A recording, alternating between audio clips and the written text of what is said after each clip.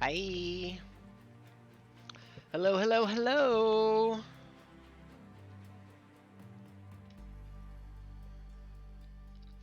How's everybody doing? Oh god, here we are, guys. You guys want to know how many hours we're in here?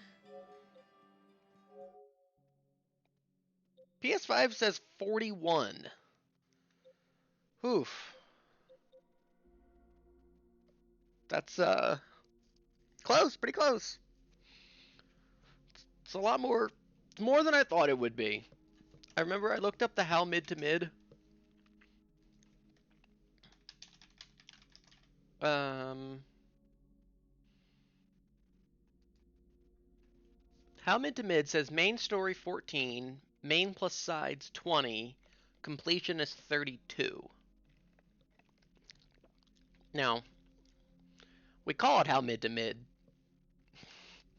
because it's never accurate to me, especially stream playthroughs.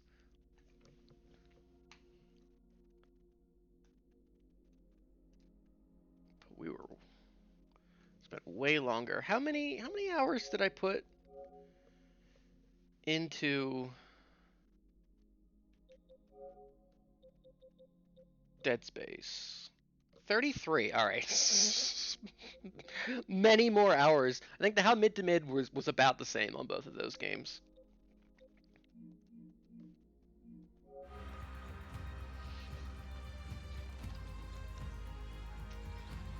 Has it been worth it? I don't know, you tell me.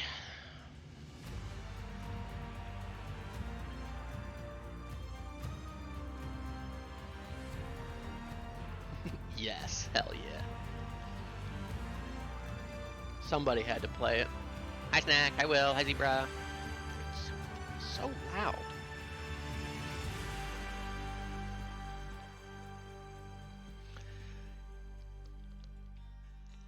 I don't think I'm exaggerating when I say that Immortals of Aveum might be one of the worst games I've ever played.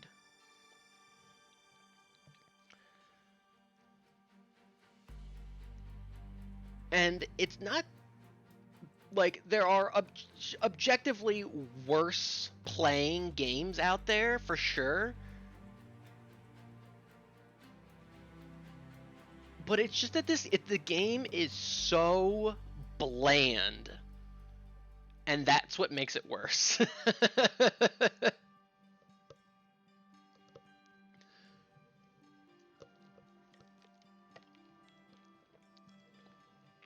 I haven't played very many of the like there are objectively worse video games like Mind's Eye, the game that came out this year that released in like a super like unfinished buggy mess. It had like a 32 open critic. Like yes, that is a worse video game than this.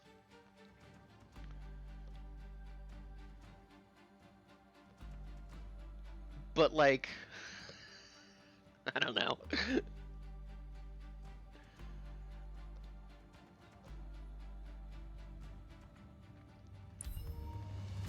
Immortals of Aveum. Focused group sanded down to a nub. Yeah.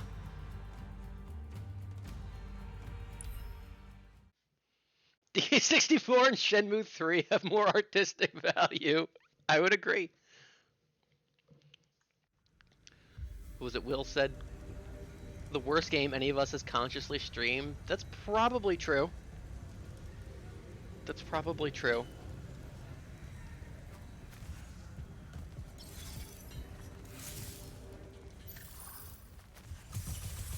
Oh, right. Like, I definitely think it's the worst game I've ever streamed on here. Now, like, I didn't finish Death Stranding or, like, The Surge.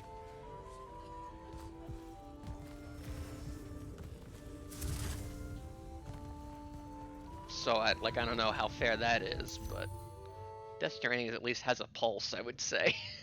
There's a genuine story in there. Hi, Rensley! Rensley! With the 10-month resub! Thank you so much. Def worse than Sonic and the Secret Rings? Yes. I would agree.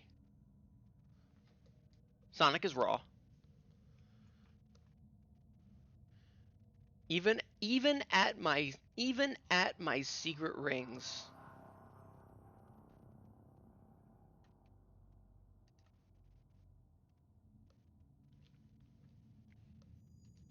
I don't know.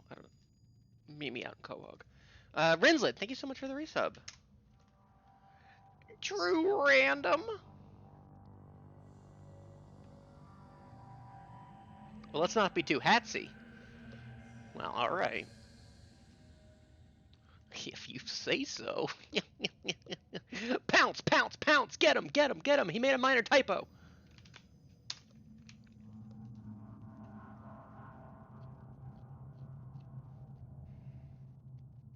Hatsy is Nagito's hat. Oh. She redeemed it while I was streaming. Yep, yeah, she did.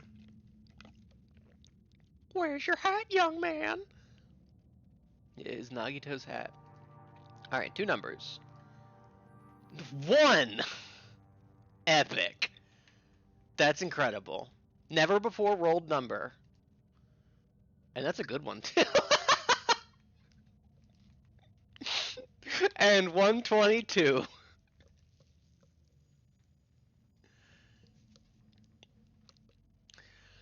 Alright. And why is number 1 a good one?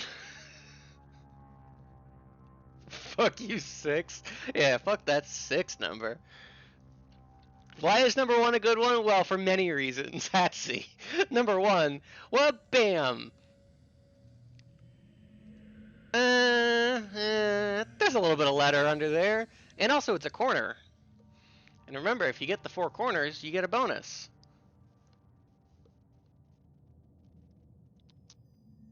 Remember?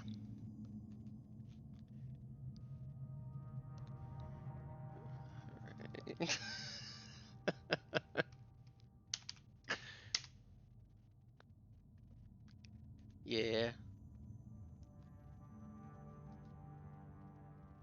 It's a thing.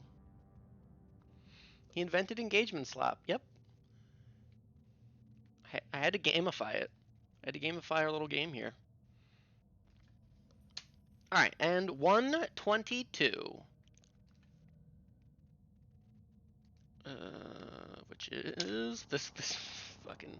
Well, alright. There's a silver lining to this. What bam. We got some feet fontent. And there's only 2 squares left in that column.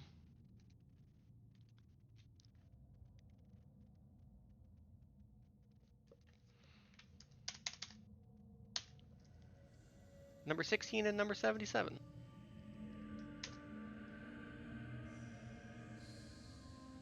Feet fuck you on 10. Yeah. Rindlet, thank you so much for the resub. I would have caved so early. Alright.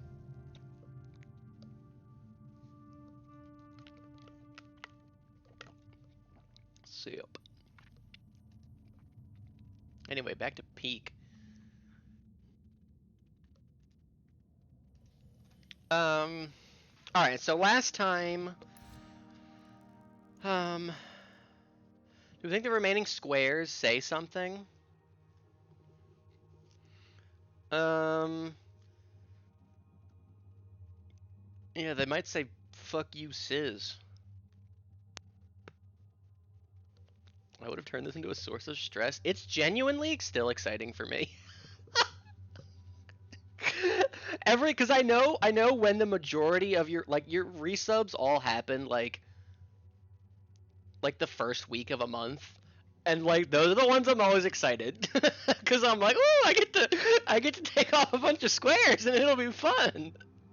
It's fun for me, and it makes you people miserable.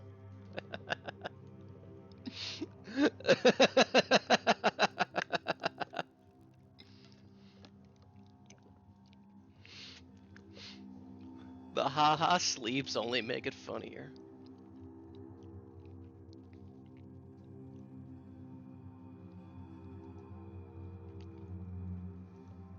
Jack! Alright, so we finished the game last week. If you didn't get a chance to watch the VOD yet,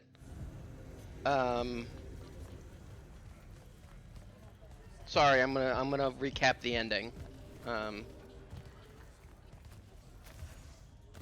You don't want to watch it anyway. I mean, maybe you do, but like, you don't want to watch it anyway. Alright, so here's what happened last week in the ending. We went to the Shadow World, the Shrouded Realm with Sandrak. We learned that the rock people, the Aelori, those are these guys over here. We learned that our homie Rook was the first of the rock people. You know, the quippy guy we met in the cave like 6 streams ago. He was the first of those people. Just battled someone TGCP named Unluck Unrich Raw. Gold star for Rinslet. Thank you for reporting. I want you to make sure you give them a thumbs up or a like or whatever. That's based. Cool people are out there. You just need the eyes to see it. And we learned that I'm a friend them. Yes. We learned that the original intention was for the rock people who were born in the other realm, where we knew that's where. Look at their feet, by the way. We knew that's where magic came from, and that we were like sourcing it from there. They were supposed to come here, and they did, introduce humans to magic. Humans would use the magic, and then the rock people would like filter it or like do something to like create harmony and balance. Like they were gonna like filter the magic residue back into the other alternate parallel world, and everything would be copacetic. But instead, humans did what humans do and genocided the rock people, and said, no, magic, fun. So womp womp, it was humans the whole time. Who'd have seen that coming? So we learned that the rock people were the key to winning the war. Cool. So then we came back. We had a little powwow with our friends upstairs outside the gates, and we were like, alright, well, we gotta do this. Like, the Aelori, they're gonna come help. They're gonna come help us, and we gotta stop Sandrak, who's trying to kill God right now. But then, our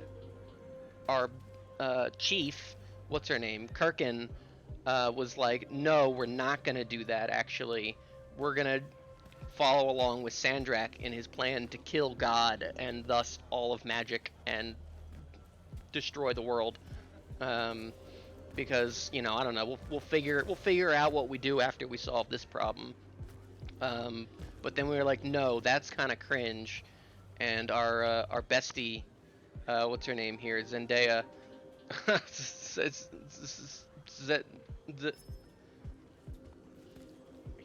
have to talk to them from a certain fucking angle. Magnus, I'm gonna get used to Zendara, was like, actually, I'm relieving you of duty and I'm in charge now. And then Kirkin kind of just fucked off. She was just like, well, grump, and then she just fucked off and she left. So bye.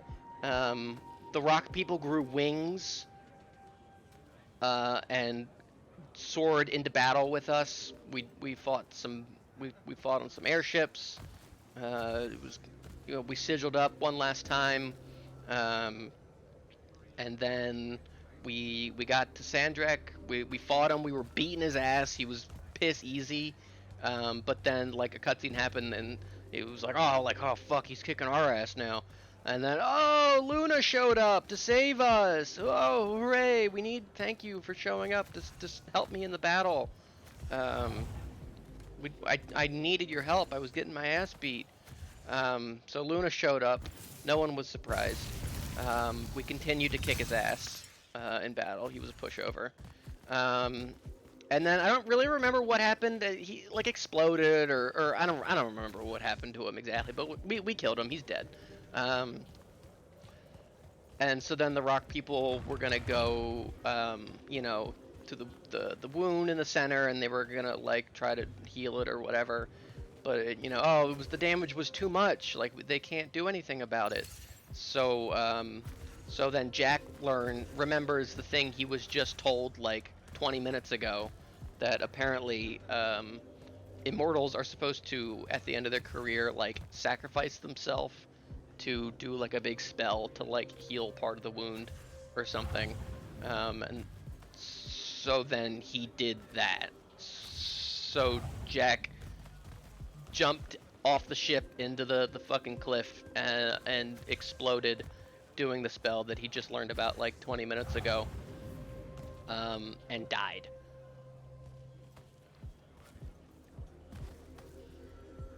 Cut to post game, and they're like, wow, I can't believe we did it.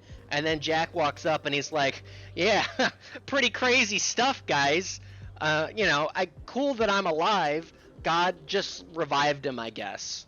And it was kind of like hand waved pretty quickly. They let you think he was dead for all of like 45 seconds.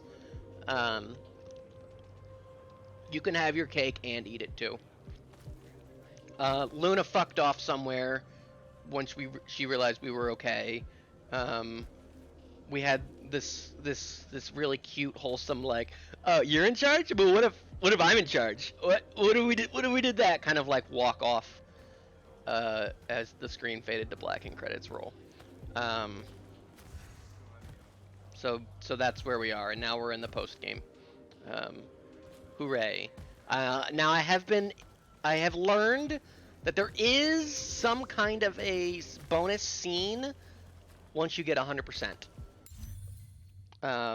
AKA finishing off all of the shroud feigns and things like that, and getting all the golden chests.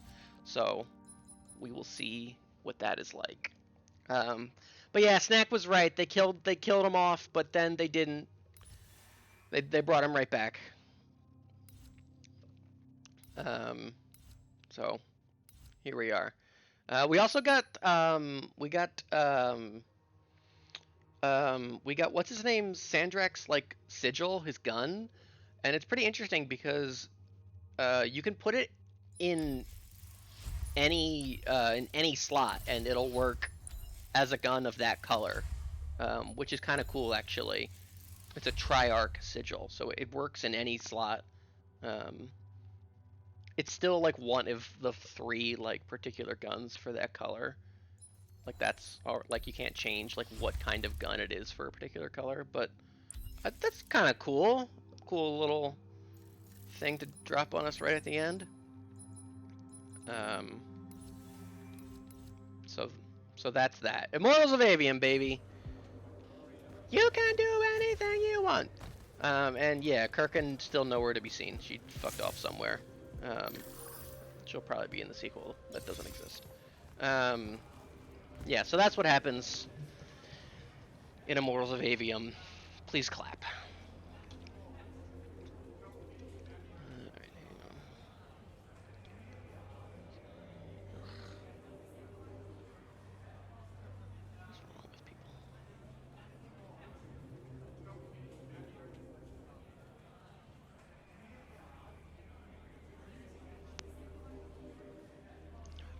Hold on, I need to look at something for work real fast.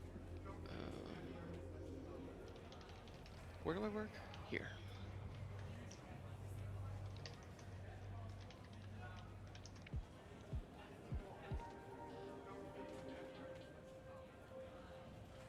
Anyway, how's everybody doing? How's everybody's Tuesday.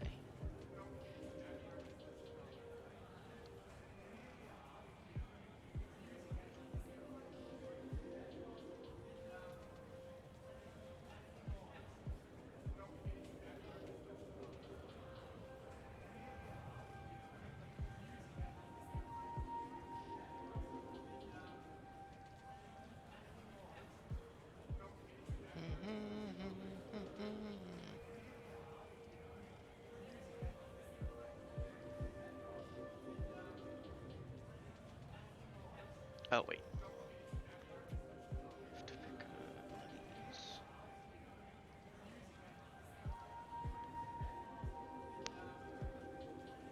Okay, cool. It looks like somebody was fucking around with some new things, and I wanted to see what it looked like from the customer's point of view. Alright. It was pretty Tuesday's been good. Hey, alright. It's been an eventful Tuesday.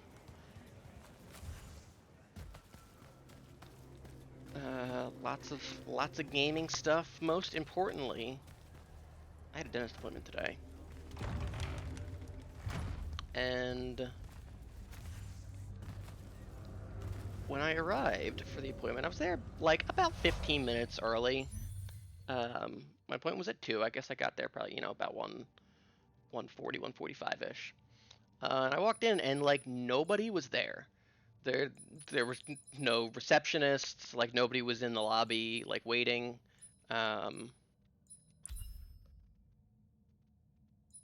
Nobody, like I couldn't like hear anybody like in the back or anything. Which was just like kind of weird.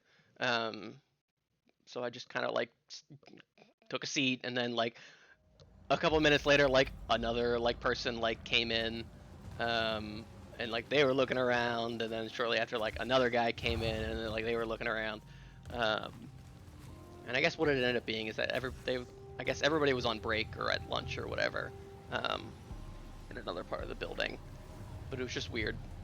I'd never seen that like at my dentist, which I've been going to all my life, of just arriving and like, oh, I guess nobody's here. Like, I guess I'll just kind of sit and chill. I don't know.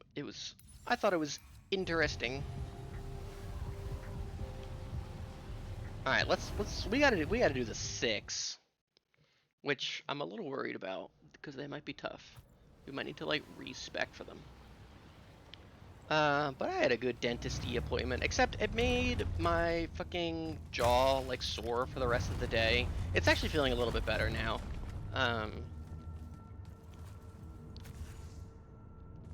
And then it like because my jaw was sore, it kind of gave me like a little bit of a headache.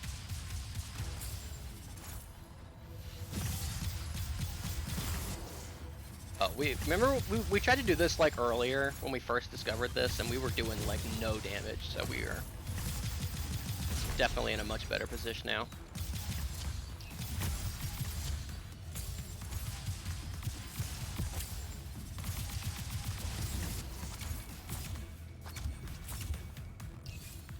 But I do, unfortunately, have to go back tomorrow, which I'm kind of annoyed about. Not because anything's wrong with my teeth, but because the night guard that I got less than a year ago has a like crack in it.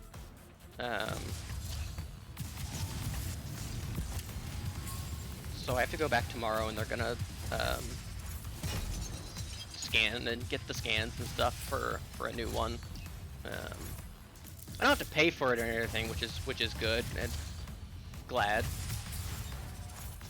But it's annoying that I have to go back for it. So I'll be doing that tomorrow.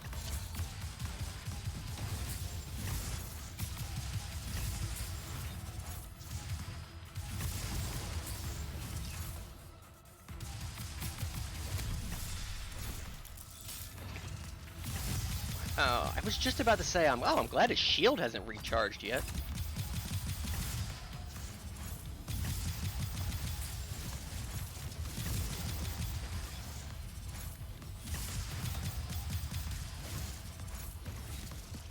What's up, buddy, bro? Yeah, the title is an excerpt from the IGN review.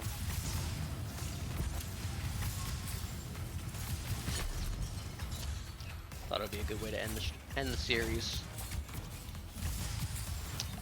I thought about doing that like every week. Like every week would be like some quote from like a review praising the game. But then I decided against that.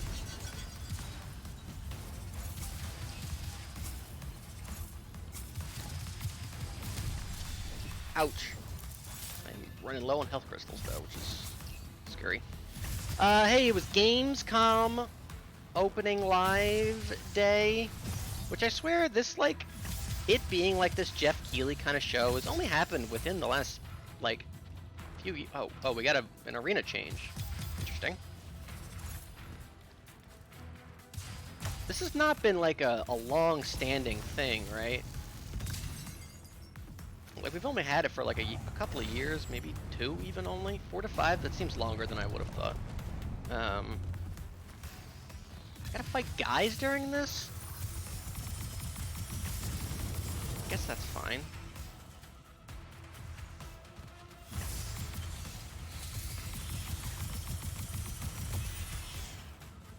Anyway, it's always a show that I like forget exists. Games yawn. Started during COVID.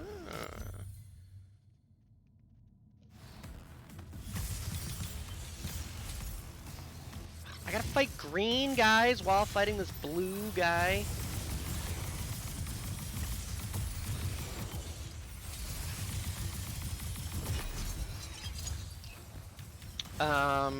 So that was today. What I don't know what time it started exactly. Was it like 2 or 2:30 Eastern? Because Gamescom is it's somewhere in Europe, right? Is it Germany?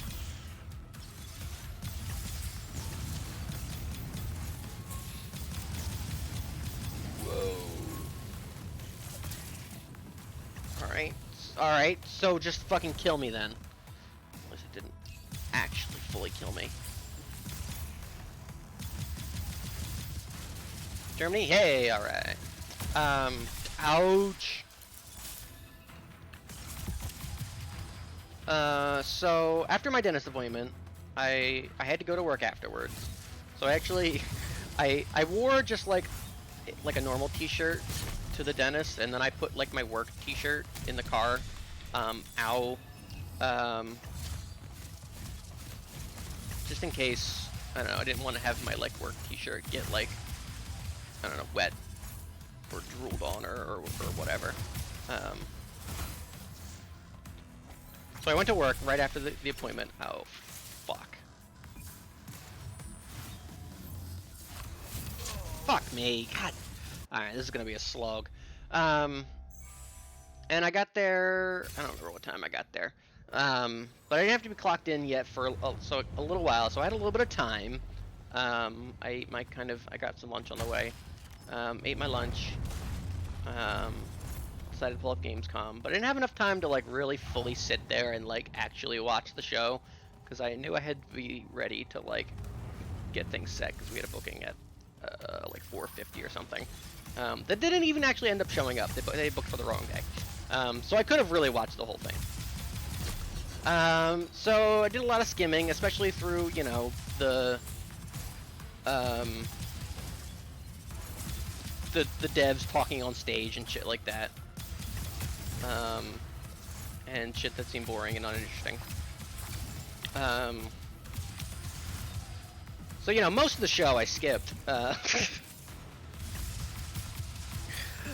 It was pretty unimpressive show. There was a couple interesting things, a couple things I'm interested in. But oh Jesus, he got me. But you know, we'll kind of recap it. I think this website that I found is more or less in order. Although I know like not everything is in here. But it seems like most everything is in here. So if I'm skipping over something, blame bbomb.com.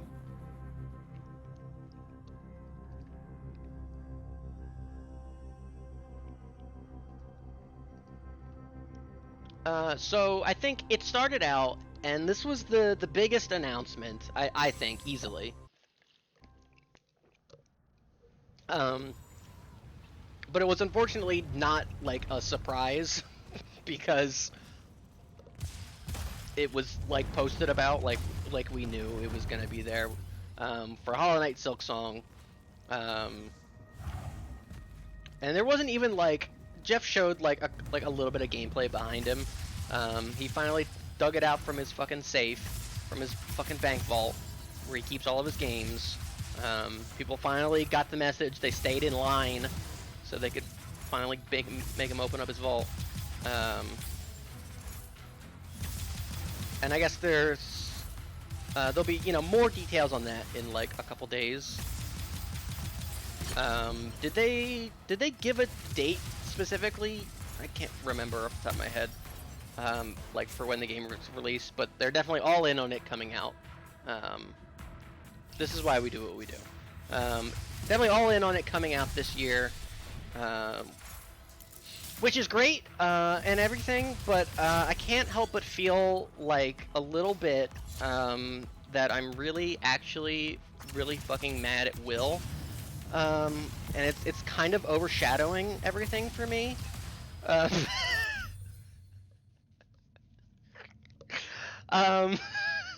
Because, like, come on, guys, like, fuck.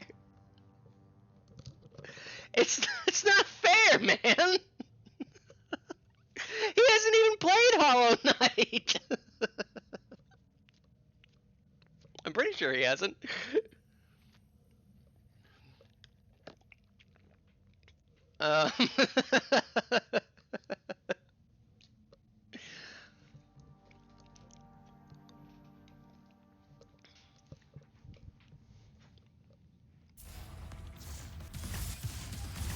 Anyway, the bit is that somebody has drafted Hollow Knight Silksong for like the last 3 or 4 years we've been doing the Fantasy Critic game. And it was Will's turn to draft it this year.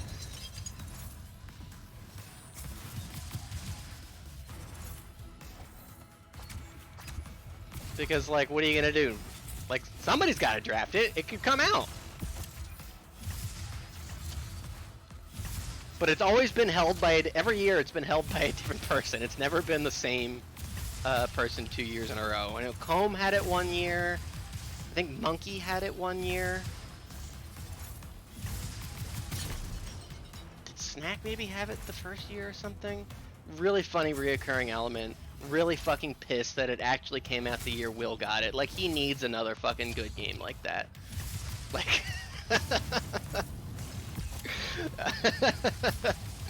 but anyway, yeah, Hollow Knight fucking Silksong, it's gonna be a fucking 10. I'm really excited. I'm really looking forward to it.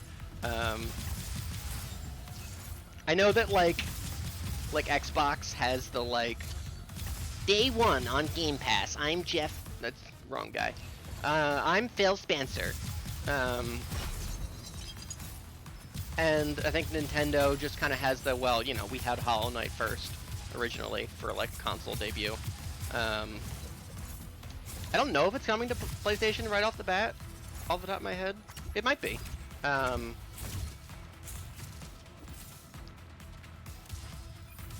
But that is a game where I'm not sure what console I want to get it on, actually. Maybe it'll suck! Reigning champ Will getting Hollow Knight is the Jack heroic sacrifice at the end of Immortals of Aveum, a Fantasy Critic.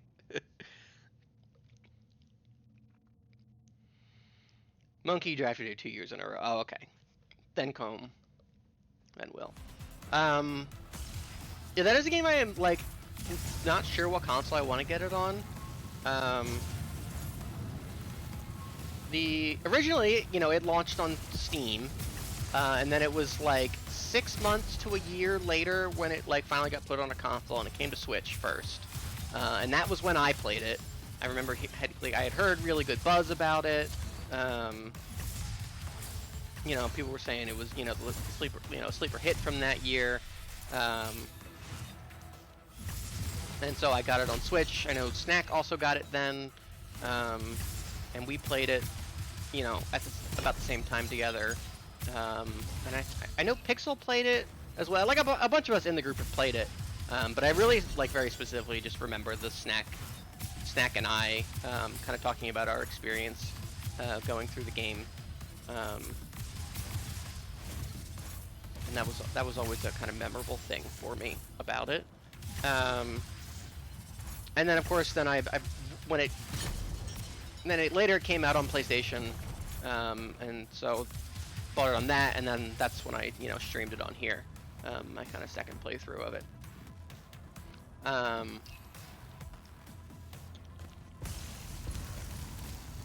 So I've streamed it. I know Comb streamed it, the first game. I don't think it's really been talked about between the Steeners. I have no intention of streaming Silksong. I don't know if Comb wants to. He's certainly, if he wants to, he certainly can. But I have no intention of streaming it.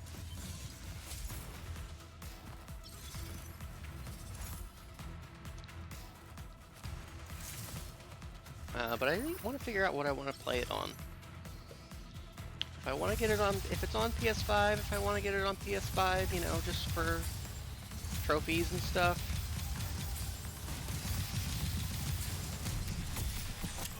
Oh, fuck off. Rinslet might stream it.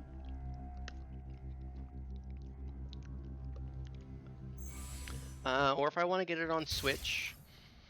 Now, of course, when I played it on Switch originally, that was my pre-Paper Mario phase, where my Switch 2 hadn't popped its docking cherry.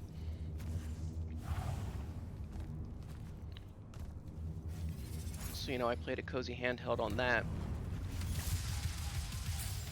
And I wouldn't be opposed to playing a cozy handheld on the Switch too. However, I'm in kind of a Schrodinger's cracked screen thing with the Switch 2, where people are like, oh, the dock crack, scratches your screen. Careful, get a screen protector. But if I never undock it, I'll never know if the screen is scratched,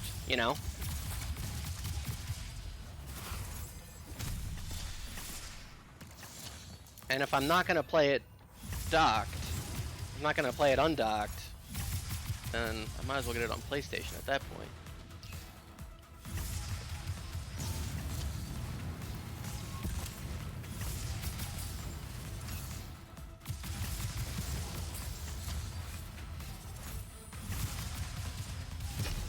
So that's where I'm at.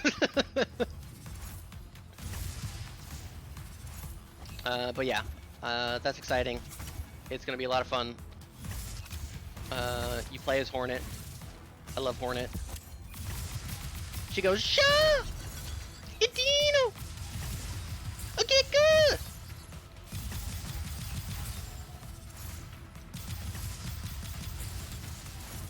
And it should be a blast. It should be a 10. Anyway, that was the first thing they talked about at Gamescom, and they didn't even really show it. And it's probably the thing I'll talk about here the most here tonight.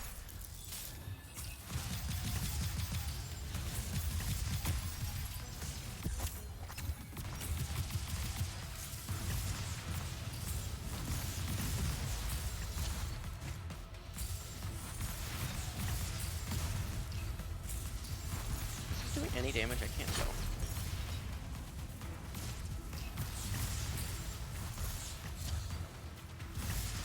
Yeah, it's doing damage.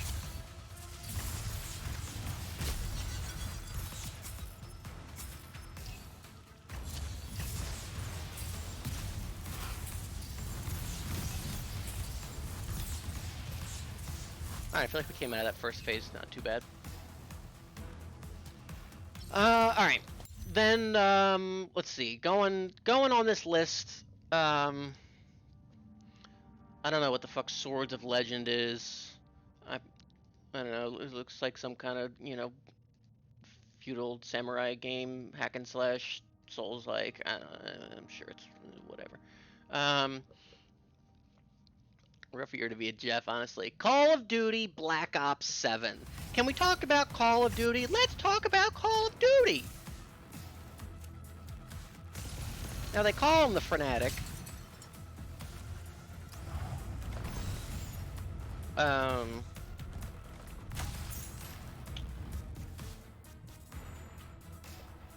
of Duty Black Ops 7.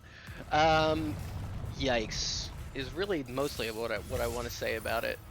An aggressively high number. Here's the here's the thing about Call of Duty, Black Ops 7 specifically.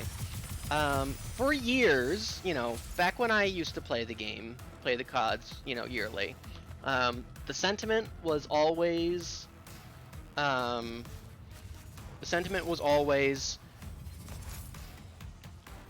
least, you know, from outsiders or whatever, oh, you know, it's the same game every year, you know, just a different coat of paint or whatever.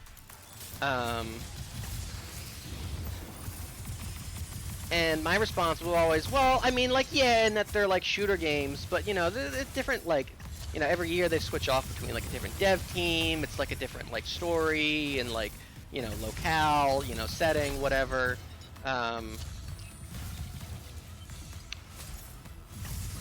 It's literally the same exact game they're releasing again this year. Like, last year was Call of Duty Black Ops 6 by Treyarch. This year it's Call of Duty Black Ops 7 by Treyarch. It's literally the same. They're gonna charge you $70 for the same game. Everything, it looks like I saw a bunch of like dev blogs, like everything, you know, will carry over from, you know, like multiplayer and like shit like that. So it's like really, if everything is gonna carry over,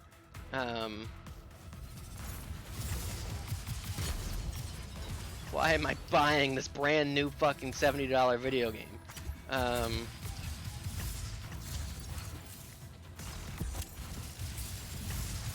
I don't know. So it's Black Ops 7. It is a direct sequel to Black Ops 2, so that's how you know how fucked up and desperate they are.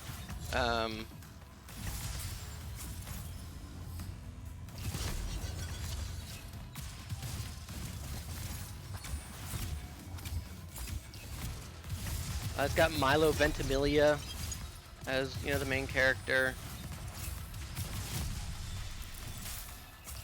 You know, known guy. I think Michael Rooker's character from Black Ops 2 is back. The villain from Black Ops 2 is back. I don't know. It seems sloppy. Even the zombies is sloppy, which someday I would love to really get into Call of Duty Zombies, and really, you know, go in on it, talk about it. But for now, the thing I need to say about it is that at the end of Black Ops 4, they like ended the main storyline that they had been telling since World at War. Okay, cool. The next COD game, which was Cold War, they like started a kind of like they soft rebooted it. It's in like a different universe. Just yeah. It's in like a different universe. But like stuff from the old universe was like slipping out and like, oh no, the zombies are back or whatever.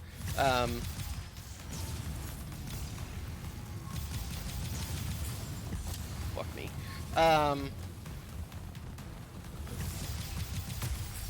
And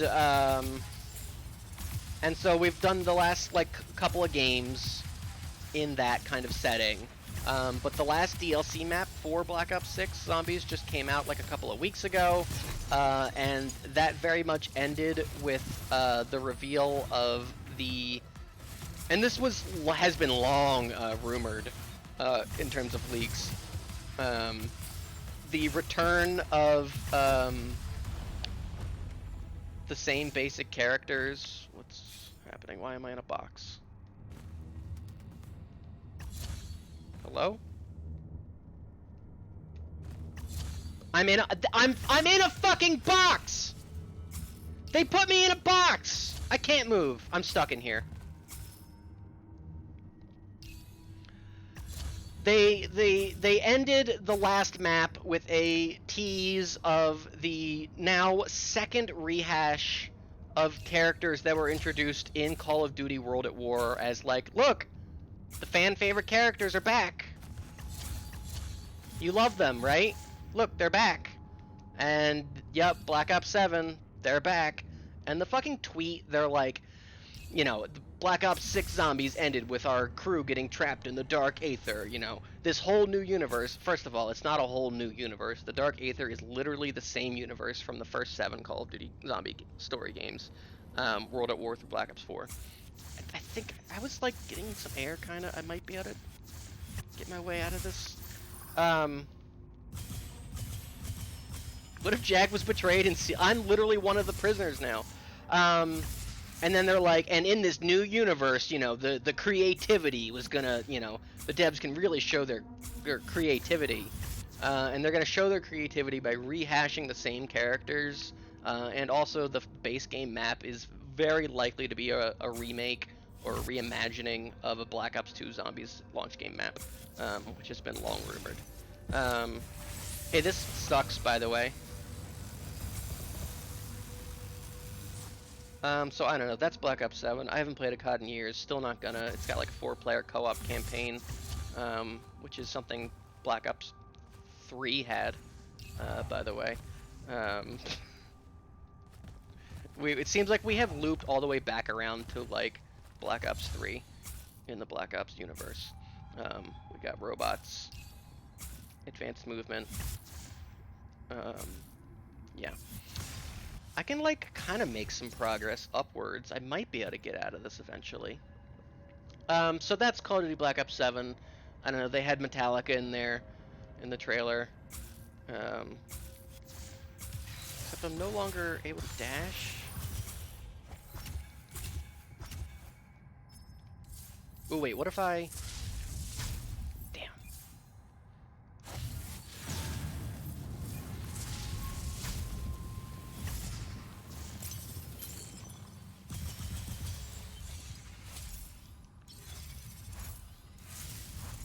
And then, I don't know, the devs came out on stage and talked about it for several minutes, it seemed like. I skipped through all that. Huh. Definitely was making progress, but I can't dash anymore is the thing. Oh, wait, there we go, I got a dash back. Hold on. Well, this is, I mean, you know, good time to keep going. Lords of the Fallen 2 got a new trailer. I didn't play Lords of the Fallen 1.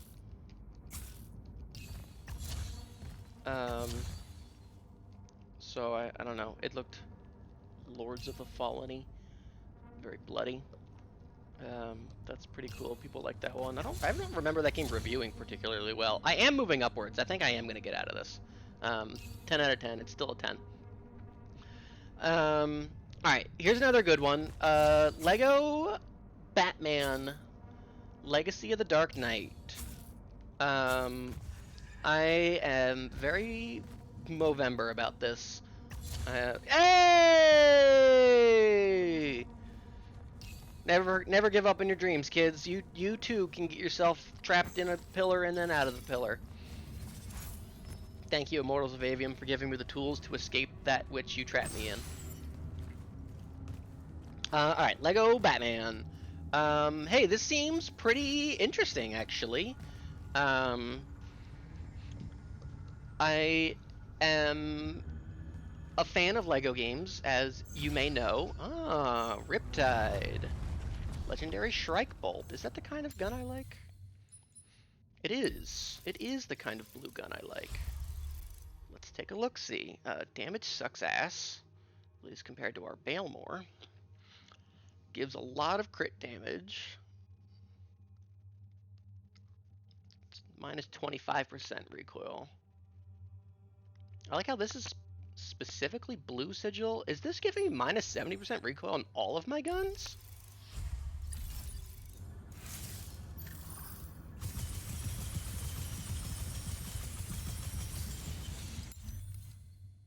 just realized that was just in general minus 70% recoil. Hard to tell. And the Batman Lego games have historically been pretty good. Alright, that's one of the 6 down. 5 more to go. And it seems like this was I watched the little trailer. I kind of skipped through the dev. The dev came out on stage and like talked about it. Oh yeah, the homie. So I kind of skimmed through that part, so I don't know how much they what they really talked about there.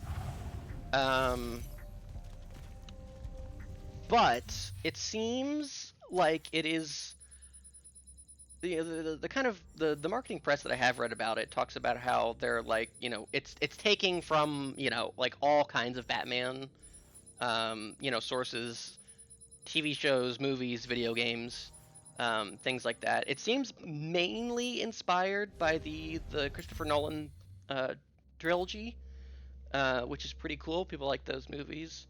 I haven't seen any of them. I should watch them though someday. Let's see. Ooh, +1 damage. Awesome. And less. It's got more capacity, I guess. I guess it's like the crit chance is like really what you want, but I kind of don't care.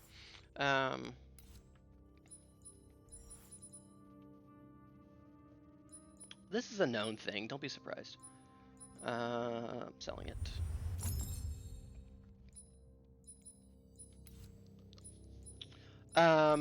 Because there was definitely like Bruce Wayne just kind of looks like Christian Bale kind of Batman. Definitely there was like Heath Ledger Joker, and Bane. I don't remember who played Bane in that third movie. But clearly like those two characters definitely pulled from that kind of source. But then there was a bit like they showed the Penguin, and he looked very much like Danny DeVito Penguin, I thought, which is cool.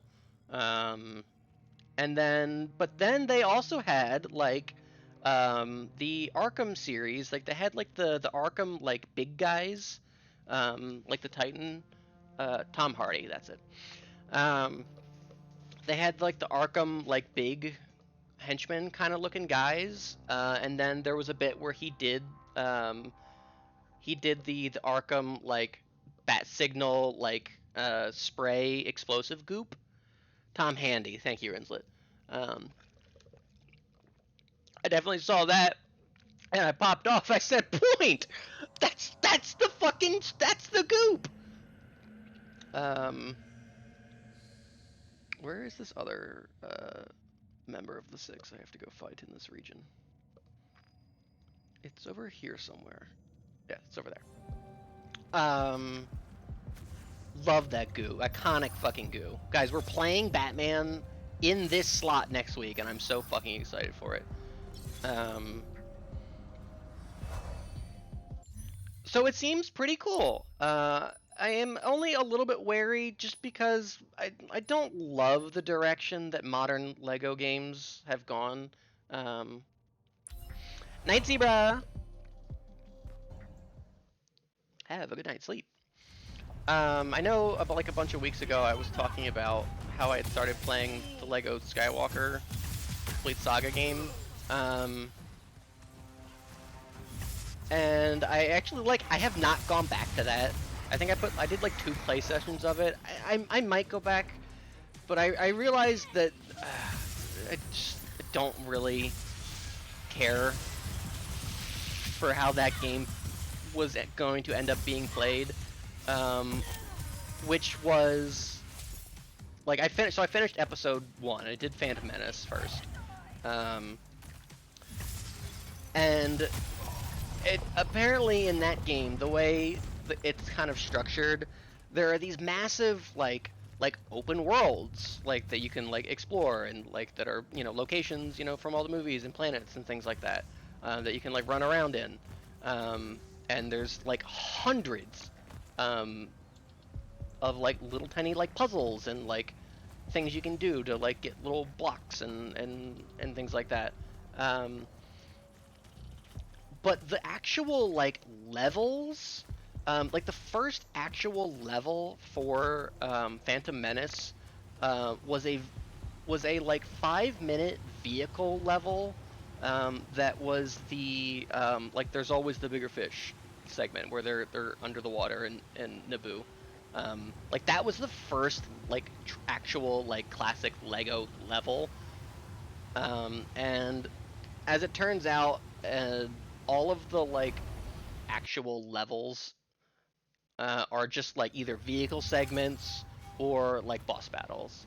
And that anything in between is done like kind of in the open world, which is mostly a kind of like just go to the next objective kind of thing. Like maybe you run with the characters or whatever that's in the sequence, and like maybe you do like one puzzle or something. Which I think is a huge disappointment. Um, I don't know. It's very lame. Now I will give it credit. The boss battle level against Darth Maul was awesome. Um, that was like the closest it felt to playing like a real Lego game, but that would be like the ending segment of like the sixth level in it like for the movie. Like I'm trying to remember what all the levels from episode 1. There's only 5, I think.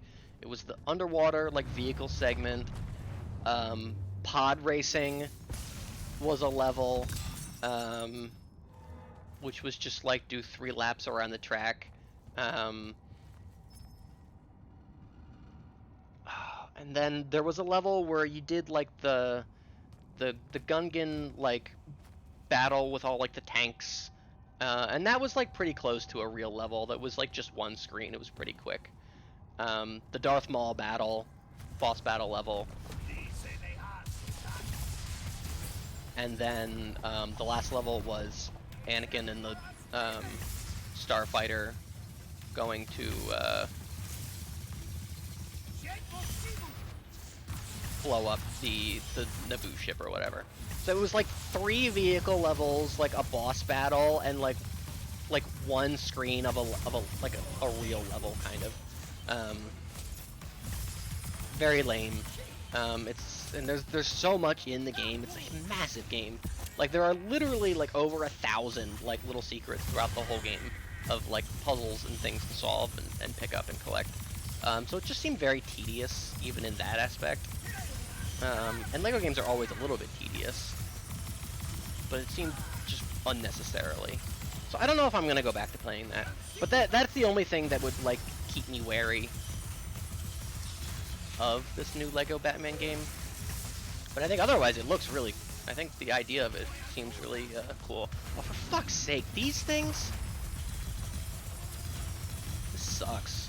He's got a regen shield up, motherfucker.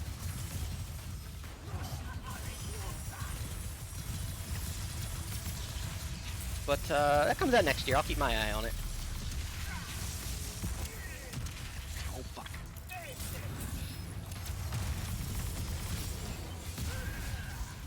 What was next? Warhammer 40K Dawn of War 4. Hey, I don't give a shit. There was like this cool like CG trailer, and then they were like, "And here's the game," and I was like, "Oh yeah, it's an RTS. That's right." I always love when like Diablo or Warhammer or like any RTS game has this like super cool like action hype trailer, and then they pull back and it's like, "Oh yeah, it's an RTS." Um, I don't know, Arc Knights, Enfield. I don't know, some anime. There were like several games where I was like, "Oh look, we got like some Genshin stuff in here." That was like the first one of that. Monster Hunter Wilds cross Final Fantasy 14. That's neat for them. Um, this game actually, all right, Void Breaker FPS game. It kind of looks like you're in. I don't know what to describe it as. Um, I don't know, you're in like the Matrix or something.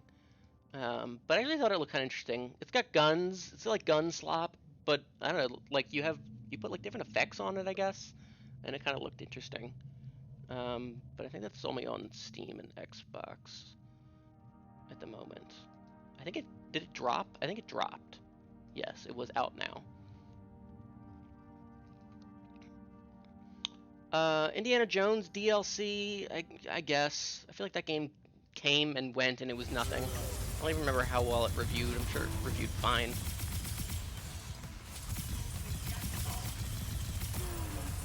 I think you can get it on PlayStation now. Just neat.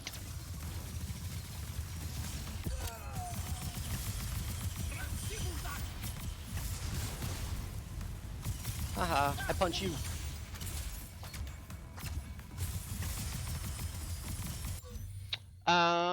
I don't remember when exactly it happened, and it's not on this list, but genuinely, one of the most hyped things at this show for me was the Season 2 trailer for the Fallout TV show. Now, let me explain.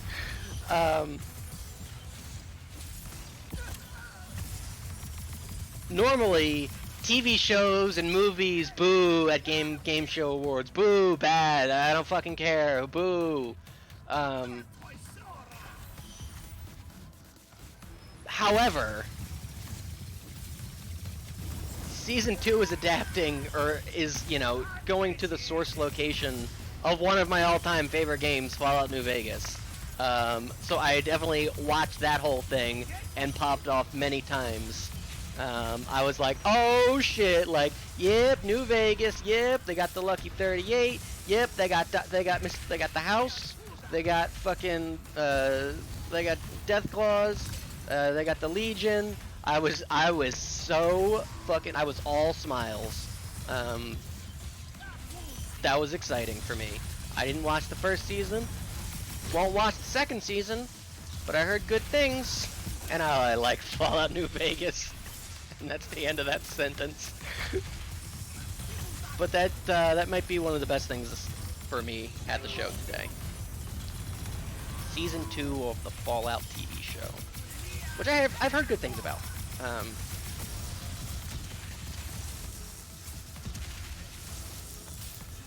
Jesus, they're really throwing out these fucking.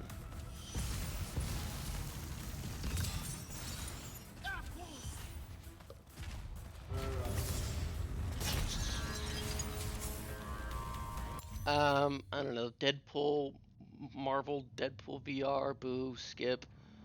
Onimusha, Way of the Sword, I don't care, skip. I don't know, Neverness to Everness, that's not real, skip. There was like this whole segment where I thought it was a game, but then it turned out it was just an ad for Gamescom. And that pissed me off a little bit.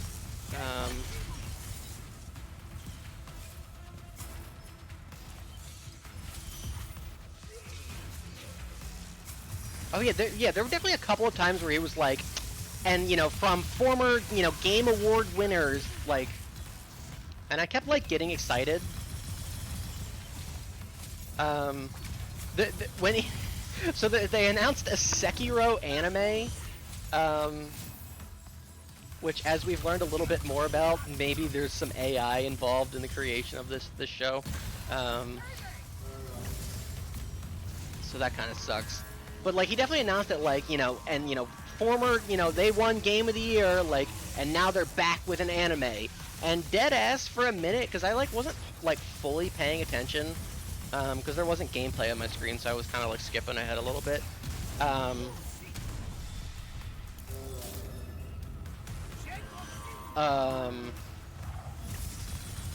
was like, are they about to announce an Astrobot anime? Like, I thought.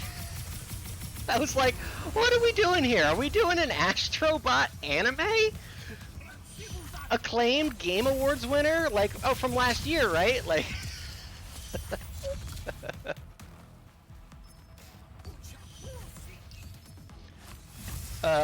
No, it turns out it was a Sekiro anime. Motherfucker. I don't know. I don't know. I don't know. I didn't play Sekiro. I don't know anything about it. It might be AI. Might be some AI generation behind the scenes in there. Studio behind it doesn't seem to have a huge, like a notable, catalog of things they worked on.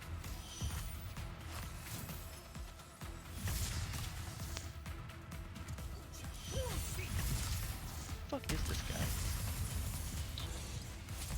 guy? But that's it for TV shows. Ninja Gaiden 4, that's pretty cool. I skipped it because I don't really care.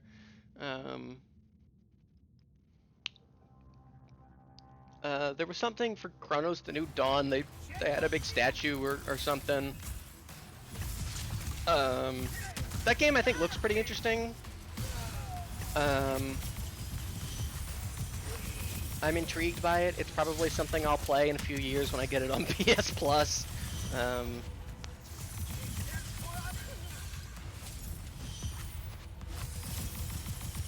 I don't know. It's one of those dime a dozen post-apocalyptic alien universe shoot 'em up guns, and like every like 1 out of 4 of those looks interesting to me, and this is the one, I guess. Oh, he changed the arena. Interesting. Again, it's probably something I'll pick up on PS Plus a few years from now and play and be like, hey, you know what? Pretty good actually. Every time it pops up, I keep thinking like, is this part of like a series? And maybe it is. I don't know. Is it a part of a series? Is there a Chronos series? Or why are we giving first games subtitles? It annoys me.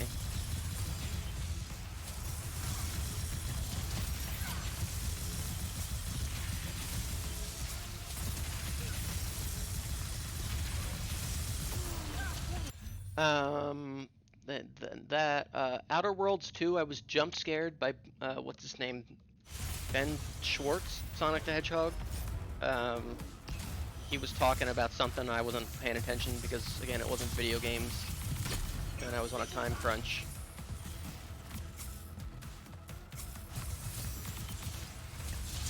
Immortals of Aveum didn't need a subtitle, it's so true.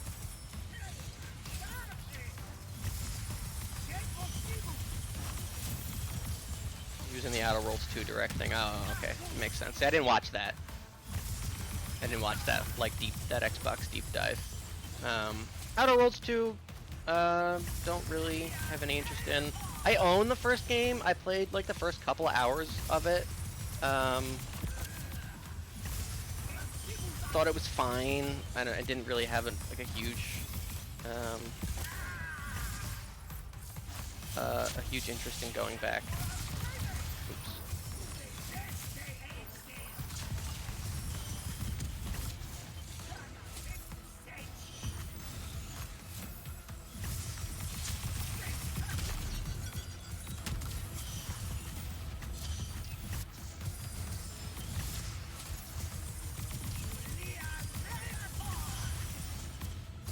I don't know, but it's an Xbox thing now, so you know, it's all they have left.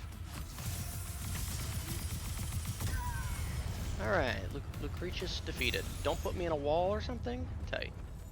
Okay, that one was annoying, but not too bad otherwise. Alright, thank God, this new green gun we have is actually really nice. Ah, Zeneric, a legendary Maelstrom. And another trophy. Neat. Maelstroms aren't the ones I like, right? No, I like the Storm Shards, is that right? Yeah. Ooh, 100 capacity.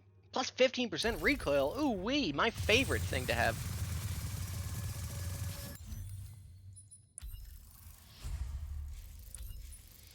Alright. Delta Force. Let's pass. There was a World of Tanks ad in there at some point. I was skimming through, then I saw like a fish swimming, and then it got gobbled up by like a bigger fish, and then it like hid because like a crocodile swam by, and I was like, oh, okay, what do we got going on here? And then a tank rolled up on land, and I was like, oh, it's some like war game, whatever. And then I like kept skipping through like 10 seconds at a time. I was like, that's an awful lot of tanks on the screen. what game is like I haven't seen any like soldiers or anything yet. What game? And then I kept going, and then it was literally World of fucking Tanks, a game no real human being has ever actually played. But YouTubers want you to try it out for free. You get like 5,000 cum coins or whatever if you use their link. So yeah, World of Tanks, catch the fever. There was a Silent Hill F new trailer for that, which is cool. I don't really have a super interest in the Silent Hill franchise. I know people are excited for it though. It looks pretty good.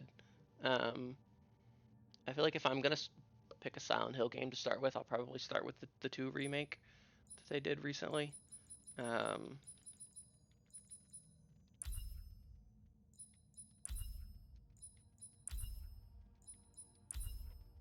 I think I saw Will post that.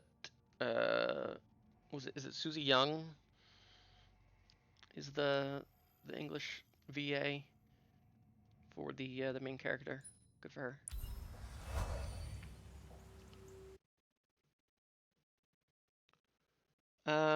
Age of Empires 4 is coming to PS5. Neat. It's another Xbox thing. Kingdom Come Deliverance 2, one of the most influential games of all time, apparently. You guys remember that? Some DLC is coming for that. I don't give a fuck.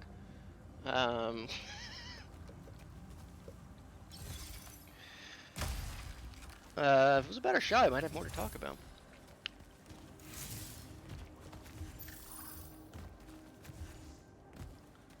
Cult of the Lamb Woolhaven. Any Cult of the Lammers in here? I know people like that game. This is like a new DLC expansion for it. So that's pretty cool. I don't really know much about Cult of the Lamb though, other than that people like it and it's good, I guess. So that's fun. I think that's one of the good ones in here. We're just about done. Ghosts of Yote. Oh, they performed some music from Clair Obscur at some point. In case you don't know, that is going to win Game of the Year. It'll at least be nominated for every category.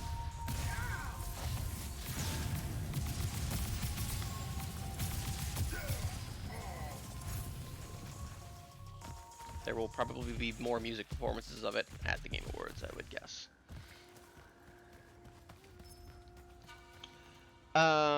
Ghosts of Yote. There was a new trailer for that. I know like a few years ago we were really getting the like.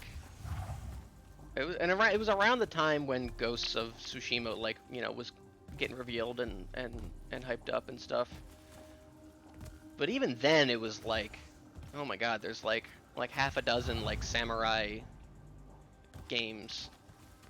I can't wait for that trend to die, but here we are. I know this is a sequel to this is a Sony-backed sequel to a samurai game that was fairly liked, I guess, but there were also like 3 other samurai games at the show.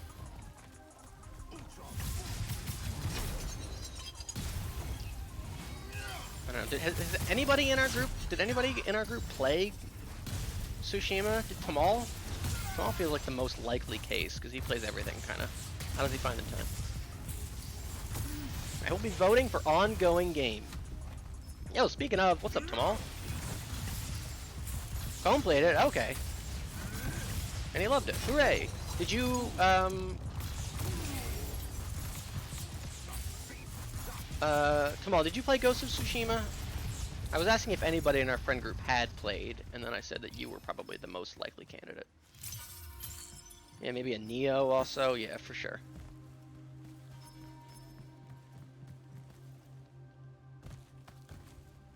You did? That's what I thought. Why is the objective marker over there? Where am I off to for this? here, right?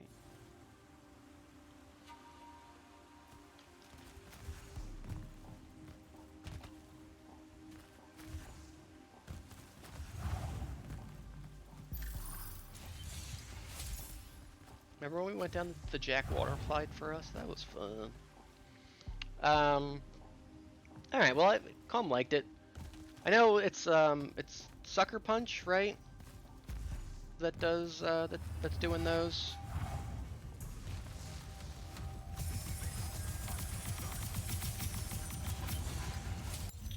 Maybe we'll maybe we'll finally get around to playing some Sucker Punch, another Sucker Punch game on here. I miss Infamous.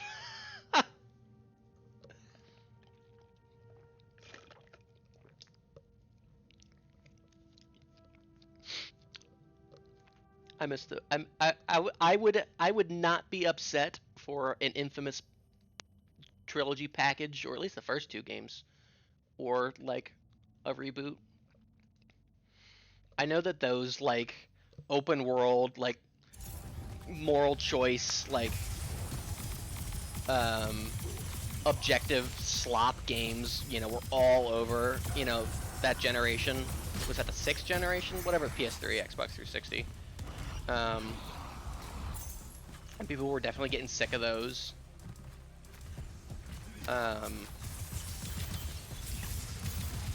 Assassin's Creed was kind of also in that. Well, not really, not the original Assassin's Creeds, really.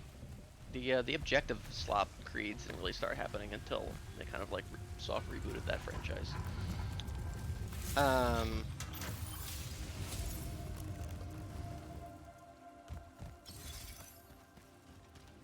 I'd like to see those come back in some way. Sony, what are you doing? Anyway, that was Ghosts of Yotei. We're almost done. 2 more things. Resident Evil Requiem. Hell yeah, I'm excited for this video game. It's coming out. I watched most of the little trailer, and then I kind of realized, like, oh, this is like the first 15 minutes of the game. Kind of like story segment, story beat. So then I was like, I'm gonna skip through it a little bit. I don't really need to be sold on this game. I don't necessarily need to see like whole little gameplay sequences. I got the gist. It was the character and her mom, and I don't know, you know, shit was going bad. All the lights went out. Yeah, this is here to say we showed the game. Very much Kojima showing up at Summer Games Fest and being like, "Yep, and here's Death Stranding 2," and it was like a cutscene. I'm sure there will be like a gameplay demo or something at Gamescom for people who are there. I'm hoping some kind of demo drops for us. Yeah, it was a cutscenes and some story walk and talk.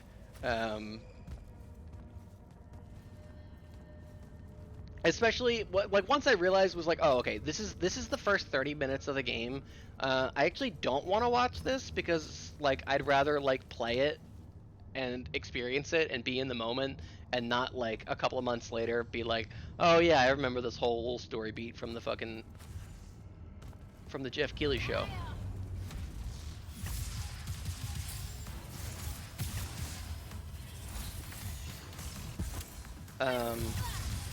But I watched enough to kind of get the gist.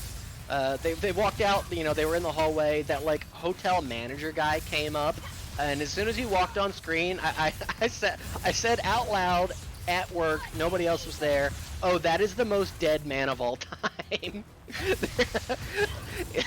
Right? You guys with me on this one? Yeah, sometimes you just see an NPC character in a Resident Evil game, and you go, "That person is dying soon." And yep, sure enough, some ghoul man came up and got him from behind.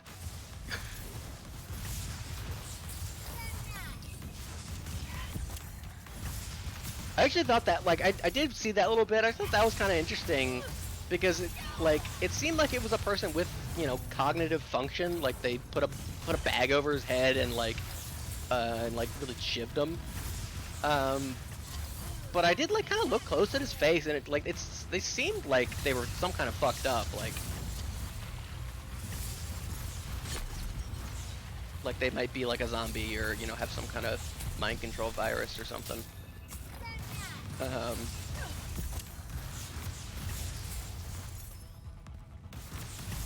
so I thought that was kind of intriguing.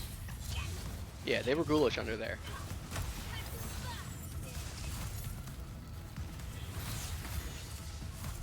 I think we'll have to see. I don't know. Like, I'm excited for the game. I'm a little surprised Capcom. Like, maybe we'll get more as we get closer. But I feel like if Capcom doesn't like have something huge to like really tease and market the game pre-release on, it'll be a huge step down from Village. Like if they don't have the Lady Dimitrescu character to show off, like what are they doing? Like, did they not realize how successful that was for the last game? They need a thing like that.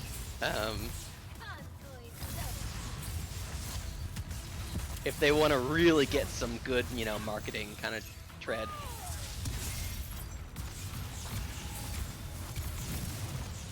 I don't really know anything about the Ashcroft name is like a thing. I've seen people mention like from some spin-off game. It's very similar to Ashford, which is very much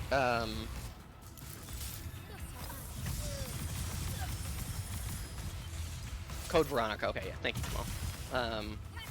Ashford is, you know, very much kind of in the main center plot. But I swear I have seen people be like, oh, like the Ashcroft, like yeah, like these people from this side game. She really is in very little of that game. Now, to be fair, she's in one of the strongest parts of the game. The castle segment is very strong. That's a fun game.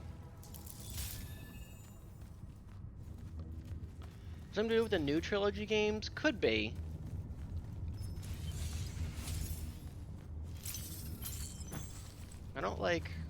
I play Resident Evil. I haven't played I haven't played any of the like spin-offs or anything that isn't like a main numbered game.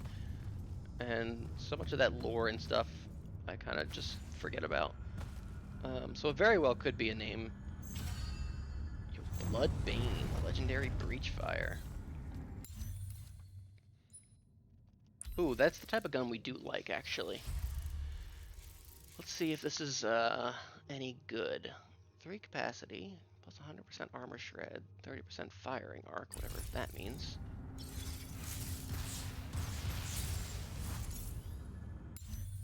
It's from Outbreak? If you say so, I'll take your word on it.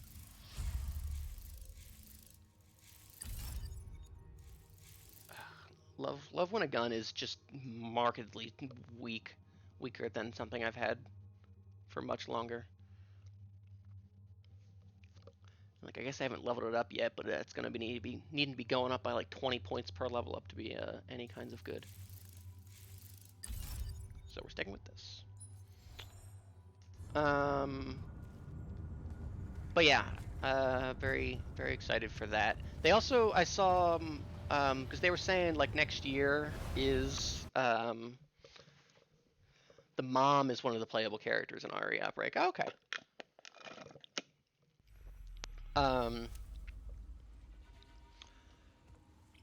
Next year is some like big like anniversary number 30 probably.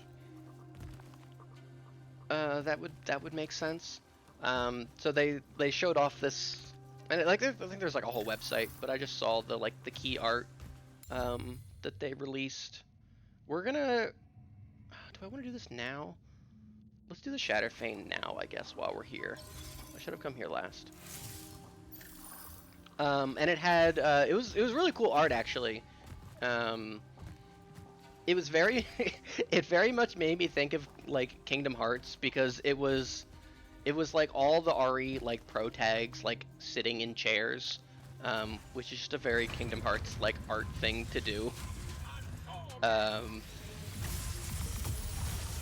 but so it had like Leon, it had Chris, Jill, Ada was there, Claire Redfield was there. It had this new girl from RE9. But you know who was fucking missing? I did see a couple of people in the replies pointing it out. But where the fuck was my goat, Ethan Winters? I know you don't like to like show his face. But how are you not going to put my fucking goat in that artwork? Little disrespectful, Capcom.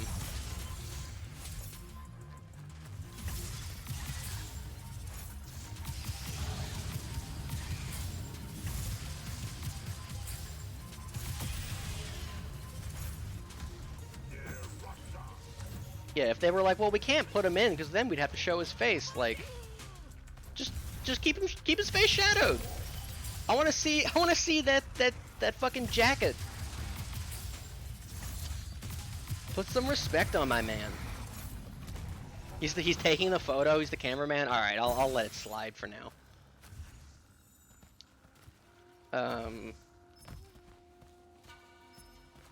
Yeah, Ethan Winters goated. I put him on my last character bingo, and you know what? I stick by it. That's still true. Ethan Winters fucking rules. I was always a big Leon head, because I love Resident Evil 4. But you know what? Ethan Winters, Ethan Winters, I think I like more than Leon. I mean, clearly, I didn't have Leon Kennedy on my character bingo. I'm pretty sure.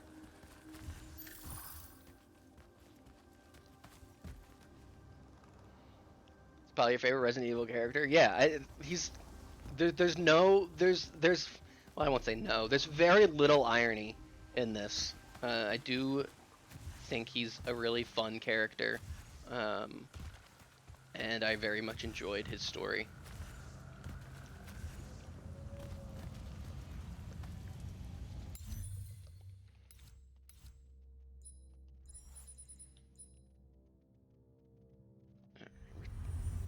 Selling this crap.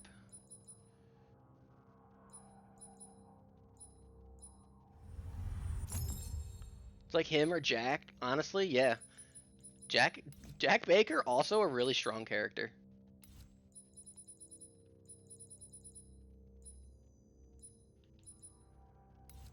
For a couple of different reasons.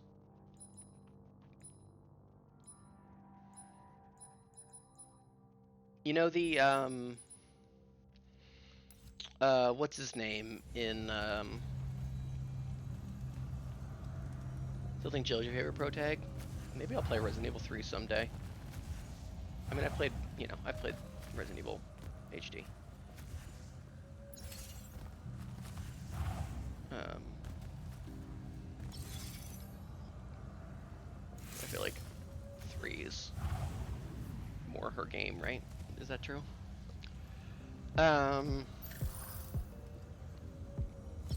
What was I gonna say? Big Barry guy, that's hilarious. Jack Baker's okay, hold on, let me take a step back. The what's the detective's name in Yakuza?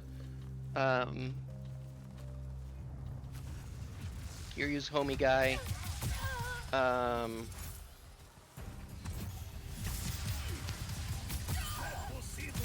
Date, yes, thank you. That voice actor, whose performance I enjoy, from things like One Piece and Dragon Ball Super. I know he is the VA for Japanese Jack Baker, and I have seen clips of that. Um,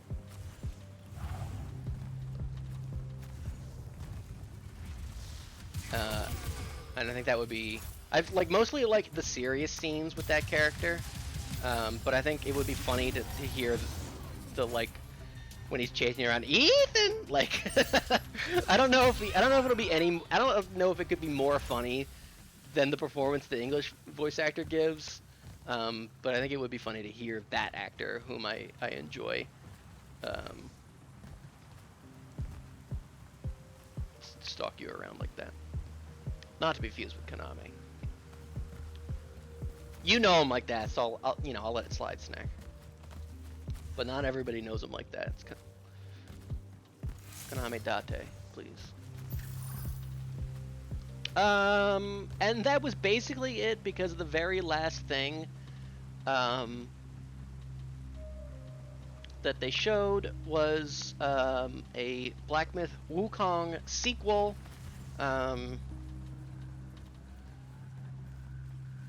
Black Myth something. I closed the tab, I shouldn't have. A hilariously nothing game, as the dev team later clarified, like, it's little more than an empty folder. Like, the CG trailer is the most that exists of that game. Very much not a real video game. See in 2030 for the Black Myth Wukong sequel game. Did not realize it was a Black Myth Wukong sequel, like, throughout the whole trailer, because I didn't recognize the dev name at the start, which they definitely showed. I don't know. People like Black Myth Wukong.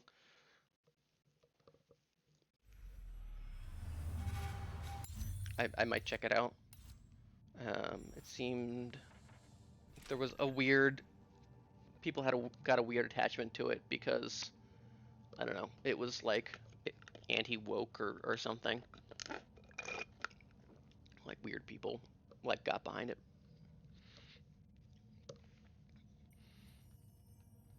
Did that game ever release on Xbox? I know they pushed it back for a while.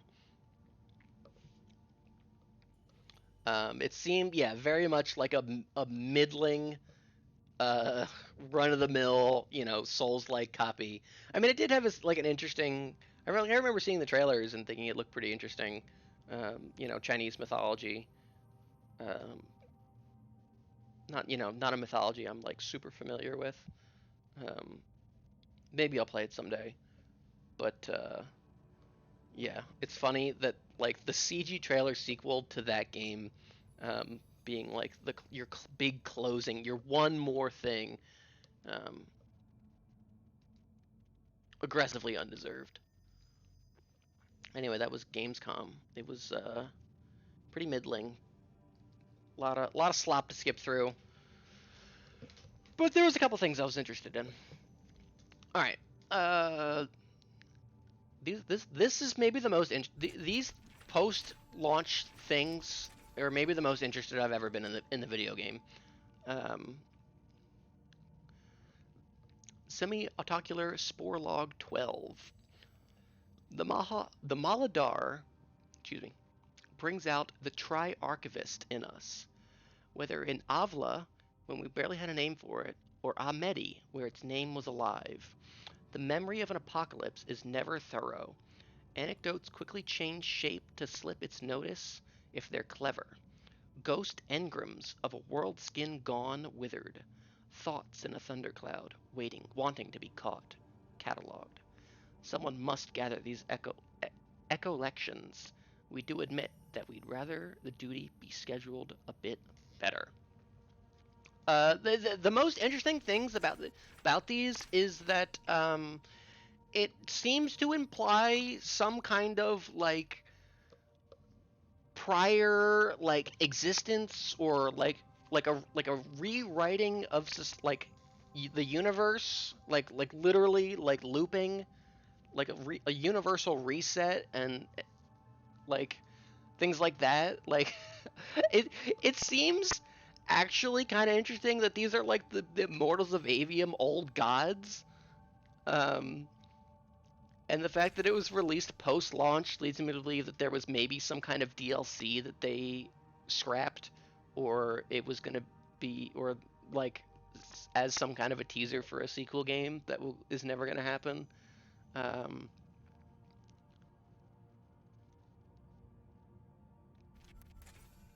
but yeah, it's been the most interesting content I've been invested in so far. Yeah, one of these resets, Matt leads the Immortals. Speaking of Matt, I think I'm gonna write post-game Fire Emblem-esque, like, what are they up to now bios for the Until Dawn cast. Keep an eye out for that in the Discord. I already have ideas for a couple of them.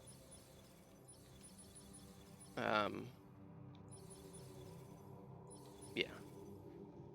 In my head, I already have the Mike story written.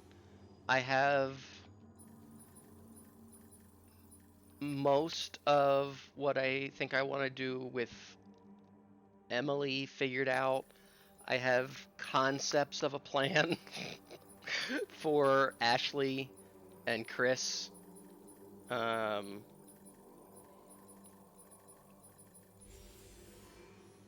Sam and Matt, though, I think are the two that I'm least confident in what I want to do with. Cousin bought Black Myth, tried it a bit, and it's fine. Yeah. It's so weird that it just became this, like, champion of I don't know what. Like the alt-right, like, people, like, really, like, those alt-right Twitter people, like, fucking Grums, like, Tattered, like, those people, like, really latched onto it, and I don't remember why exactly. But they, like, they were like, yes, like, Black Myth Wukong, like, this is what games should be.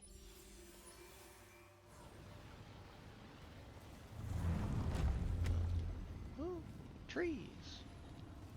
Anyway, these have also been the most interesting, like, another doomed revision.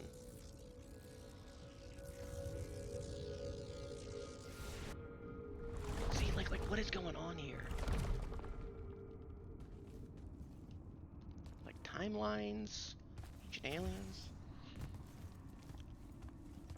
trees, yellow.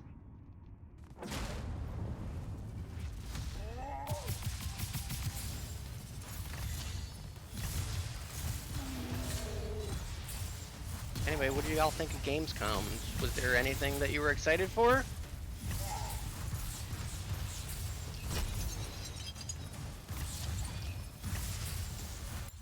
They had that weird review material where they were like, don't talk about feminism. I believe it.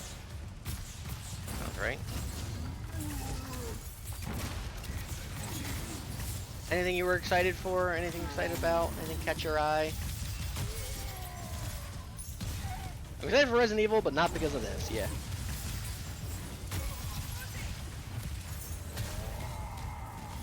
Again, Resident Evil, not because of this. Lego Batman, I think, would probably be my, like, favorite of the new things that were talked about today. But to be fair, I don't know how many brand spanking new things were really shown.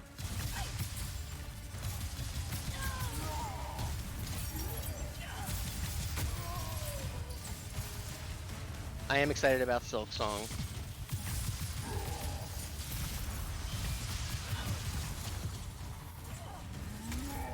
I hope there's like an area that's like not like a central hub. You know, like not like your main little hub town, but is like a connecting route that you have to go through a whole bunch of times so we can create a funny bit about it. And I hope it has like a funny name.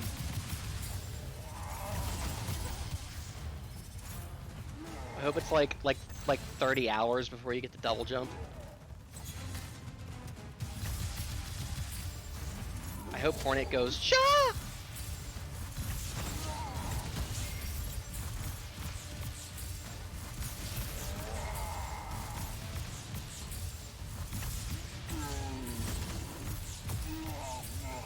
I hope there's like an underrated spell I can tell everybody to use.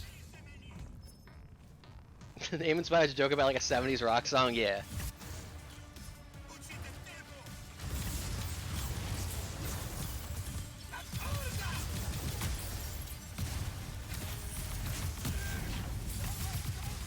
I hope there are times when the game makes me go, no! Hollow Knight's Silk Song is a walking knife, I need you guys to know. There's no way I'm coming out of that one okay.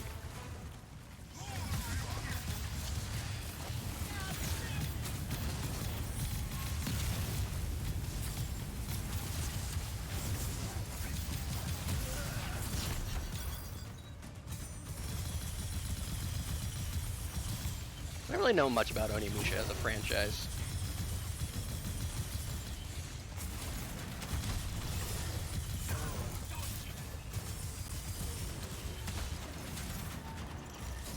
I hope I get to the end of the game and I'm like, oh, Silk Song.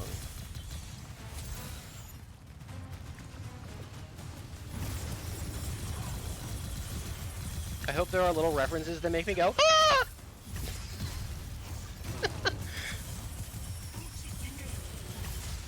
I hope Hornet says Spep's Bibblings.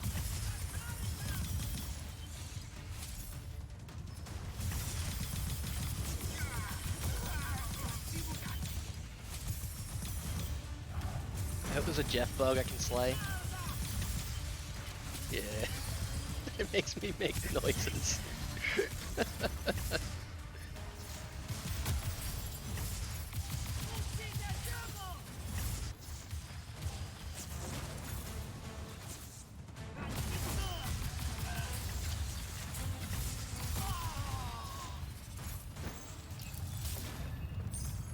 Okay.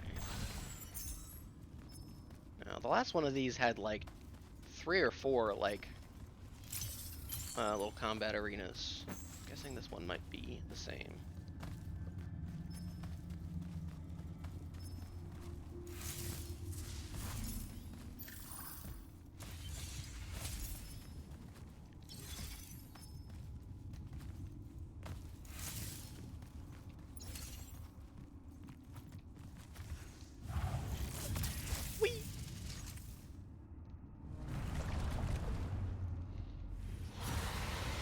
Oh, worms! Oh, wait, no, it's a 0!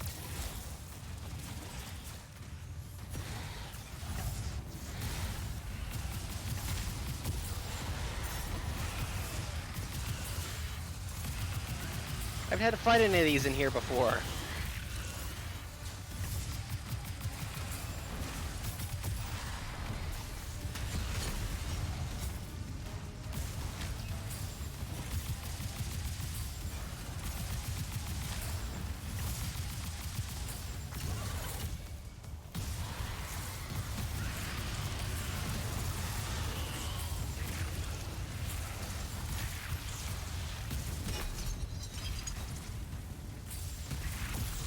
There we go. Jesus. No, no, no.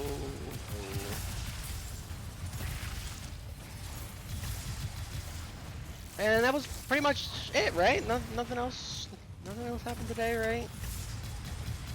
Snack got another gym badge in his Pokemon challenge. Oh, fuck.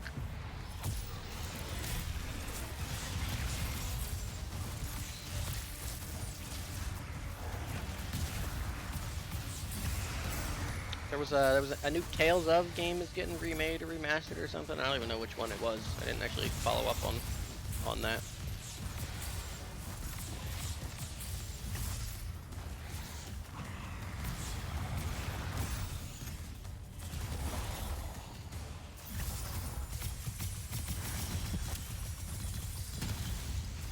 I screwed something up and I'm annoyed. Oh no! And no one died.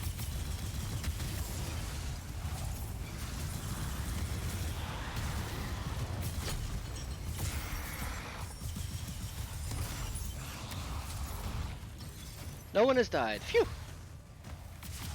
You let Wretchward die.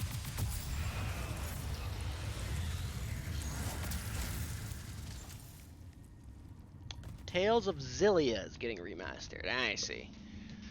Tales of franchise is one where every time you tell me about the name of a game, I'm like, that's not a real game.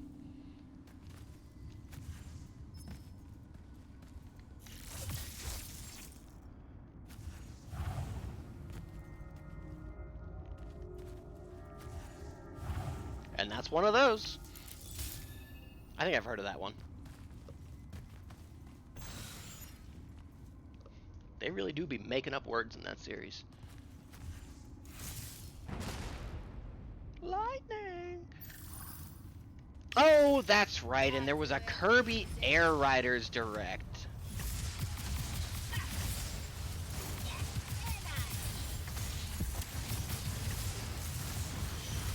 Tales of Xillia as a sequel?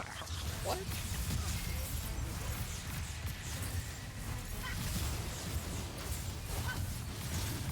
These are like the red Magus guys are like not they're easily the least annoying of the three major element like super guys. But they're still annoying because they have so much health and they can heal too.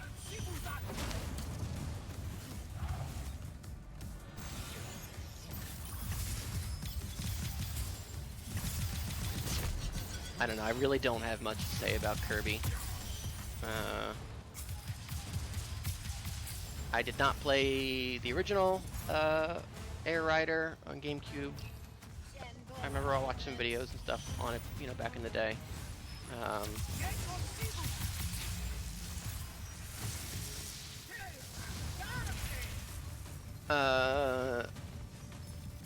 And I was never the target for this game. Even when it was announced, I was like, oh, Kirby Air Rider sequel. All right, cool, I guess.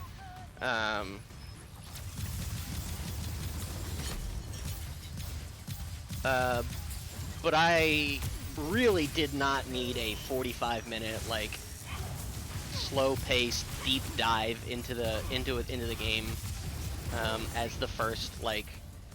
And here we're going to show you the video game now. Aren't you excited? Kind of reveal. I would have much rather a 3-minute like. Here, you know, watch this cool trailer. And then if you want to learn more, go watch the Sakurai video. I do like Sakurai. You know, I always like his Smash Directs. I watched a lot of his YouTube videos as he was doing those. I kind of fell off at some point. It is cool to get like someone who's so like passionate about game dev and has such a, you know, a storied history, you know, to kind of like talk about things like this. It is cool.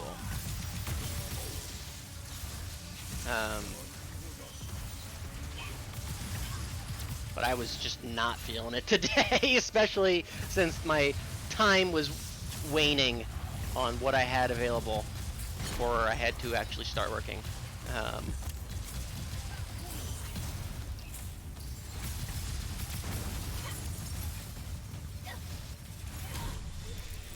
don't know, but what did you guys... People seem excited for it. I see... I was looking just at what people were saying about it online and stuff. Seeing a lot of, like... It's the Sonic Crossworlds killer. And... Like, I guess... in the way that, like... anything could kill an ant. Like... I don't know if the benchmark is all that high.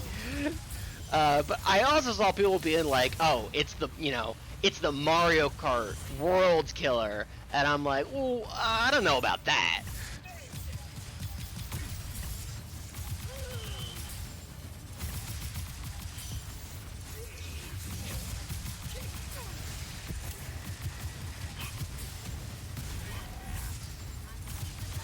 It looks fine. It looks solid enough.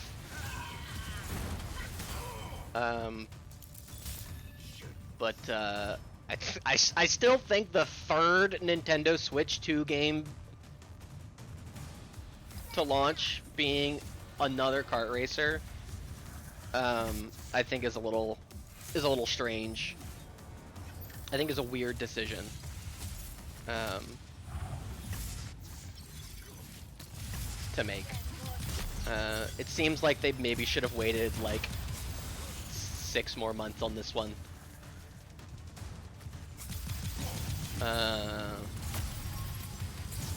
And maybe they wanted to. But question of the day. Where the fuck is Metroid Prime 4? Motherfucker! Disagree that I died. Yo, what's up, K-Man? Immortals of Aveum? Where the fuck were you with that weeks ago? It's a great stream title.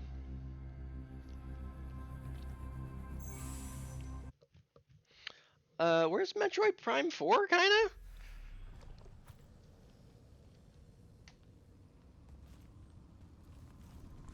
Nah, don't worry about it, K-Man. How's it going? How was your... I think I saw you were racing, right? Hope that went well. I mean, I guess we'll likely have a direct sometime in September, right?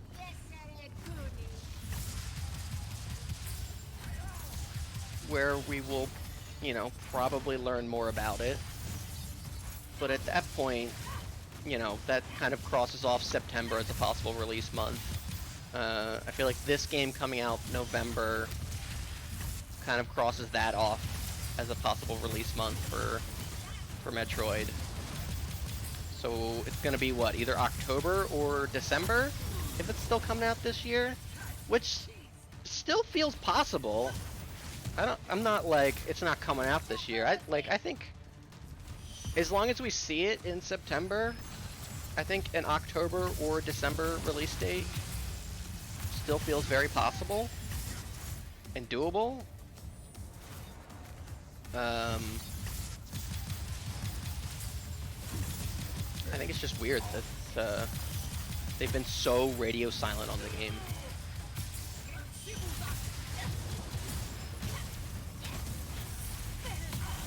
Maybe other people. I think Will was saying the other day that there might have been a little bit of like trouble behind scenes recently, like nothing major, but like some amount of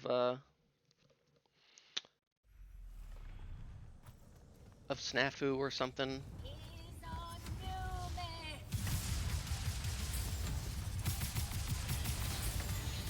Yeah, I don't know. Not that I'm like super invested in the game, like coming out. Again, you know, if I was gonna play a Metroid game, you know, I'd probably start like a Metroid Prime game. I'd probably want to start with the first one, right? So I'm not like I need it to come out this year, because I want to play it. But like, it's been some time, you know. If Prime 4 gets delayed out of this year and Will gets Silksong, he has to style his team name in 2026 draft around being Jeff Keighley's little slut. I like that. I think no matter what, I think we should get him to do that. Loser has to incorporate Mind's Eye and or Drag X Drive.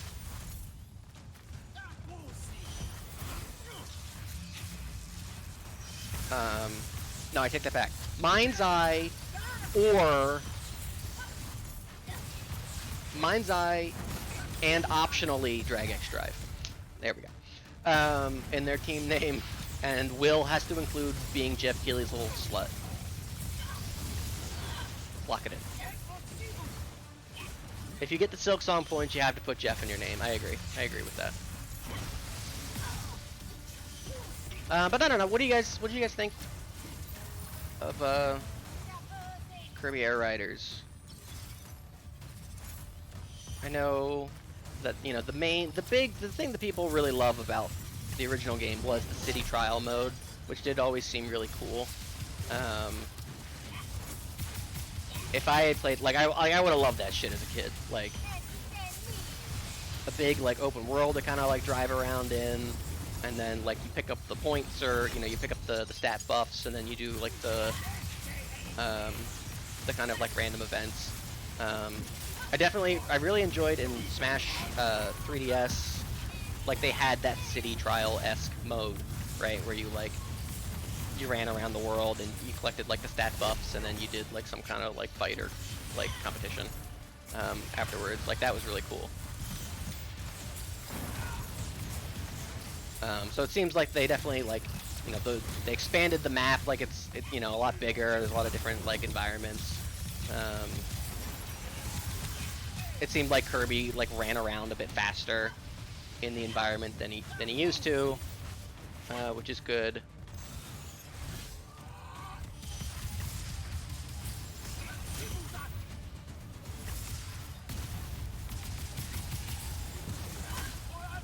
But I don't know. As with most things Kirby, I'm like, yeah, all right, it looks kind of cute. Full price though? I don't think so.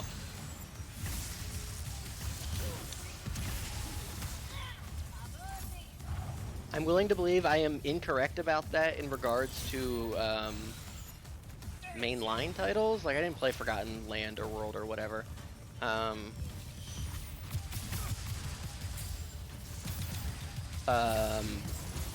But $70 for this, that's gonna be a tough ask.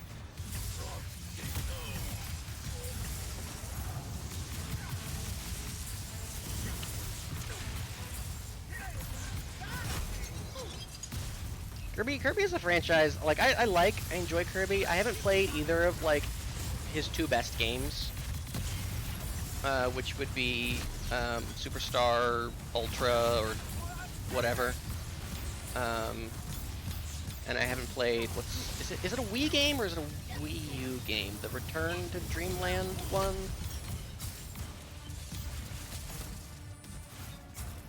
My experience with Kirby was playing a couple of the GBA games as a kid. Nightmare in Dreamland and Amazing Mirror. Wii game.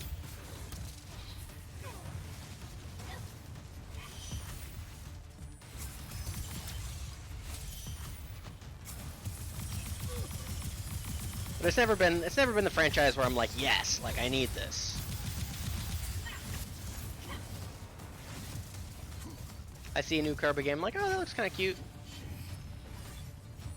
People will enjoy it.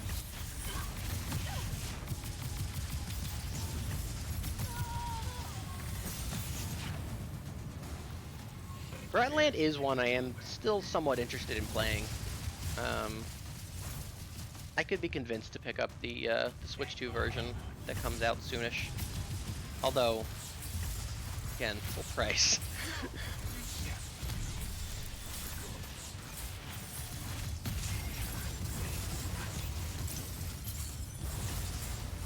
They ain't getting any cheaper.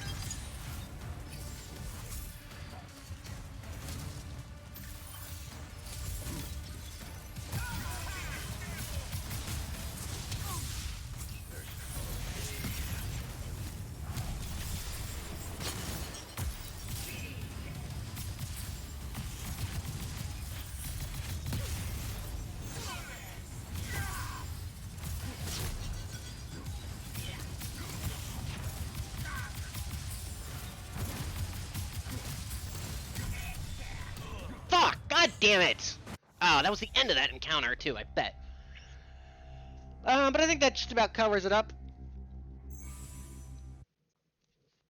on all the big gaming news that happened today. There's probably other things, other little mini things that I didn't talk about. There was some kind of Bubsy 4D or something. I think Home said he dibs.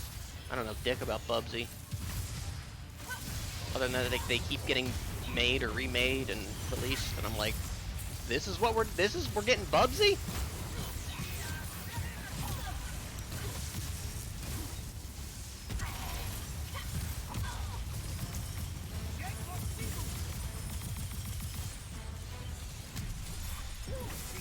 It's in the Gamescom pre-show, I see. Meme series, that sucks. I don't know dick about Bubsy.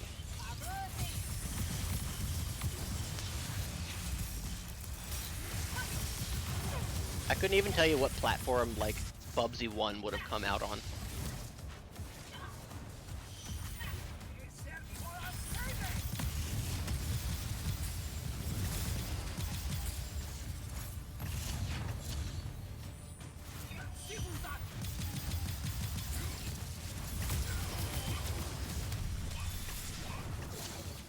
Shadow get in the cabin?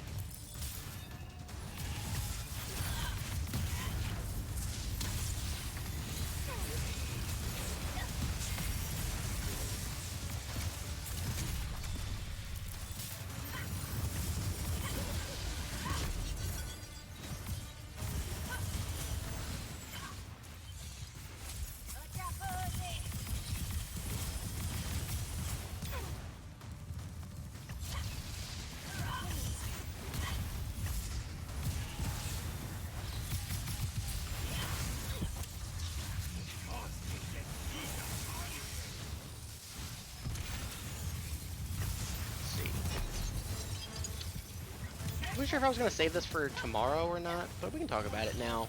Yo, we sizzling up. Yo, what's up, Kingo? Hell yeah, we are. For the last fucking time. First Bubsy was on SNES/Genesis. Yeah, that was older than I would have guessed. I would have guessed PS1.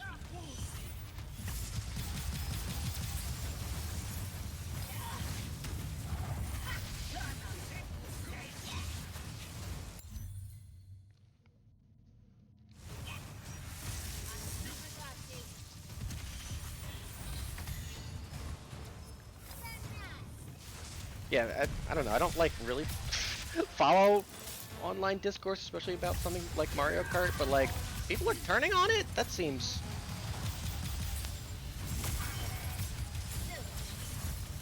like I don't not get it. I definitely think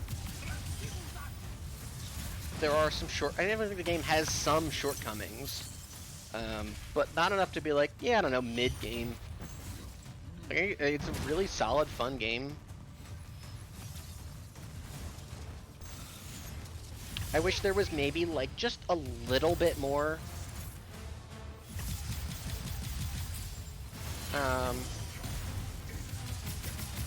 in the base game.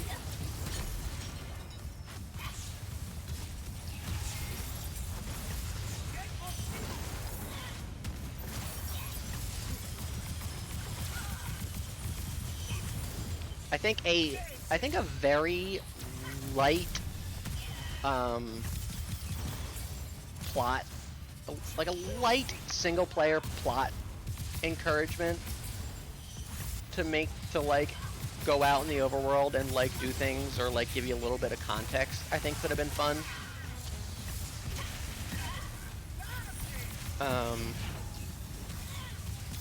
As something that I'm, you know, hindsight saying.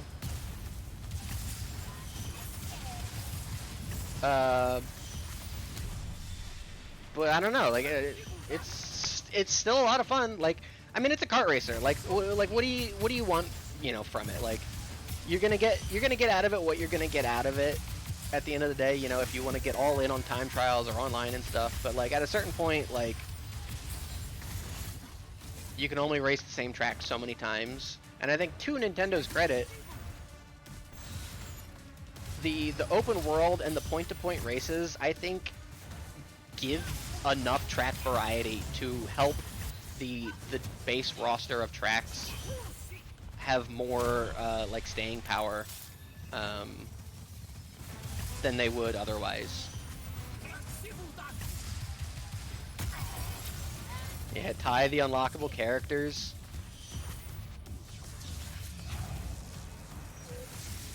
I think maybe like a coin shop could have been cool. Maybe I could just like buy Fish and Bones for like 10,000 coins or something. Like, give me some kind of like grind protection, like an MMO would or something. You know, if I go dry on the grind long enough, I can at least maybe accumulate enough resources to just buy the character. But no, I don't know. Like, I don't know what people want from Mario Kart World, other than like, unless they're just bored and they just want new maps, which, like, yeah, I guess like that makes sense. I get that.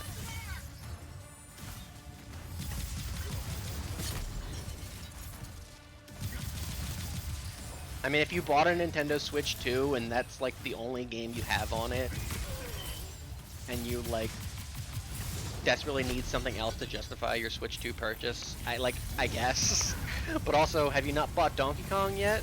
Do you not have any other Nintendo games to play on your Switch 2?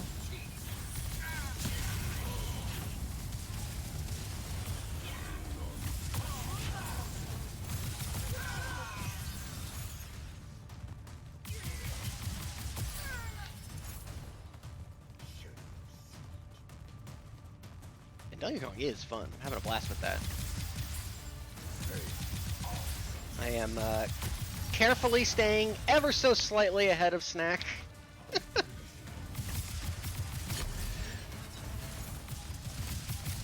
My goal is to pretty consistently be like at least like a stream and a half ahead of where he is.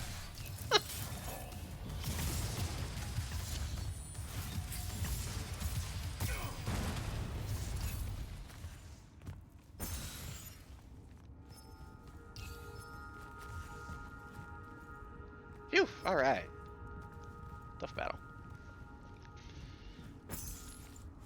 I wasn't there when you got to the Divide, Snack. But if I had been, I was going to wait and see what you naturally decided first. In terms of which way you wanted to go. And then if you decided to go right, I would have been like, okay, fair enough. That's cool. That's cool. Perhaps could you, I humbly request you maybe go left? Instead, maybe?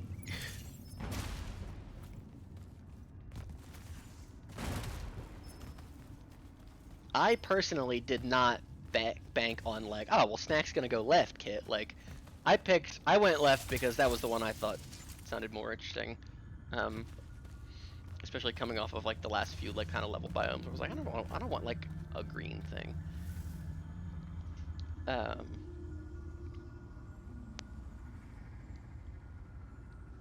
But I know Zebra did.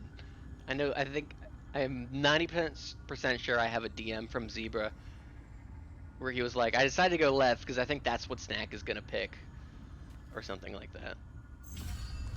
Ah, the Ariken gauntlets, an epic bracer.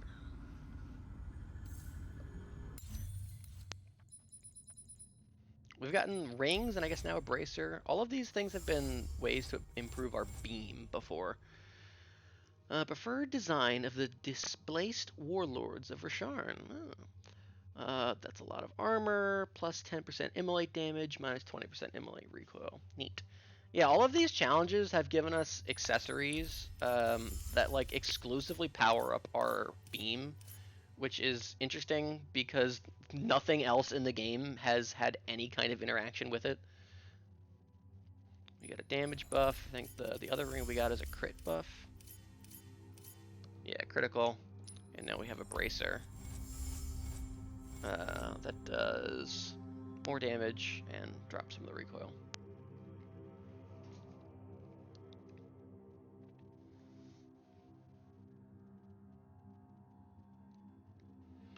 I'm not getting sick. Definitely not feeling great tonight. Don't think I'd be able to raid. So I had to call out a short notice for really the first time ever. Salty ass tank gets snippy with me. Could you not just be like, I don't know, guys, it's the last session of Immortals of Aveum. I kind of had to be there for peak.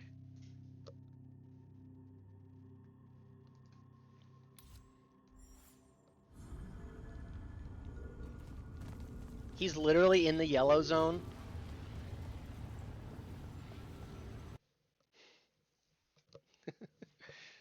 Just tell him Jack died, but then he came back. I gotta see what happens.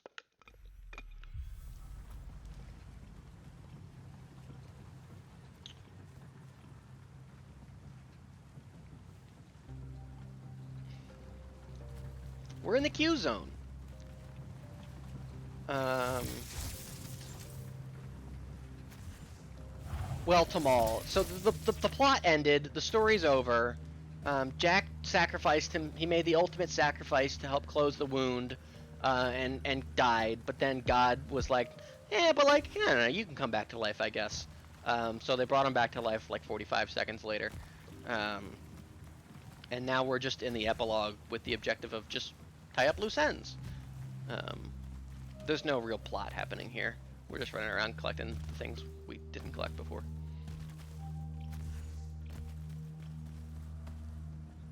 They built no show to that.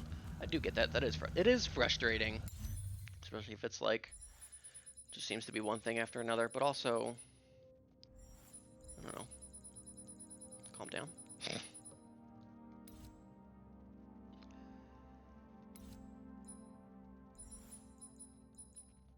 That's rude. That's mean. But also, fuck them. I don't know. I don't care. I don't know these people. Yeah, and that's the other thing. You have nothing to do with it.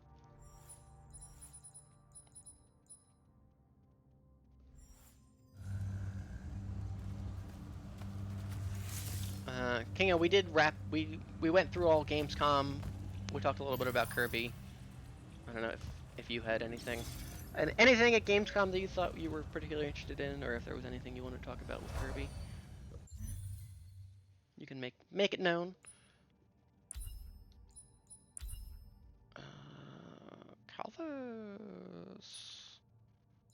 I think we want to go to the abandoned outpost. Is our closest.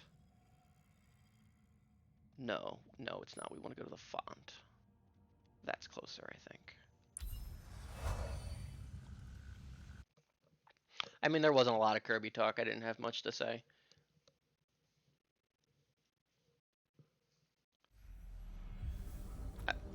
It's not a game for me. People are excited about it. I don't really understand the hype all that much.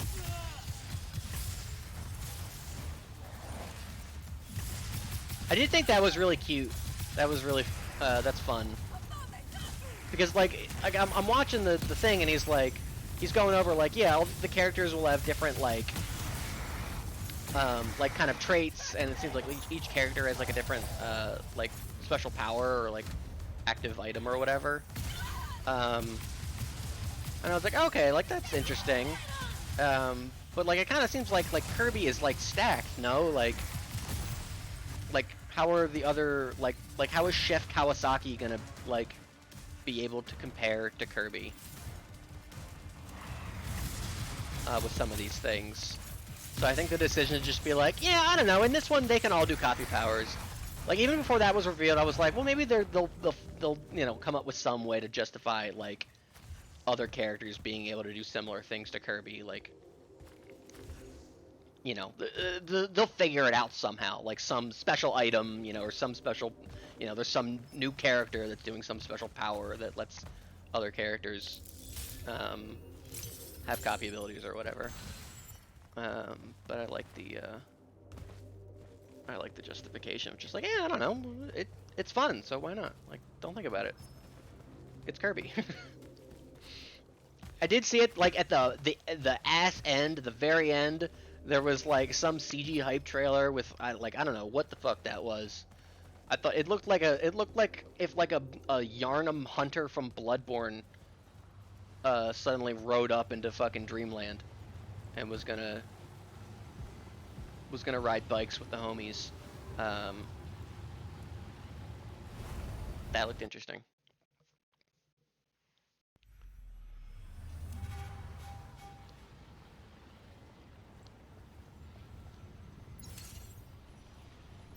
When they were going through like and here all the other characters, I kept expecting there to be like an animal buddy.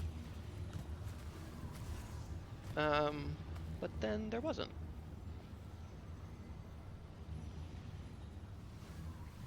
It's like no fucking way. Is it like a recognizable character? I mean, you know, I'm not caught up on the deep and, you know, like Kirby's pretty dark, you know. I'm not caught up on the Kirby lore. Is it like an existing character? I mean, it seemed raw as fuck.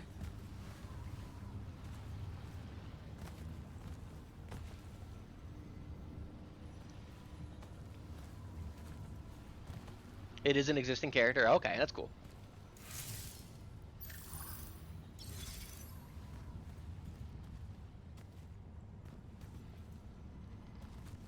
That'll be fun.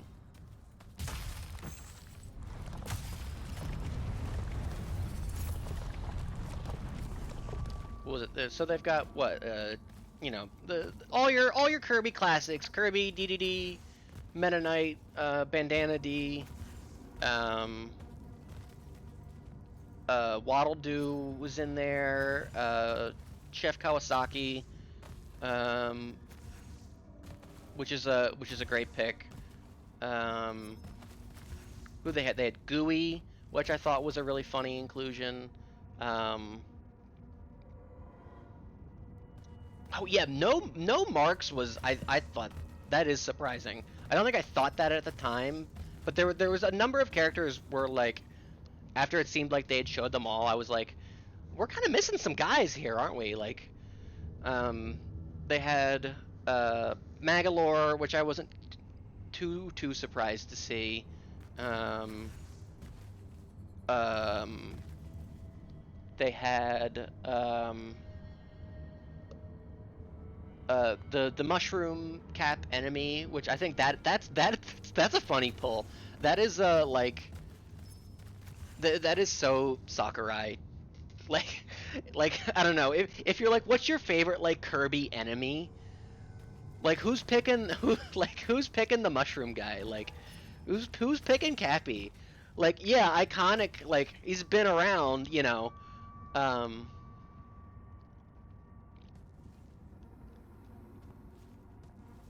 but that I thought that was a kind of a surprising,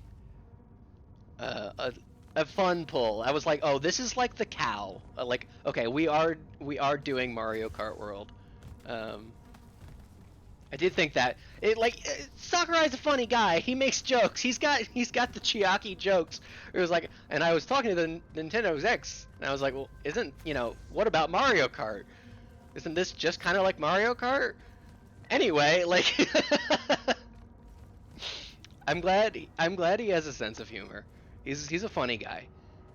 Um who else? Susie, she's from Robobot, right? And then there's the what's the jump man? The guy you get like high jump from. That was another like, oh, like this guy, huh? Starman. That's a fun inclusion.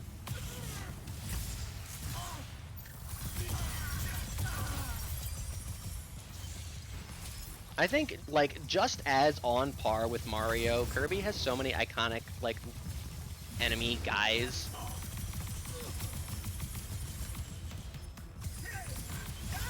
Where like, I don't know. They're never gonna, unless they literally have them all, they're never gonna have them all. There's always like 5 or 6 more where I'm like, okay, but wait, what about like this one? What about this one that I love? Like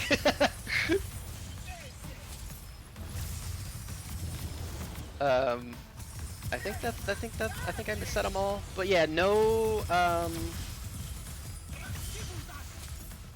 none of like the animal buddies, no, like Rick or Koo.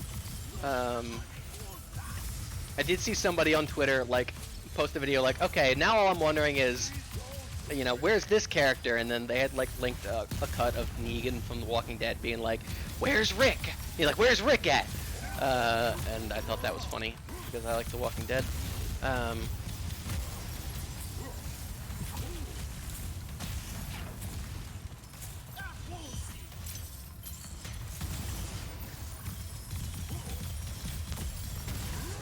I think Snack was saying in the chat like no bonkers, and I agree. Where's bonkers? Oh, and Nucky Joe. Nucky Joe. That was like one of the first like non like main guys like of the like those enemy guys to pop up, and I was like, yeah, duh.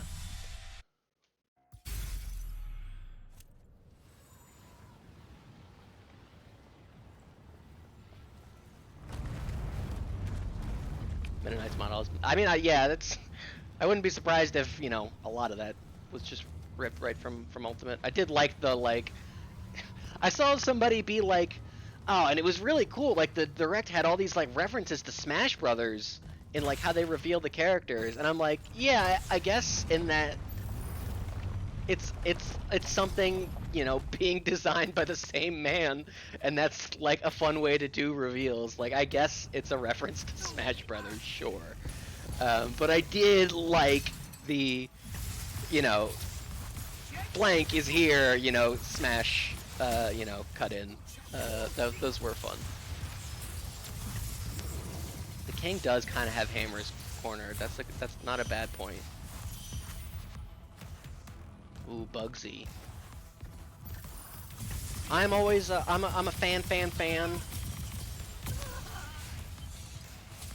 I kind of think where is Mr. Chill or Mr. Freeze or whatever his name is, the guy you usually get the ice power from. Where is his literal ass? Get him in there.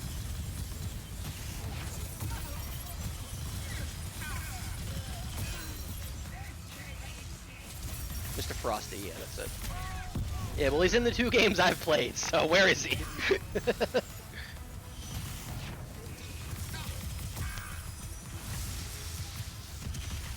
Jesus.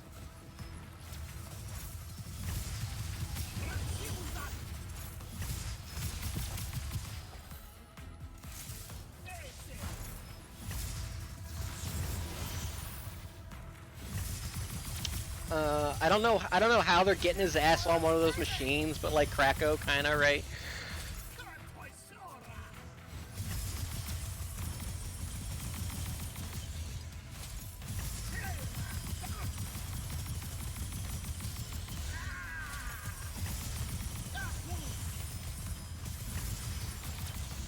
Oh, was he in there? My stinky didn't watch the city trial part? Oh, well. Should've watched the rest. Fine.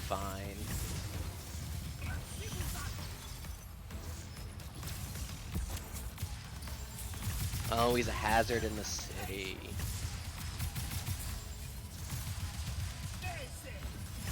Well, that's fun, I guess.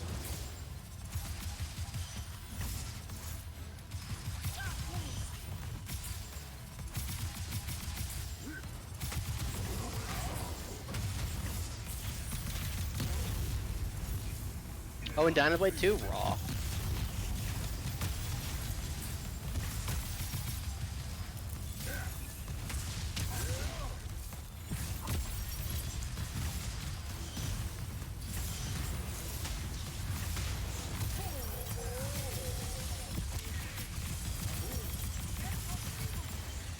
Started off for the night. Hey, night to all. Thanks for hanging out, friend. Squeak Squadman would be so funny, Neff.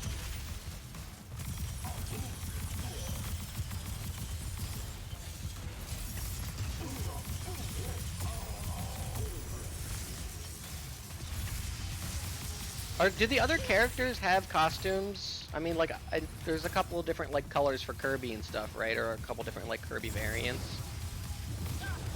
But do the other characters have costumes? Is there, like, a Dark Meta Knight, or, you know, or... But Bandana Waddle Dee with, like, a couple different colors.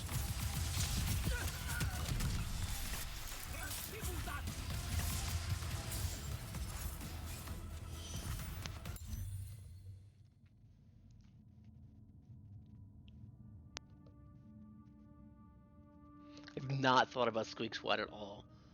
That's fair. DeGoach.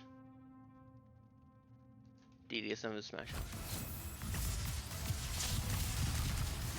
I guess I have played. I played Squeak Squad as well. When I was talking earlier about the Kirby games I had played, I said it was mostly the GBA ones, but I forgot I have played Squeak Squad as well. Squeak Squad is a game that I enjoy, but I definitely appreciate when people who have more Kirby experience than me think it's mid, because I absolutely see that.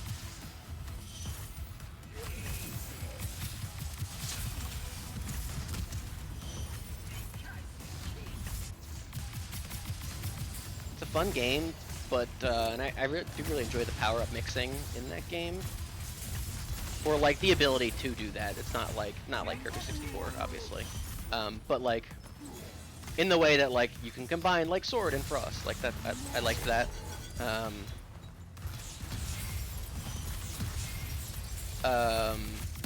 but I also really fucking hated in this game, and Squeak Squad does it fucking constantly. Because every level has like 3 or 4 like treasure boxes that you can find or whatever. And in like almost every level, or like at least every other level, like one of those treasure boxes is hidden behind some like, well, you didn't go left, so replay the fucking level so you can get it next time, dumbass. Kind of design, and that is very frustrating.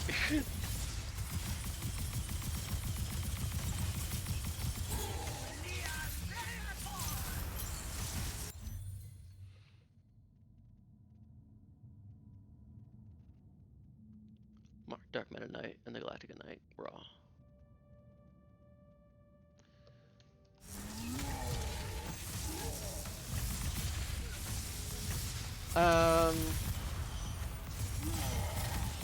But yeah, not a game I'm going to be getting, but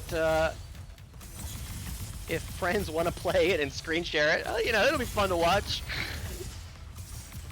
It'll be fun to see what characters get added in as DLC or whatever in the future. I'll be like, yo, Raw, they put them in, and then, you know, be like, cool.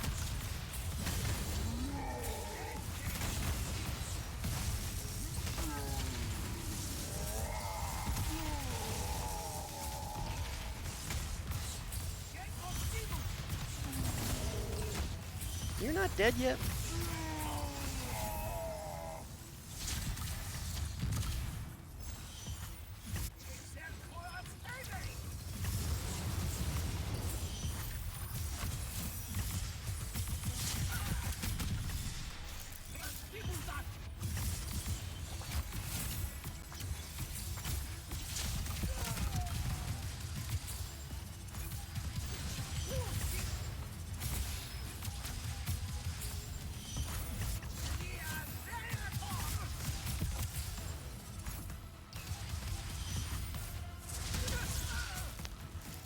Both went in for the punch.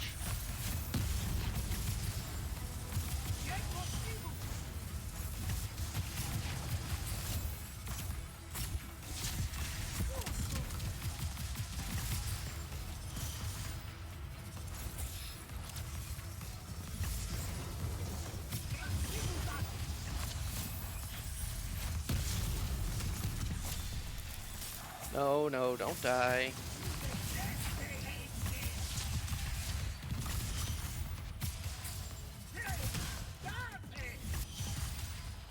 You don't know Date like that.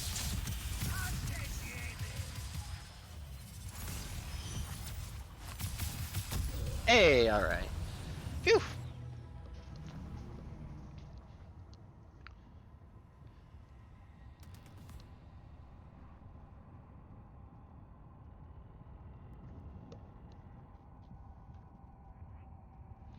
Yes, Naf, we are fighting the Six, who are like 6 ultra powerful wizards that were sealed in jails or something. We're going around fighting them. Technically, we could have done this. I don't think there's any true like post-game content. We could have done this before we did the final boss. But it all seemed like content that would be more difficult than the final boss, so I kind of wanted to just put it off. Did we plug the hole or whatever the Everwar was about? Yeah, we did. We killed the bad guy, Jack did a heroic sacrifice, and then God brought him back to life anyway. Like 5 seconds later. The Night Storm. Oh, legendary secret shards.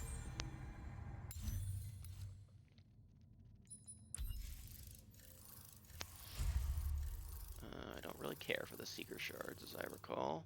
Oh, a 2 capacity green gun? What the fuck is wrong with you? Awesome. I don't care how much damage this does. Yeah, this is what I want out of my fucking SMG. So many of the legendary guns have been dog shit.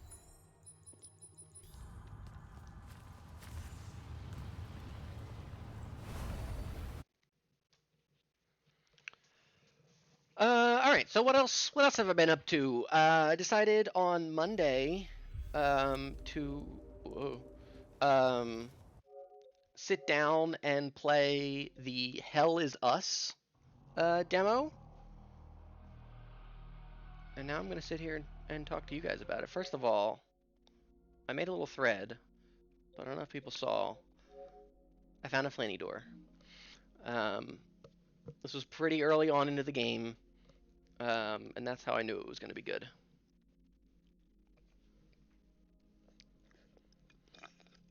Jack looks like Sauceless Luke, Street Fighter 6. Yeah, I see it. I found a flanny door in an ancient ruin civilization.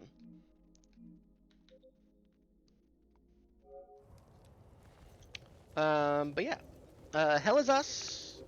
I played the demo. It was a lot of fun. This is a game I am personally vested in because I have it drafted in Fantasy Critic. So I'm hoping it does well. But I am also just interested in the game. Remind me what this one will do. So this is the one where let's see here. Where am I going to next, by the way? Mount Dresnir. I think we want to go here is the closest. This is the one where there's like faceless, like white ghoul guys that kind of look like Kingdom Hearts nobodies. And the kind of like tagline gimmick is like, there's no maps and no like HUD to tell you where to go. It's been at a number of Jeff Keighley shows in the past. I have so much health.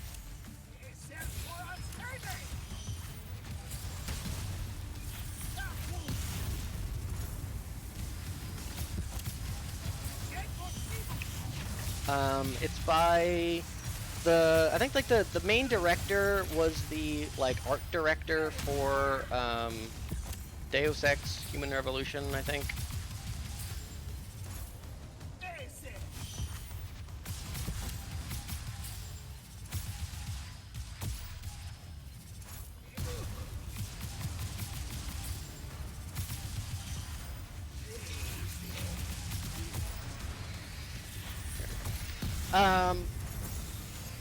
But so okay, so what is it? It's an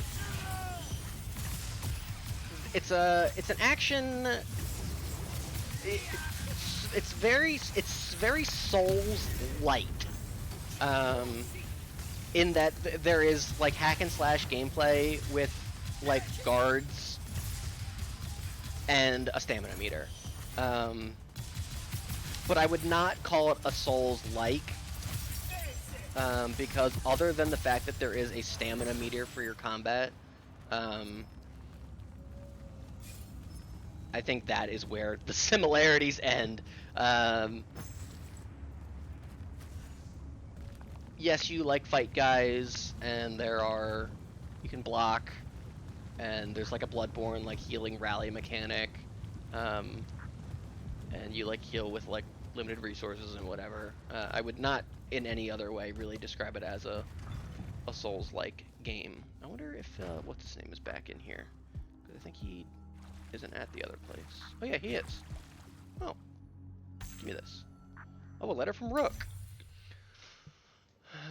It's gotta have you scratching it. Oh yeah, so the kid came back. Yeah, we revived ourselves.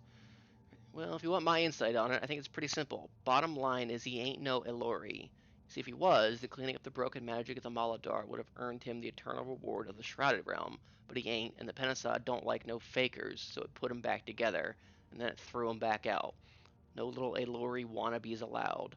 It's time for us real Elori to do our job now, and we're gonna do it on our own. Hold my beer, kid. Watch and learn. Tight. Cool. Home sweet home, huh? Not for long. Sold the place to a real shady group of fire cultist types that fit the whole Dark Lord decor better than I do. Got a legion of constructs packing my shit upstairs. No upstairs? Then again, I did kind of wonder if you were like a weird necromancer or something when I It first is a saw this raw joint. home. That was the idea. I was hiding out, kid, staying incognito. Figured folks would look at this evil volcano castle and nope their way back out of here and not bother me. Now every damn body knows where I am. Thanks to you. Oops. Sorry about that. So, any idea where you're headed next? Nah. Thinking maybe Calais. Find a nice pirate's cove. Pirates? Disappear for a while. I do like me a mango. You could always come back and rejoin the Immortals. A Magnus with your experience? Been there, done that. You're in good hands anyhow. All two of you. Just slow you down. Well, the offer's there if you change your mind. Oh, hey. Got Ooh. something for you. Presents. Found it during my recent parlor restoration. I'm gonna hear about that forever. Serves you right. Anyways, here. I'm sure you need it more than I do. Is this some dog shit weapon? Oh, a legendary bracers. Gataron wraps.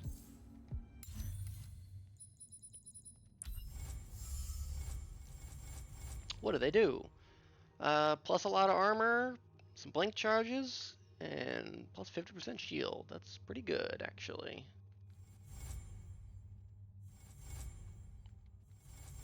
Probably not better than the Immortals Gauntlet, though.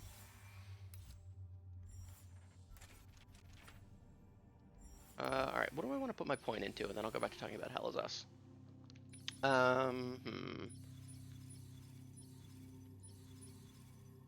Because I'm probably not leveling up again at this point.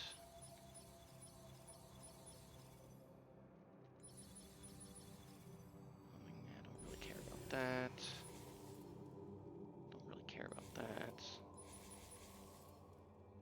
Just get more armor, could be good.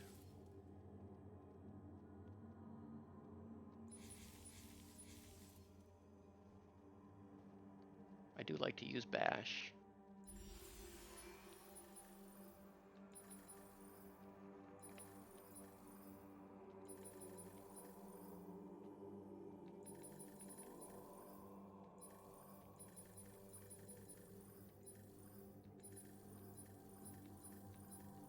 If I was going to level up again, I would want to get this one for dashing, but I don't think I am at this point, so...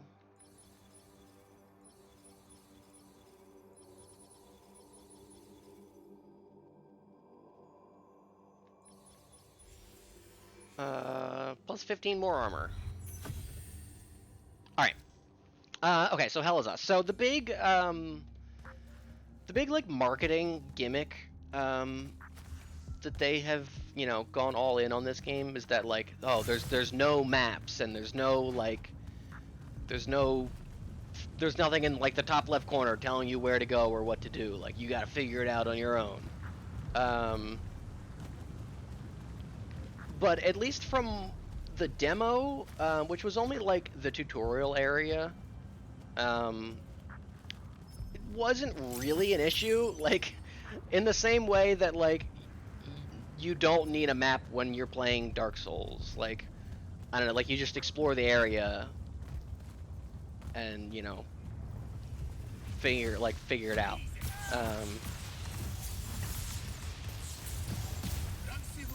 And then the idea of there's no like quest markers or like objective things. Like, yes, that's kind of true, but also like you have this little like PDA map thing that you pull up that like whenever you talk to an NPC, it like kind of updates, and there's like this interesting like not flowchart, but like it's like a graphic organizer. It's like a it's like the spider web one, where it kind of like plots out like, okay, here's like the main objective. You're trying to find your family, and like, okay, this character kind of like mentioned something about them, so like the little thing gets updated, or like you find out something new. It adds a new little like pip off your main thought organizer branch.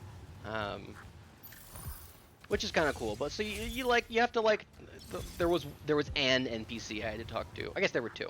I could talk to them like ask them some questions, ask them, kind of about some general things. They have stuff to say. Um, Maybe it's important. It kind of gets added to your log. There was one instance where like this guy I was talking about how like his 3 of his 4 sons like who were in the military like recently died. And I was like, oh. And then later on, I found like I was going through an enemy like encampment, and I found this box that had like a letter and then like a watch in it that was like, hey babe, look, I found this watch off some dead kid that I killed from a farm. And I was like, oh wait, that's like the guy that the guy I was talking about. And then I was able to go like return the watch, um, as like a little like side quest that I could do, um, which was kind of cute. Um, but at least for what was in the demo, which was again like the tutorial area, um, it wasn't like linear, like, but it wasn't such to the point where I'm like, oh man, I really wish I had a map I could open up. You have like a little compass that you can use. Like the guy at the farm was like telling me where to go, and he was like, just follow the wind chimes. And then I like went out into the woods and I was like, oh look, here are like the wind chimes, you can follow them. But also, like there was a couple other paths you could like go down. So like it was kind of like, that's kind of interesting, kind of fun. I enjoyed it, but it wasn't like it doesn't, the game is not like a big like Elden Ring open world like type game. It looks like there are zones you kind of travel to. This is kind of freaky. Were those coffins? And then kind of within a zone, maybe it's a little more complex later on. But I don't know. So it's the setting is it seems like I did find like a road sign that had like a picture of the whole like globe on it, and it was like, oh okay, like this, it's a real world kind of setting. The picture of the map was just all the continents, but it's set in like this fictional country that is undergoing some kind of like civil war. I found a lot of like notes and documents about like people talking about fighting the sides and being like, oh, don't fucking, those, I don't remember the two like names of the two halves or whatever. Don't fucking trust those people, like they're savages or whatever. But then I don't know. Then I went in this like cave, and then that's when the scary like Kingdom Hearts 2 nobody monsters attacked. And my guy pulled out like a regular like Glock and like fired it at it, but then it did nothing, and he got like his ass beat. And then some like soldier came out with like a sword and fought it and was like mostly successful, but then like still died. The creature still killed them. So then my guy like stole her poncho and sword like without a word, and then put it on and was like, all right, I'm a action hero protag now, which I thought was kind of funny. And okay, so now we're in the game. Again, kind of Souls-light. There's, attacks, blocks, dodges. There's a stamina meter. You have health. Interestingly enough, when your health depletes, so does your like max stamina. So they really want you to, stay topped off on health, because if you're on low health, you can't do shit, because your stamina is going to be really drained. But there's a way to do, there's like a Bloodborne rally-ish mechanic, where when you attack an enemy, you kind of build up like you would rally health back in Bloodborne, and then you're gonna have to like wait a second for it to like, there's like a timing aspect to it. So you have to time it right, and then you press a button, and then you recover the health. But if you get hit during it, then you lose the op, or like if you're mashing the button, it doesn't work. That took me a little while to figure out. But there's a kind of like Ratchet and Clank, like use your weapons and they level up kind of system. and they get stronger, which was kind of cool. I like that. There's, you know, there was a couple of like Resident Evil-esque environmental puzzles where I had to like, I like read some documents and they like gave me clues about how I needed to arrange, you know, these symbols on on like a plaque or whatever, and then the door opened. And so there's like some light kind of environmental puzzle solving like that. Seems like there's maybe there'll be some kind of resource crafting or something at some point, because I was getting like items from the enemies as I killed them, and I'm not sure what they did. There's all kinds of like, you get this, it's very, the guy puts on the cloak, and it's very Death Stranding, because then like he's got this poncho on, right? And then there's like this drone that like flies, that comes off of it and like flies over your shoulder, and it's like, is your flashlight, which is very Death Stranding. But you can use the drone in combat. You can like send it out to distract enemies. It seems like there are other abilities you can put on it, but that was the only one in the demo. There's different like abilities and like techniques you can put on your weapons, of which I found there was like a sword, and then I found like a pair of twin axes that were fun to use. But they definitely seem more like they were like the fast strike kind of style. I didn't use them as much as the sword, but I still enjoy using them.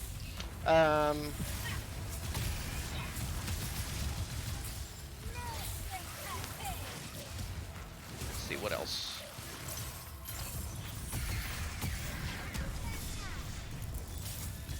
Yeah, so it very much seems to be like we're in this kind of mysterious, like walled off, like country that like you're not supposed to be in. There's like some kind of civil war, and then there's like ancient alien like creatures that manifest and spawn in, and that are kind of fun to fight.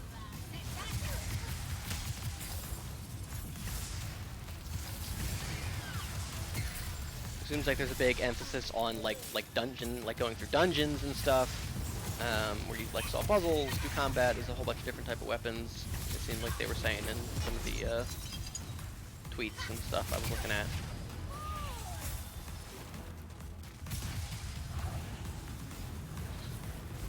Can I get back?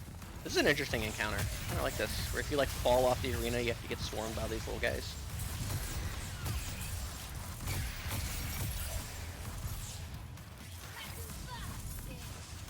But it was quite fun. I enjoyed my time with it. The demo wasn't too long or too difficult. There were no bosses or anything. I played on normal mode. Fuck! I will probably play on hard when if I play the full game. There were a couple of like, I thought cool like option settings that you could do. One is that you could adjust the amount of health the enemies had in like increments of 5%. So like it starts, if normal mode starts you at 100% like standard health, and then you could drop it down to like 50% of their standard health, or you could go all the way up to like plus 200%. And I think I put it on hard mode just to see like where it would put it on the meter, and it was at maybe like 130 or 40 or something. And then you could do the same thing for like damage dealt, how much damage the enemies do to you.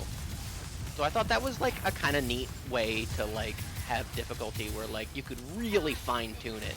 I mean, like in the grand scheme of things, like what's 5% adjusted on some of these things like really gonna mean? But I think it's a neat option in a way for you to like really tune it to like where you think it's a comfortable difficulty. If you want the enemies to have more health or less health, or do more damage or less damage. I thought that was interesting. There was also a setting to make it even more of a Souls-like.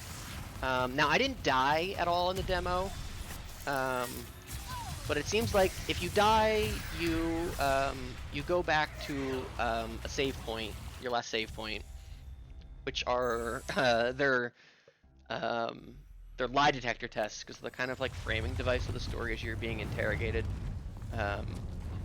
So I thought that was like kind of cute that like your save points are lie detector tests. But it seems like if you die, like you go back to the save point, but like you don't lose. Like the enemies don't respawn. You don't like lose anything. Like you don't have to like, it's not a Souls game like that. But it seemed like there was an option to make it like a Souls game where like if you died, yes, the enemies would respawn. You would lose the like experience you gained on your weapons. You would have to like pick up, any items you found again. So I thought that those like kinds of customization settings were really interesting. And a way to like really kind of like change the game entirely. Kind of play different in a different way, or if you want it to make it more hardcore Souls-like, you could. But I'm decently intrigued by the story. It seems like an interesting little world. I like the enemy design. The main character is a little blank. He's a little nothing. I actually think he looks really stupid, and I was very happy when he put on the poncho. His hair looks dumb.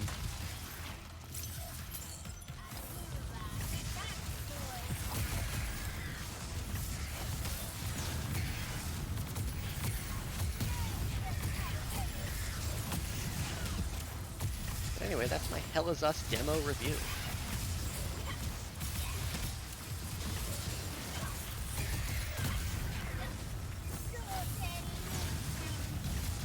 I would give it a recommend. I don't think it's going to win any awards. I don't think it'll do much better than...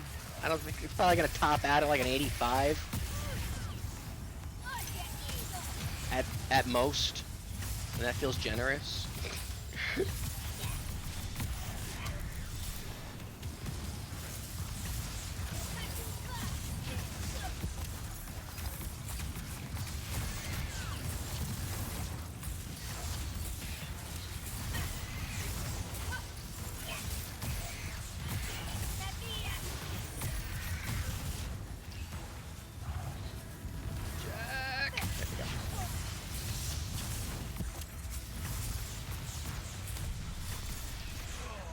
God damn it! Fucking enemies with beams can suck my dick because they fucking bypass right past your fucking last stand.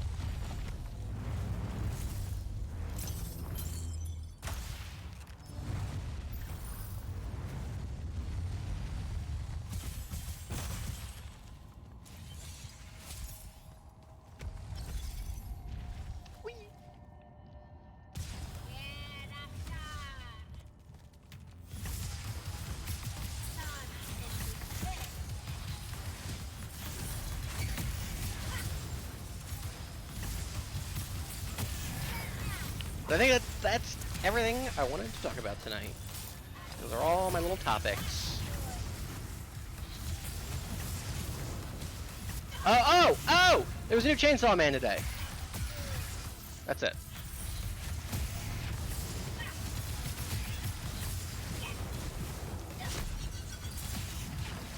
Go read it if you haven't.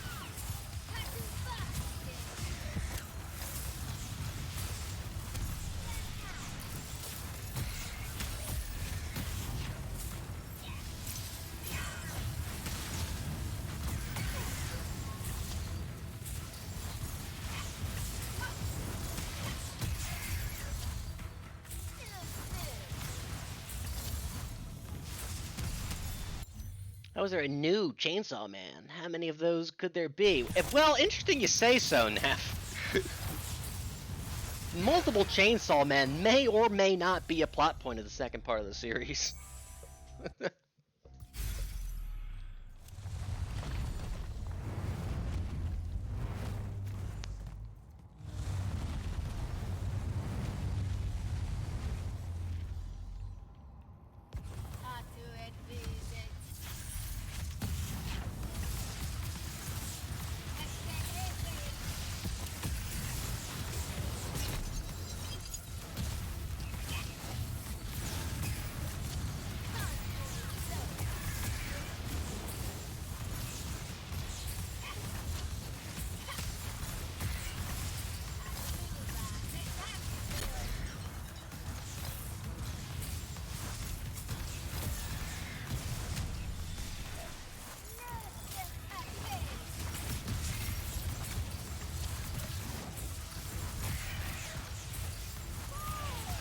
definitely a battle where I just need to be using my red gun the whole time. Every time I kill an enemy, I get like bonus buff damage for it. And there are soon to be infinitely spawning enemies, so I can just constantly have a fuckload of damage.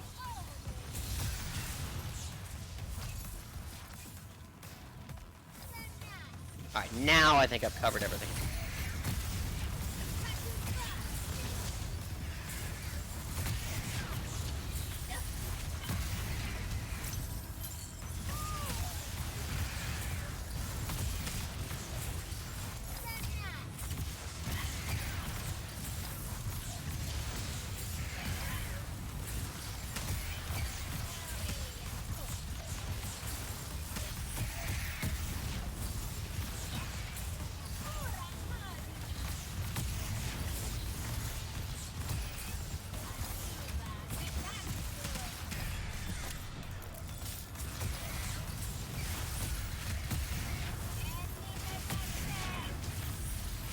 To make sure I don't get tagged. That's what's been killing me more or less. It's not the beam. I think I just get brought down low and then I get tagged by one of the little guys.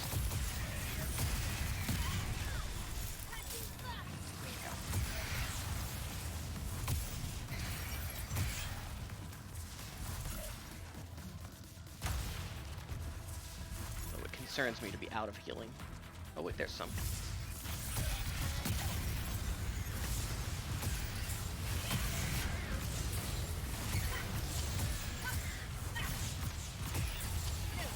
I wish there were more encounters like this in the game. This is fun.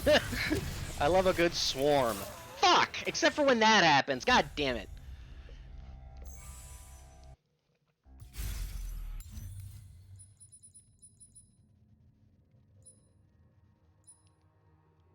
No, the shield damage on. Shield. Regen.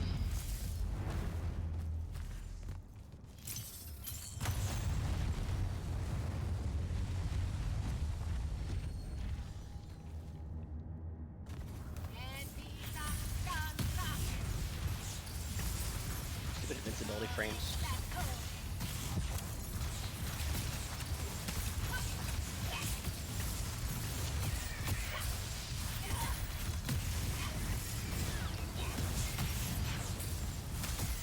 My apologies if you can't see anything. I can barely see anything.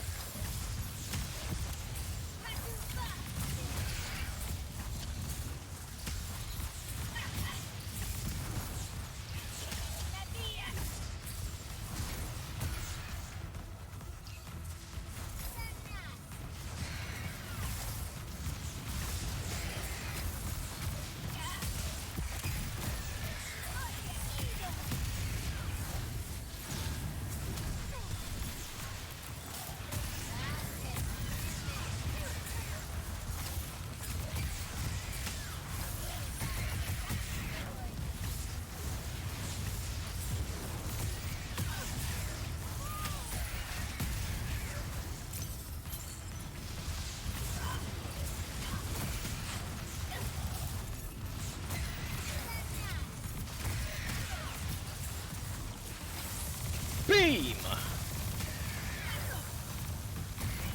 I love firing the beam because I can't see what I'm shooting at 90% of the time when I'm using it.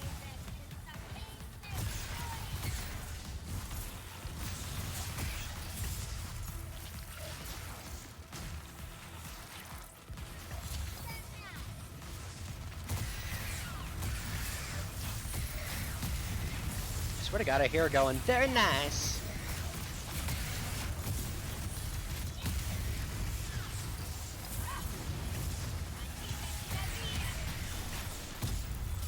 Oof. That should not have taken as many tries as it did. But that was a fun one.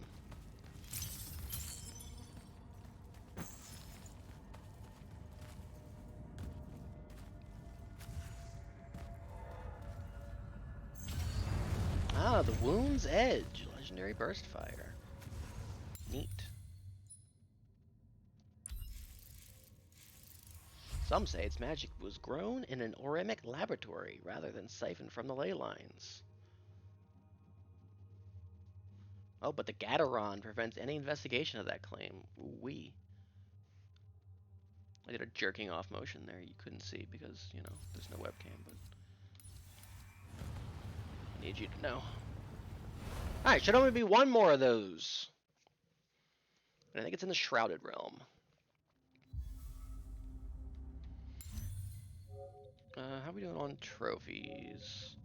Other than the one we're not getting, because fuck you, game. I should have paid the hardest difficulty from the very start instead of, you know, the very start minus like an hour.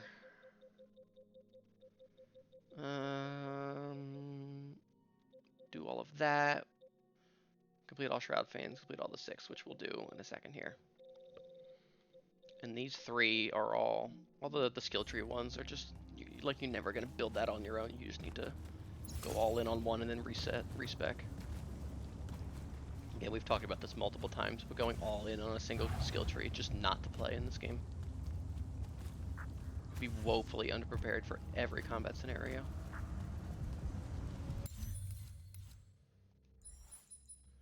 At this point, I'm just gonna sell anything that I don't have equipped.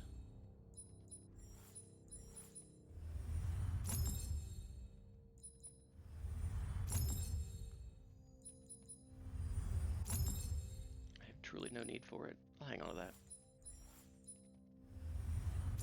Oh, the green guns. What a disappointment.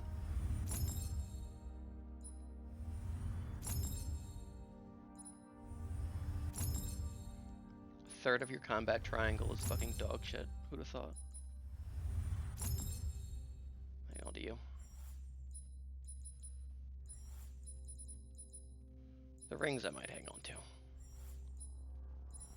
And those.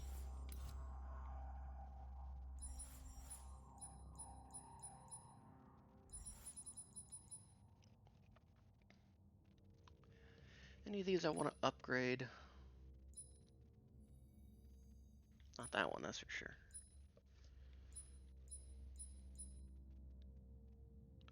Oh, this one I might. All magic power and sigil damage. Yeah, I'll upgrade this one.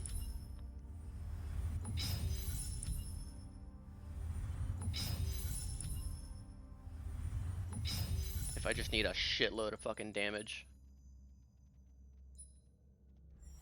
And then I'll upgrade one of these other bracers that seem pretty good, actually. Wasn't this one? Was it this one?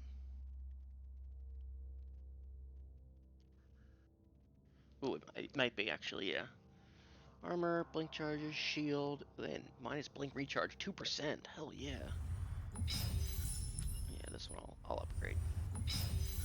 Just in case.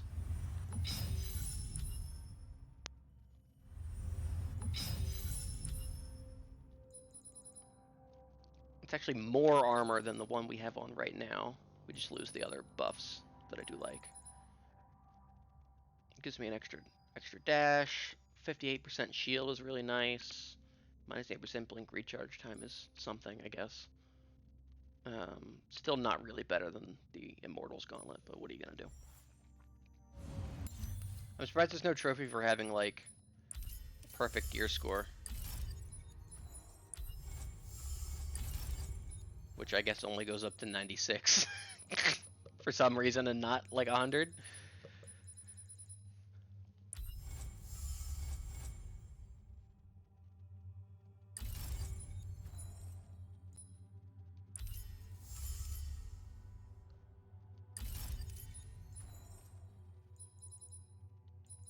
Cool.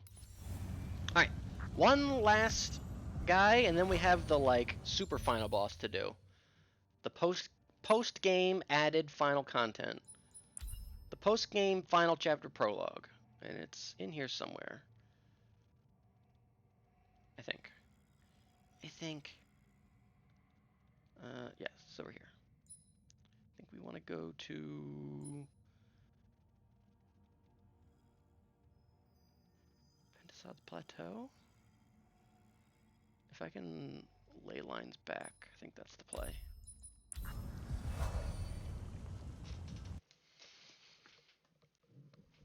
Alright, hopefully this last guy isn't too hard. Oh my god, it's 2 a.m. I forgot we started later than normal. Oh, Jesus. Alright, hopefully this last guy isn't too hard, and then hopefully the super secret final boss isn't, like, really difficult. I think I was reading online that they were like, and it's more tougher than the final boss is, but then the final boss, like, wasn't all that hard. So we'll see.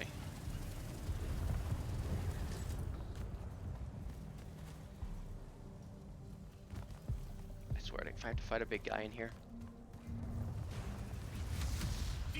I mean, alright, guys is to be expected. But I don't see no big guy, so that's good.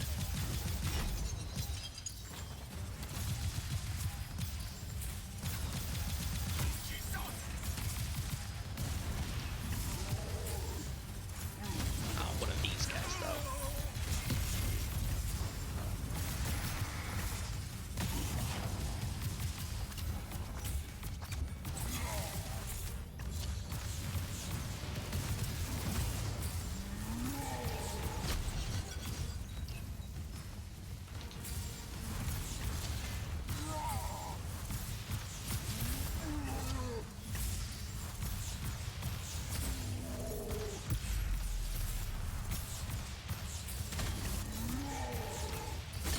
I don't think I've ever once, like, blocked one of these guys. It's literally impossible to do so. Fuck's sake, man.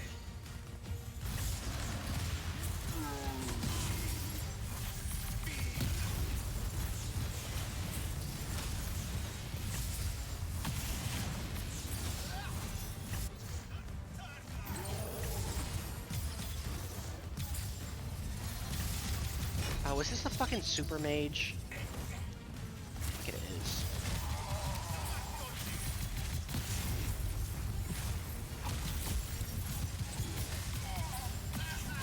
Oh, no, it's not. Okay, good. They just had a really strong shield.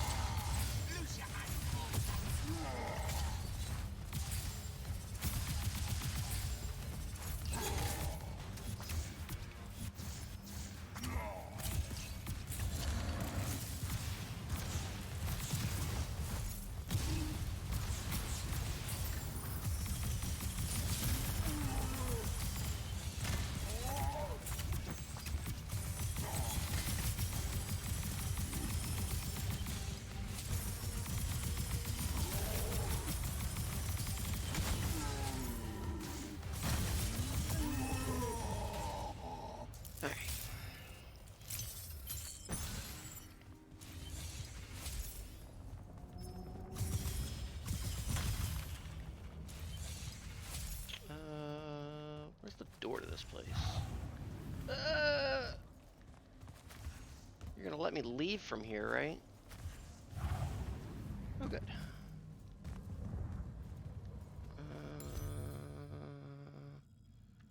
Seems like it's just down here somewhere. Oh, fuck. Here.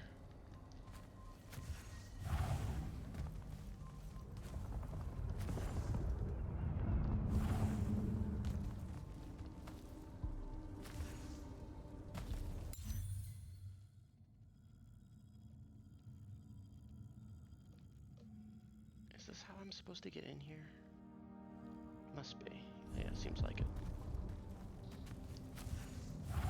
Just not sure where to go from here. I know I just was doing this like a week ago. Ah, here it is.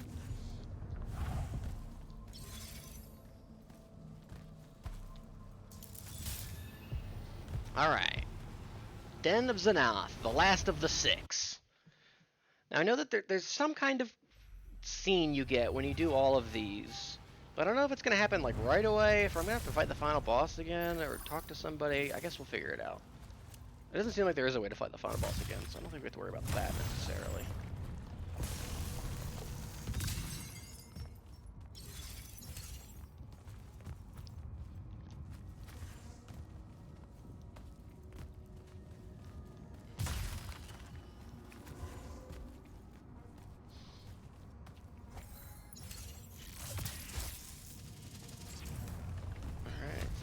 Is it a blue guy? Seems like a blue guy. The first one was a blue guy, and that was one of the more harder ones, so.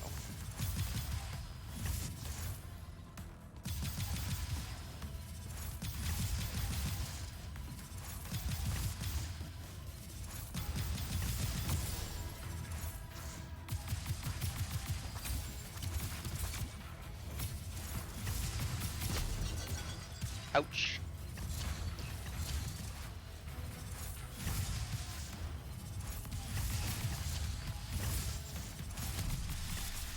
The blue guys suck because they have the fucking like hit frag. That's not a term. They have the fucking just like, what is it? What is the word I'm trying to think of in games? They have the fucking hit scan attacks. Just feel impossible to like actually dodge and block against if my shield's not just up. I don't think they're actually hit scans, but like they might as well be.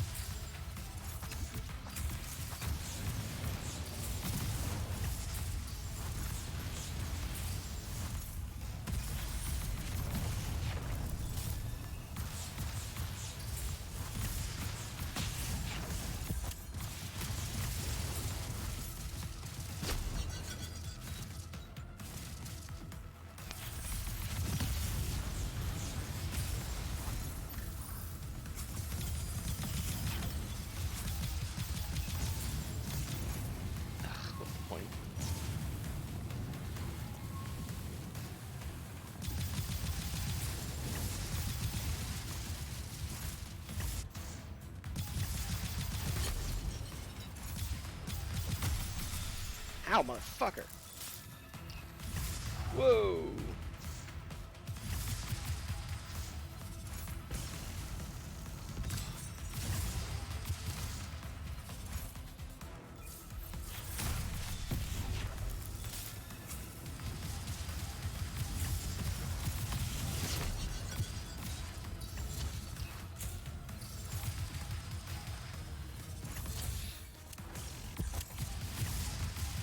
Love that sometimes when I pull up my little fucking device that I can use to quick stun enemies, sometimes he does a little animation, sometimes he does it, which like totally fucks up my ability to actually use it. God damn it!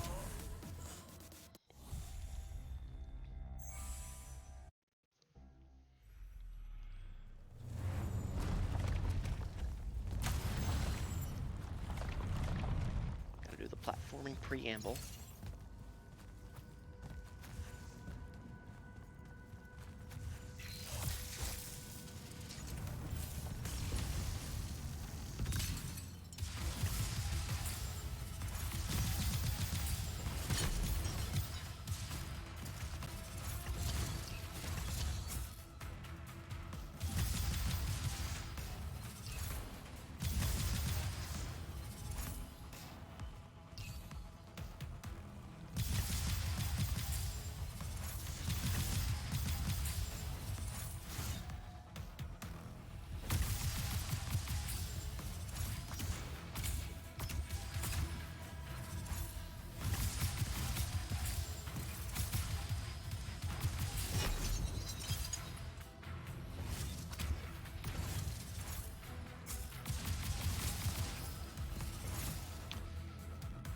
Trying to use my green limbits as much as possible, just because they do slow them down for easier crits, and then they do apply that dot. Although it doesn't seem like the dot is doing anything. They do have a dot on them, right? Do I have that skill? Do I not have that skill anymore? I don't remember. Maybe I don't have that skill anymore. Fuck!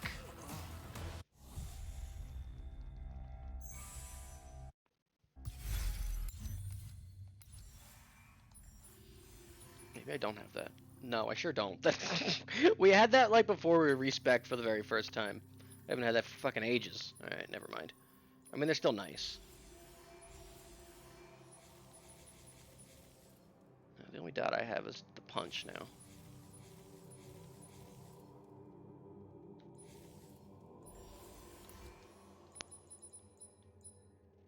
Might actually swap out for a different ring here. I'm not really using red.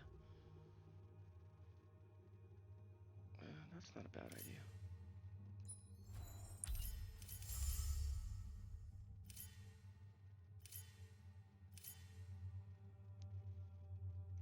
Myco Templar.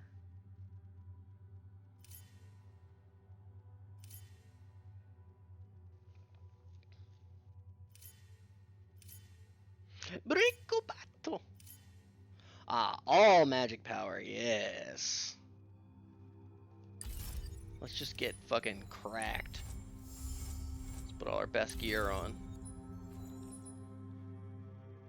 454 blue magic power, hell yeah.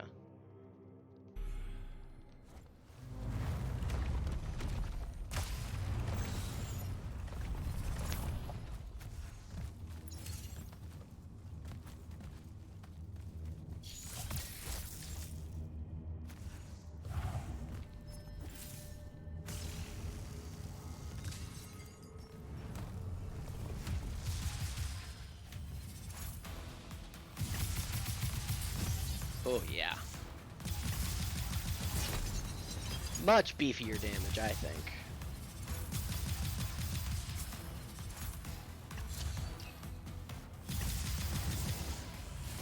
If you're wondering why I'm like dashing at a wall behind cover, it's because when I dash, I regen my shield.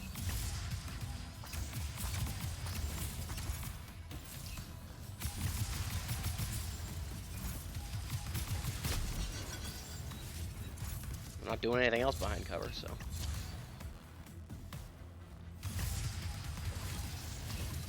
I also do get a slight damage buff for a few seconds after I dash. So it's just all in all good for me.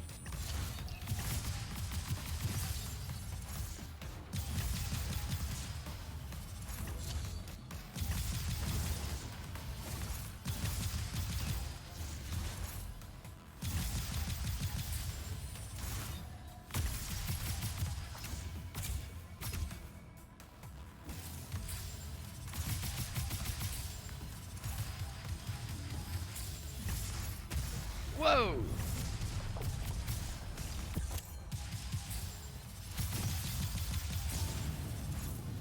Fucking love the mechanic where you can stun an enemy if you do your fucking laser thing, but also you can't do it through a shield, so what the fuck anyway. They gave me an opportunity to do it, I stunned him, and then he just regened his shield and then was like, well, I'm just gonna try again, bitch.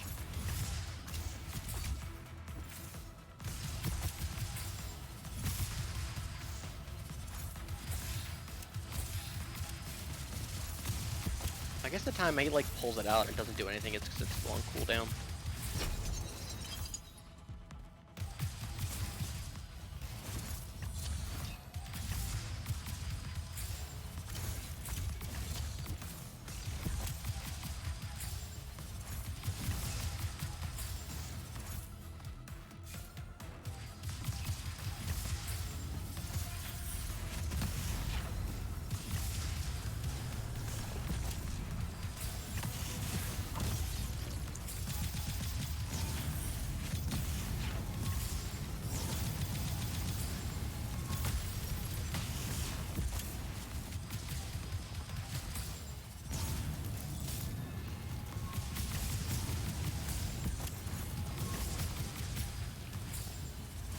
Oh, so I can use my like my red laser thing to like skip an enemy's ultimate attack and like do some damage and stun them? Oh, well, sure, maybe. In reality, they're actually just gonna keep trying their attack over and over again. Oh. Well, what if my thing's on cooldown? Yeah, exactly. What if your thing's on cooldown? So what's the point of stunning him if he's just gonna do it anyway? Something to do, I guess. God Spear, raw. Shroudfane Surveyor, tip of the spear. Alright, all of the 6 murderized.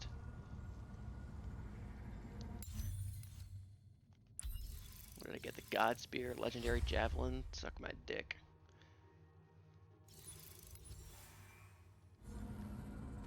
Alright, let's see what we need to do next. Might have to go talk to Zendara.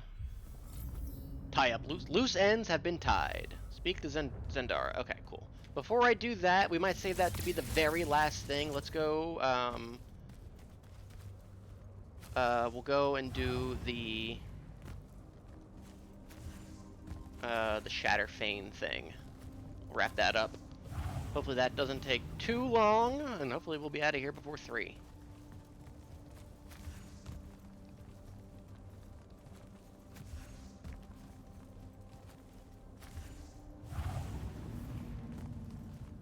No enemies, no enemies, no enemies, no enemies.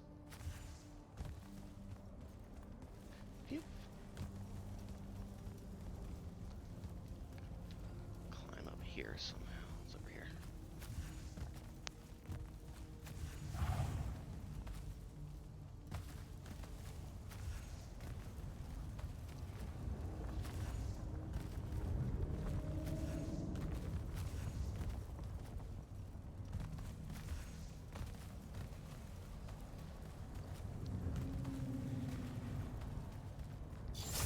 Whee!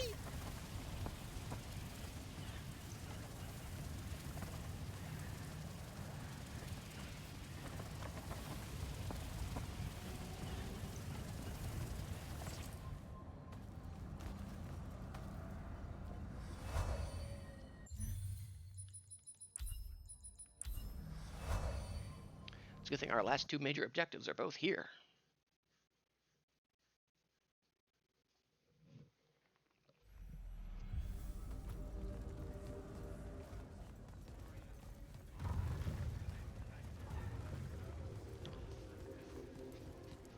Alright, let's see what's behind all of this post-launch nonsense.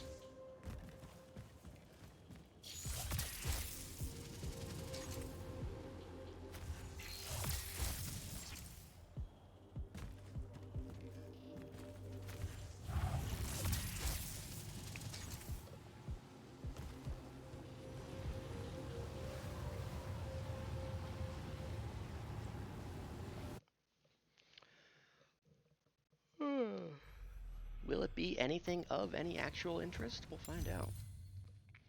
I think do I want this? Yeah, probably. It's kind of all of our best in slot gear. Alright, all 3 of these little things have been done. Now we can progress forward. I'm capped out on healing crystals, magic crystals. Bear the mark of that which felled an empire. Yet you are not Aristea. This is not ideal. Let us find a remedy.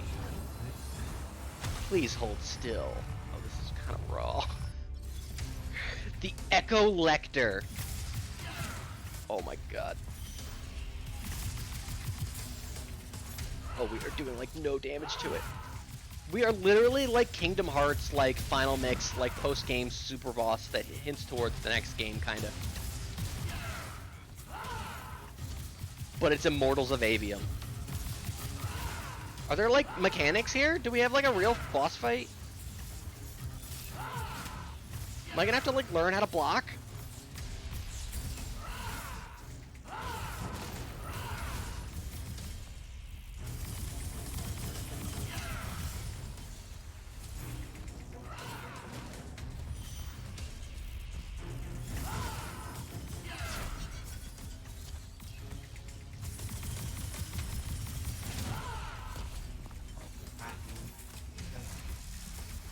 That?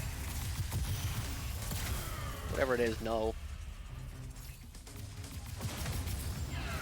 Oh.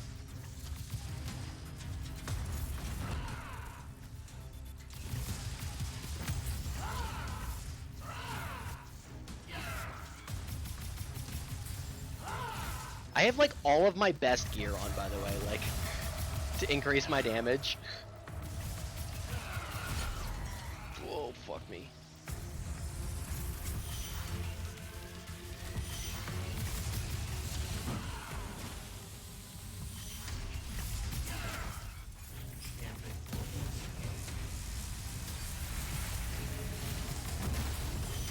It does seem like I need to kill these ads to break their shield. Another one. Yes.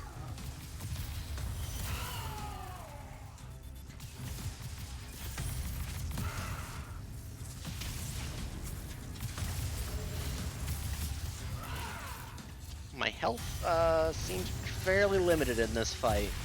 Whoa! Arena change?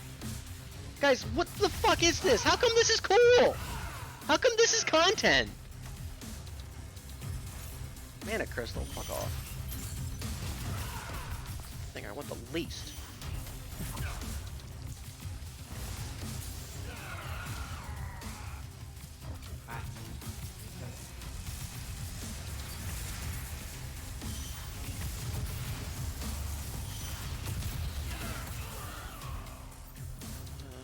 Is that all of them? Seems like it. Whoa!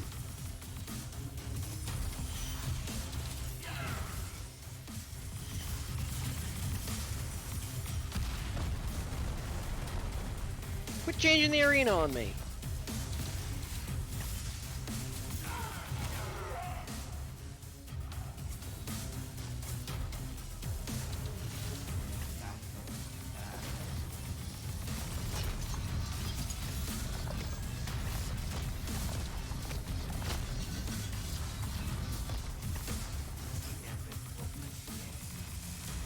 Thankfully, if I destroy these things with my green gun, I should be able to get like a little bit of health back.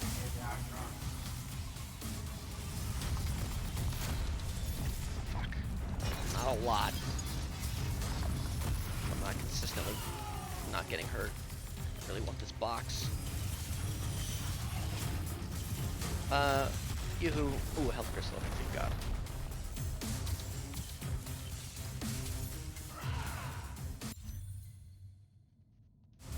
I would believe that, Comb. Jesus, like, look at this! Like, look at this! There's literally sauce here! Look at this, like, the arena keeps changing. There's, like, attack patterns. It's got a shitload of health, but also I am on the hardest difficulty.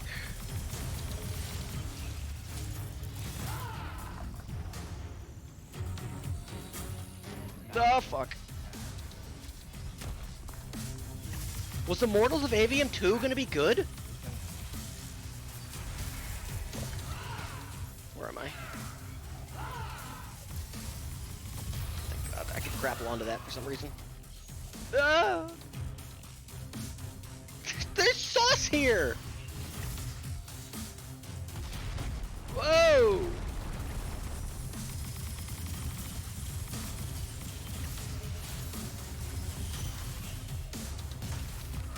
Fuck me. It's not a healing crystal. Oh my goodness gracious!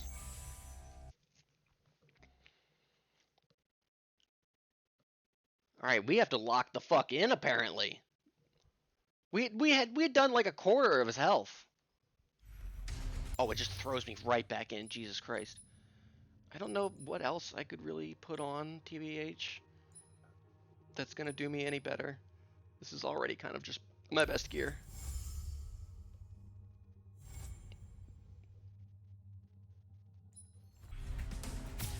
I wonder if they... All of these things have given me gear to buff my this. I wonder if they want me to use this. If it's, like, extra effective. I mean, it is pretty strong. I don't know how much I'm going to be able to generate any more of that during the boss fight. With my current build, at least. I guess there's nothing stopping me from swapping on gear to buff that right before I fire it, and then taking it off again.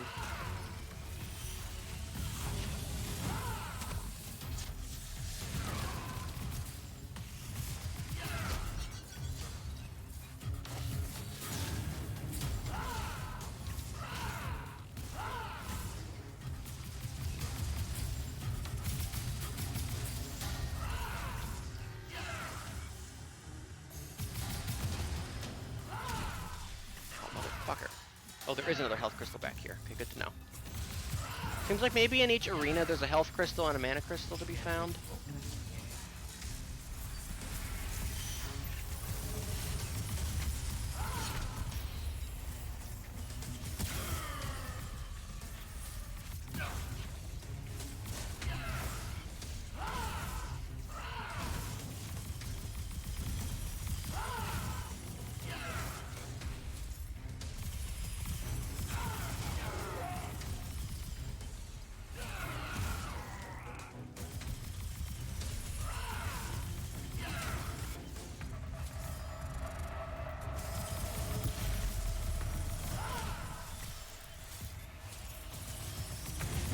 like trying to practice like perfect blocking.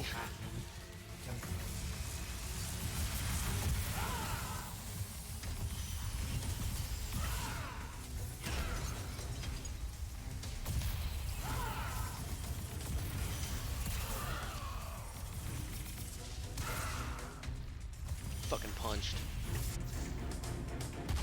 Whoa! It's me every time.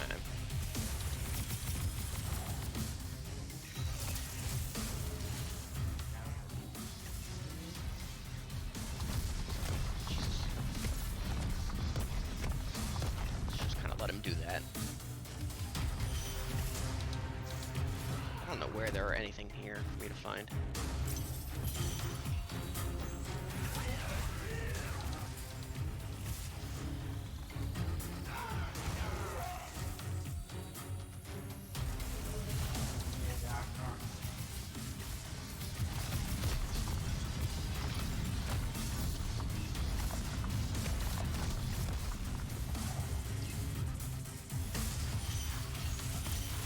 I don't love these engagements on these really tiny platforms just because they're just awkward.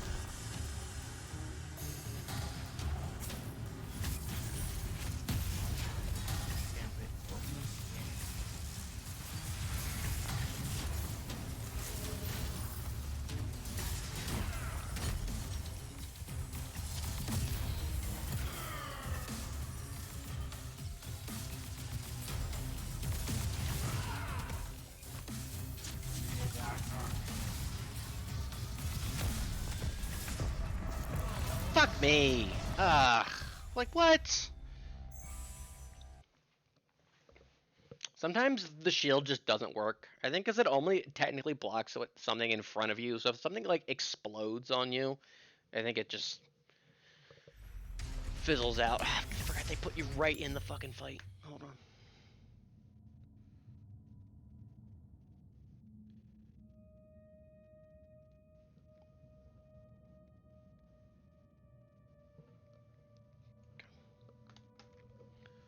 Alright.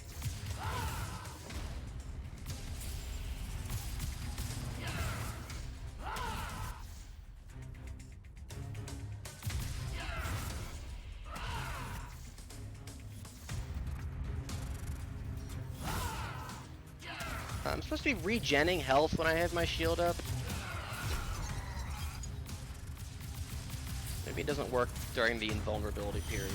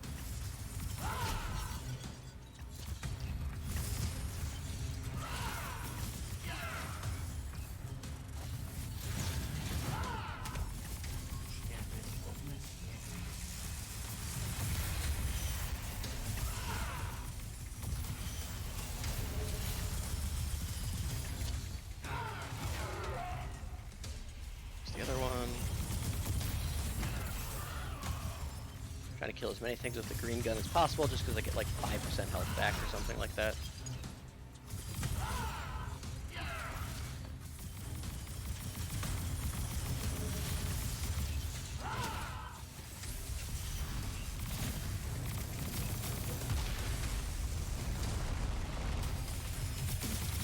Well, this was not the second arena last time. Is it different every time?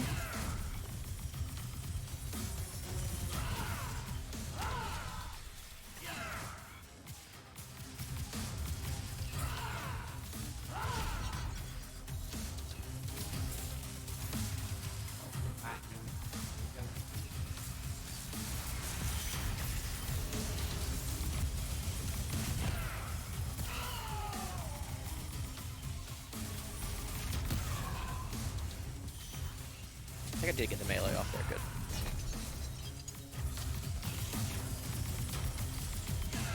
Whoa.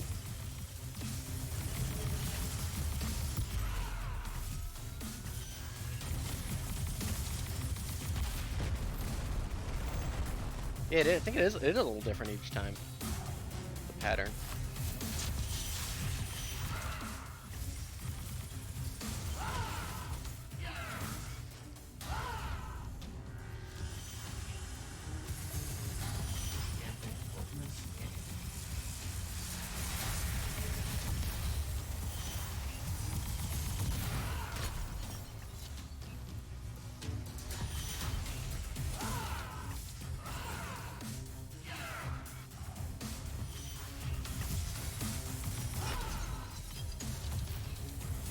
Thank God I got that ability to let you dash to recharge your shield. That is fucking necessary in this fight. Alright, this is... No, okay, good. This is a fine arena. The islands one is easily the worst.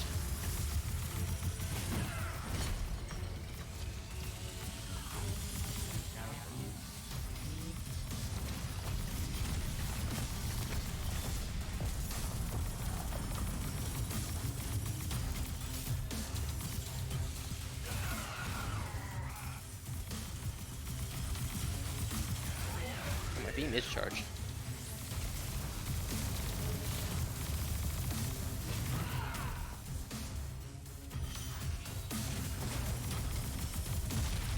A fight where I actually have a need to use it, TBH.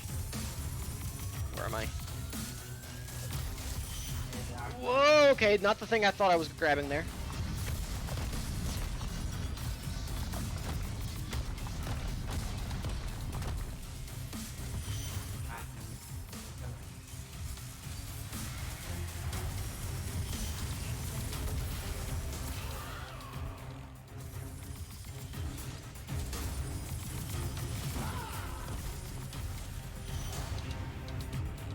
Shit.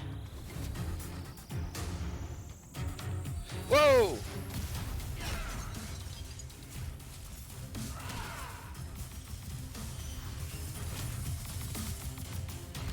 Can we? Thank you.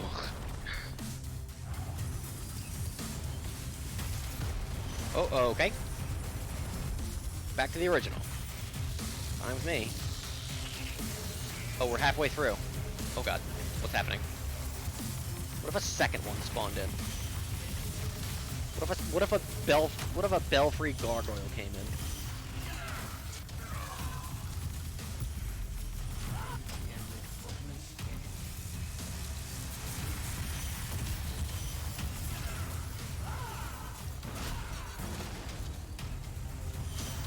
Let's look at another ad.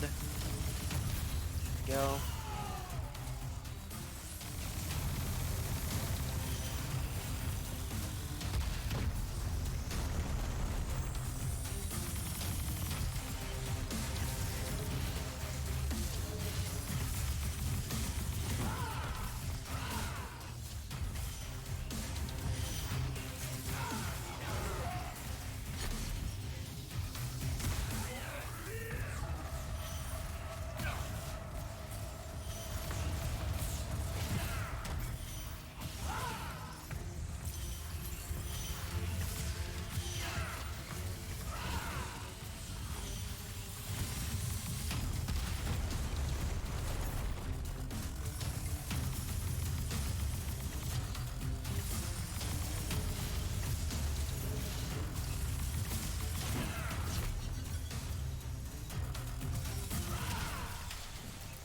Come on, heal. Okay, phew.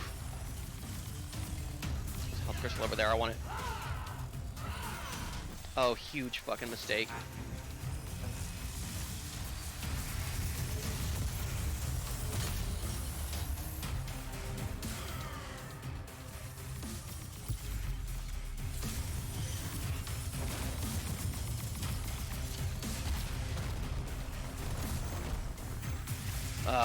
Worst one. Don't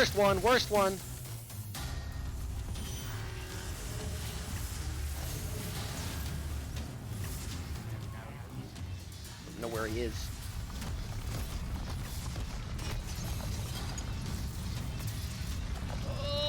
That was wacky.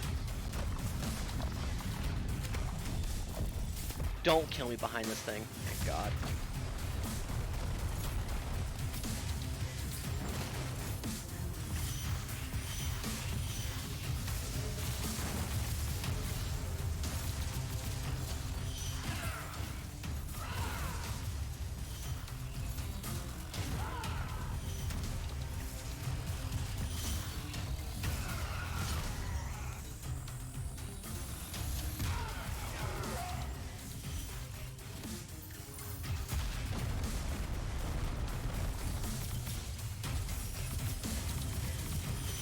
Whoa!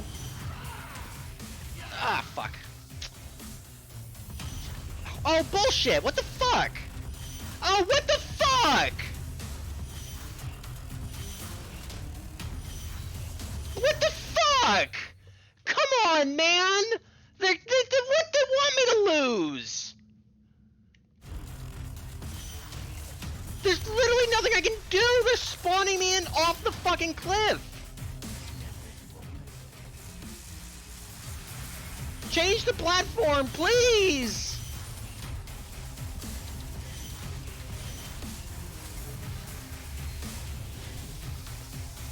Oh, thank you! Fuck off, man. That sucked dick. Fuck, and then they killed me! God damn it! Oh, that was so fucking annoying. Ugh.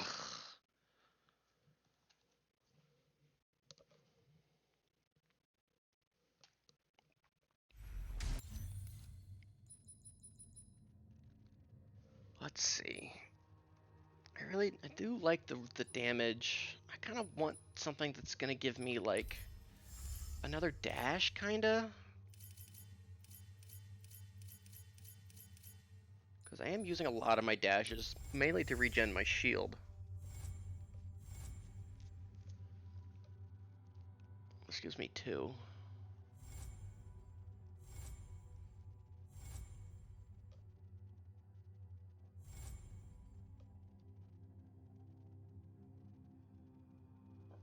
This gives me a lot of shield.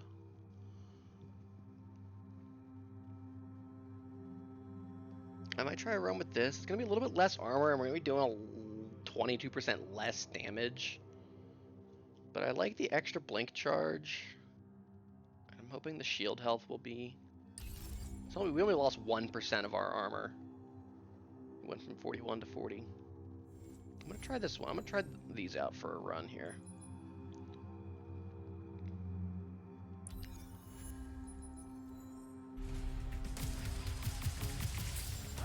Because really the bread and butter of it is not using your crystals as long as possible and getting by on regenning health from shield damage and using my green guns to bust the ads.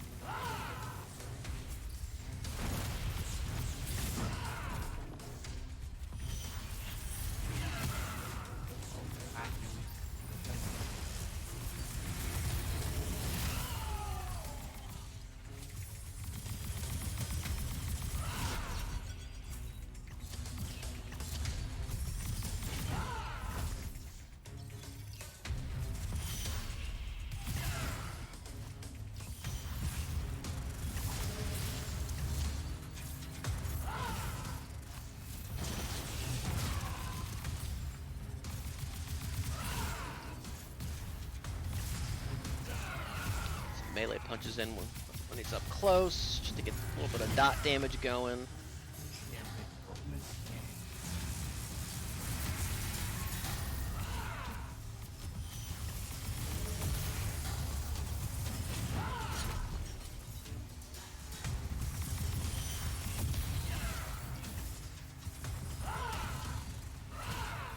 I did not have my shield up at all there. Where's the third one?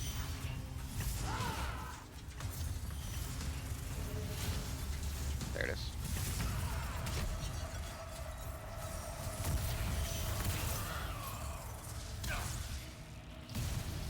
if my dash actually applies the melee dot. Feels like it should, though.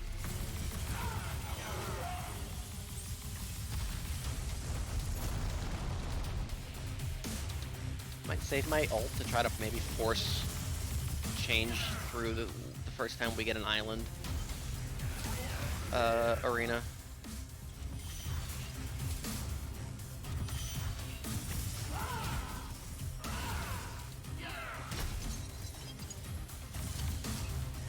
And I have no issue with using my shield to regen health. And then even if it breaks, like as long as I have the dashes, I can just dash and regen my shield instantly. I mean, not like all the way instantly, but like I can regen it so that I can put it up again. There's still another totem somewhere. Is it up there? It is.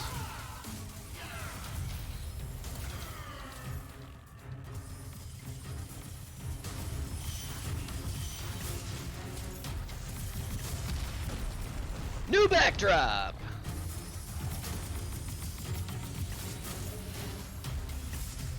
Alright.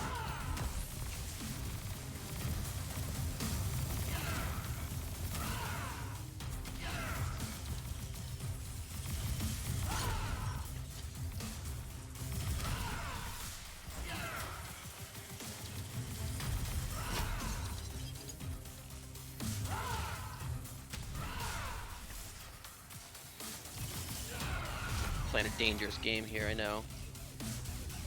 But I can also regen my shield with melee attacks.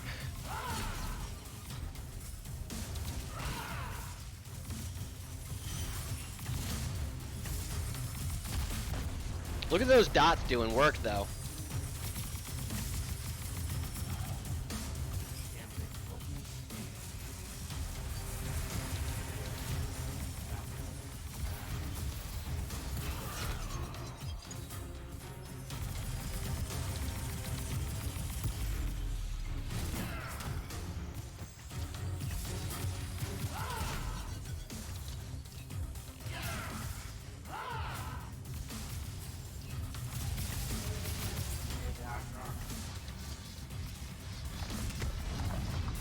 The radius on these things' explosion is massive.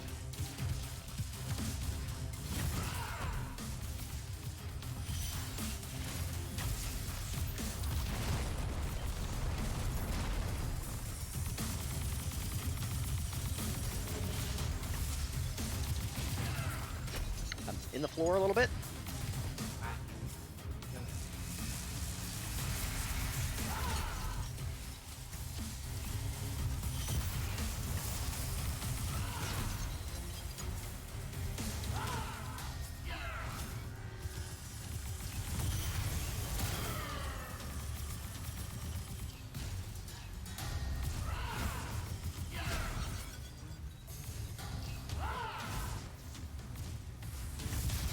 Never try to go up against Jack in a fisting contest.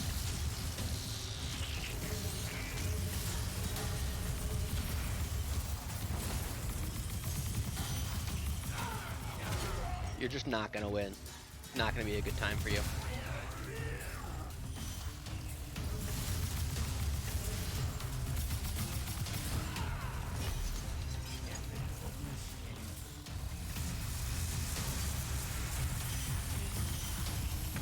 Janae solos, I'm afraid. Nah, you got a point, actually.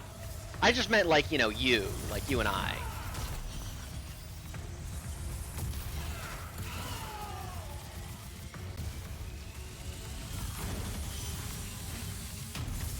But I don't know, I think if you get Jack in the right flow state, in the right fisting flow state, because he can fist, apply a dot, regen his shield, put his shield right back up, heal. Even if you break his shield, he just punches you again. Oh, don't die.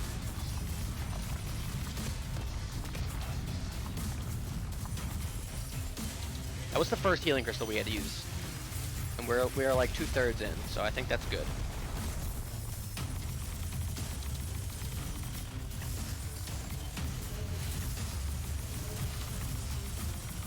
I am gonna try to save my beam. for an island phase.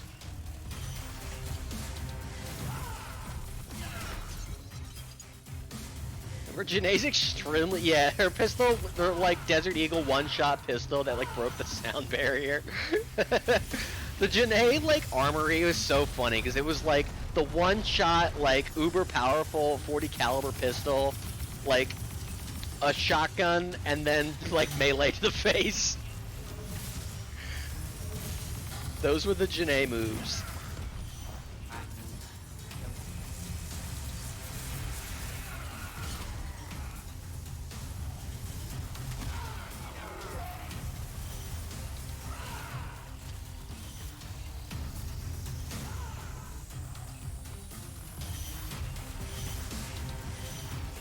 Oh, now. Where are your other ads?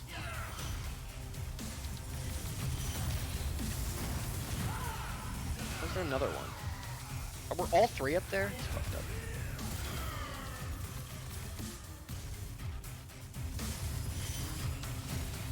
Alright, phase change. Islands, fuck off. Okay. This is a good one to park myself on.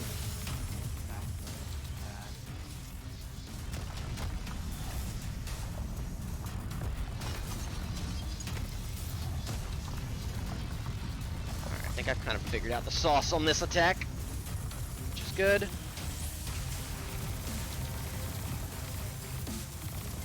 I don't think I'm invincible during my beam, but I certainly am. It's certainly easy to stun enemies with it. All right, that was good. That was good.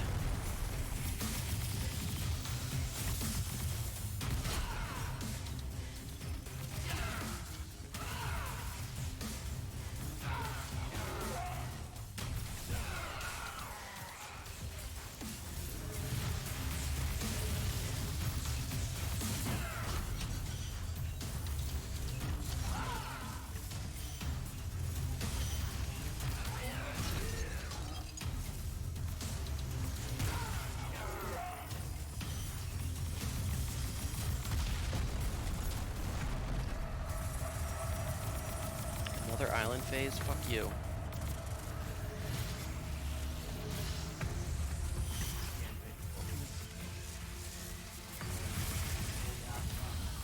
Oh, this is the worst timeline. Okay, there was only one.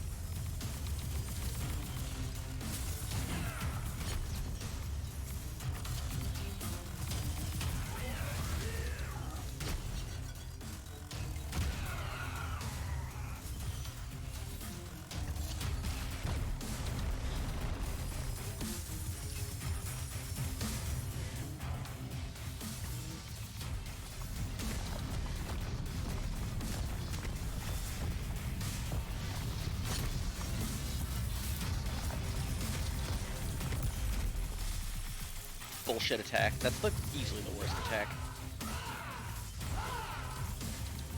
Depending on the arena. Sometimes you just can't dodge it. Jack is just not fast enough to like outrun it even. Can we go back to the normal arena? The default one? I like that one.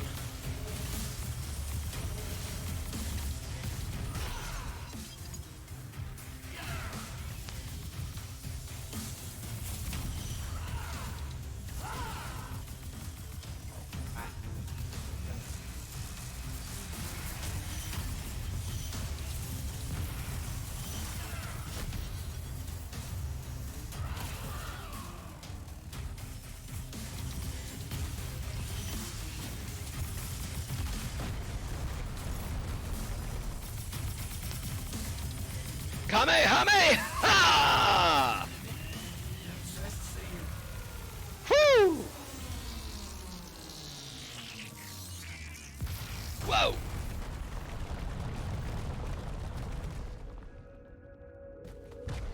Phase 2. Whew! That was fucking epic. That was fun. That was a good boss fight. Little too much health. Again, I am on the highest difficulty, though.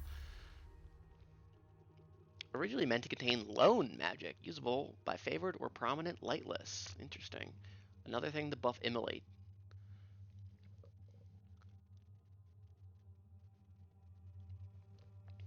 One last little butt plug for us. Phew!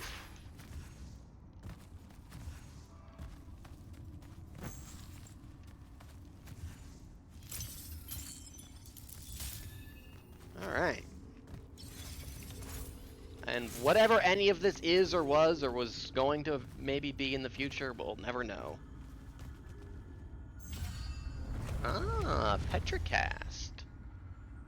Legendary Seeker Shards.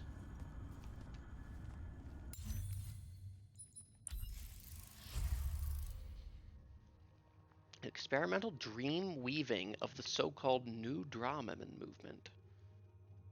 Another immolate critical damage. Yeah, all of these things buffing your beam is really interesting. It was really it really reads as, oops, we forgot to put anything in the game to interact with your fucking beam. Guess we'll throw it all in post game.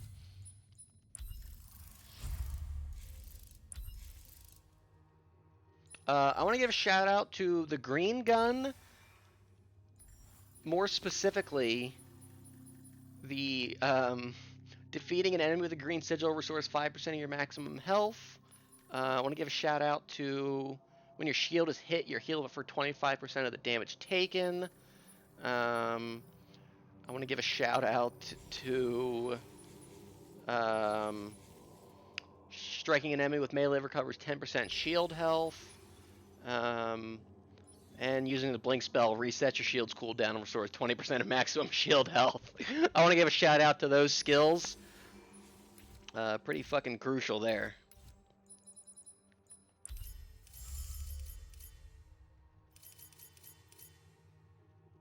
Let's put our good shit back on. Put on my Jack Punch build. Alright. Fun. Challenging. Intriguing. We'll never know what it means. That I am a little bummed about.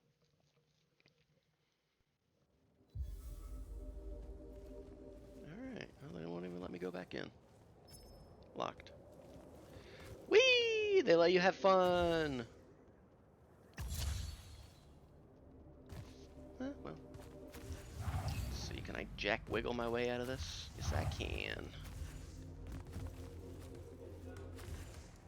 Well, gamers, let's see what our final thing is.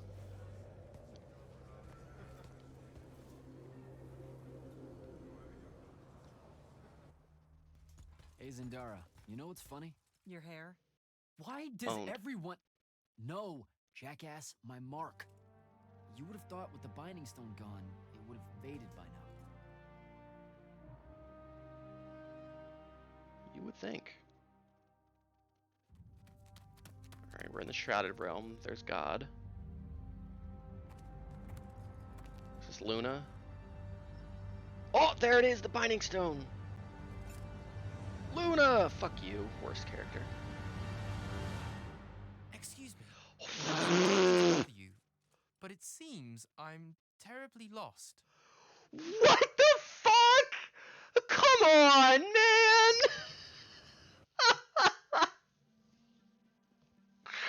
Immortals of Aveum 2! What the fuck?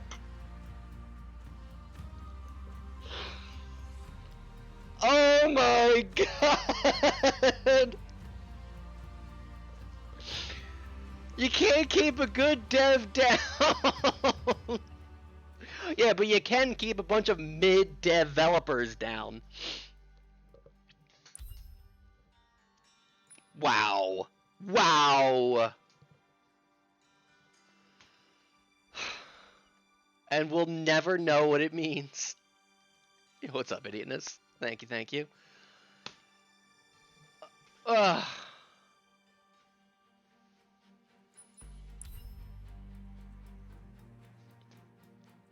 Immortals of Aveum. My dev coin's going to the moon right now.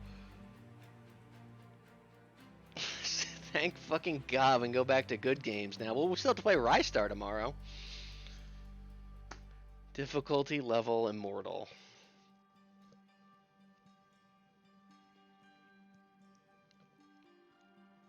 Yeah, now that Until Yawn is over.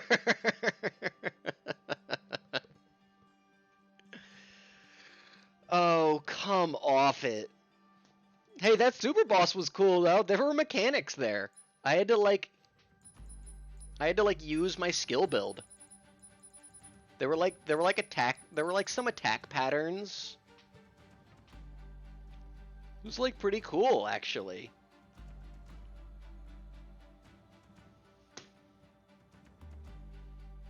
Immortals of fucking Aveum.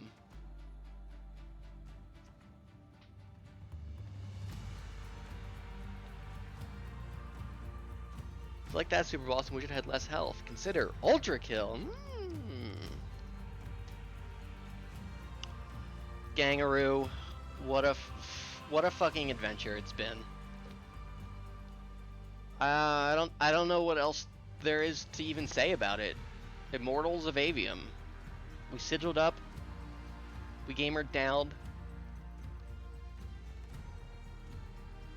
We ended the Everwar.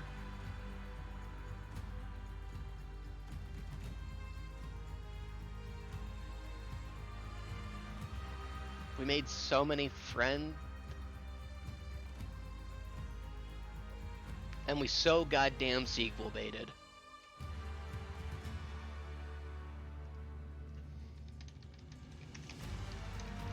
Immortals of Aveum. There are currently no confirmed plans for an Immortals of Aveum 2.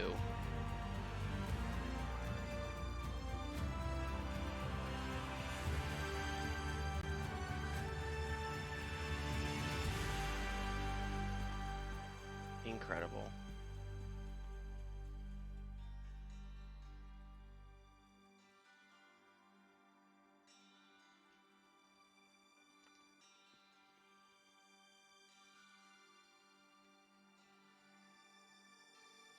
In Europe, Immortals of Aveum was the 469th best-selling game of 2023.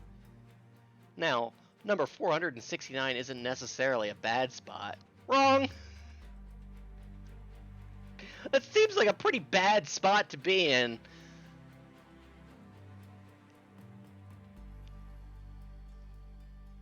Immortals of Aveum was not made by a small developer, though.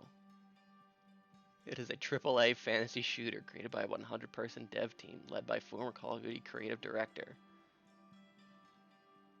Oh, okay. So he's okay. Never. I didn't read the actual second half of that sentence. Really, I kind of buried the lead. If you're a small developer making a game on a tight position, 469th could be pretty profitable. Immortals of Aveum was not that. I was kind of burying the lead a little bit.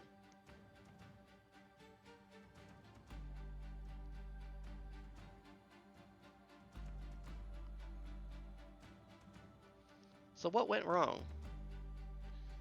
When we were heading to launch, we knew it was very crowded. Who were we talking to? Yeah, what's different this time is that studio founder Brett Robbins wants to talk about it. We learned more from failures and mistakes than success. People should hear all sorts of stories, not just about the huge breakaway hits. Zelda had come out, Star Wars Jedi Survivor was a little before us, and as we were nearing launch, Baldur's Gate 3 suddenly blew up right in front of us. That one, many more than others, seemed unanticipated. We knew we had Armored Core 6 the same week, and we were worried about that. Starfield was like 10 days after us. It really was an awful time. Sandwiched between a lot of different games from really big studios. Absolutely got lost in the noise. That was unfortunate because we pushed the date out a bit in order to get a good polished pass done, get performance better. It was originally due July 20th, but launched August 22nd. Although the game was better, the timing was worse. Baldur's Gate 3 was initially due at the end of August on PS5 and PC, but Larian pushed the PC version forward a month, putting it ahead of Immortals of Aveum. That's rough.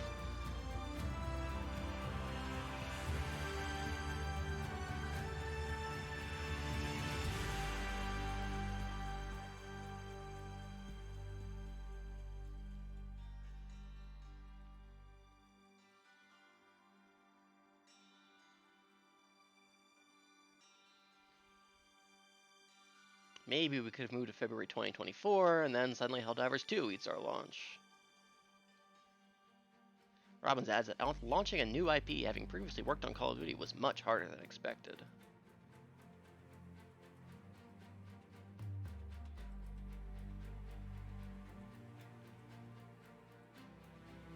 Guy talking about moving from Call of Duty to a brand new IP, like, I had no idea it would be so difficult. Well, duh.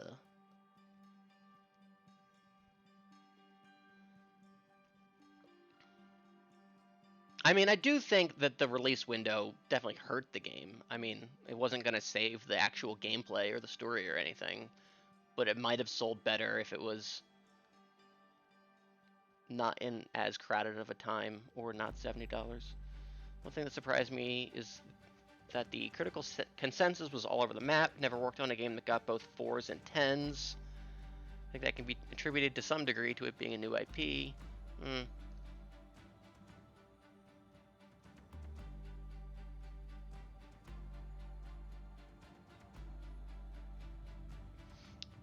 Clearly got some reviewers who don't like shooters. Maybe they're surprised by it. No IPs face that. People are going into it blind. It's much more polarizing than I thought it would be.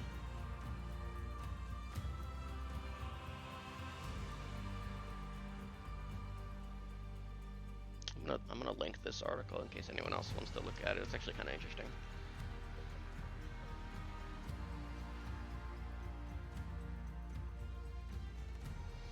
Although the game shared similarities with titles like God of War, that's a stretch, and Doom Eternal, that's more apt. That didn't necessarily come across. He recalls the players were confused when the initial trailers dropped. I definitely think they could have leaned more onto being like, yeah, it plays like Doom Eternal. Like, I think people heard it was a magic shooter by the Call of Duty people and were like, oh, okay, and like dropped it from their mind space.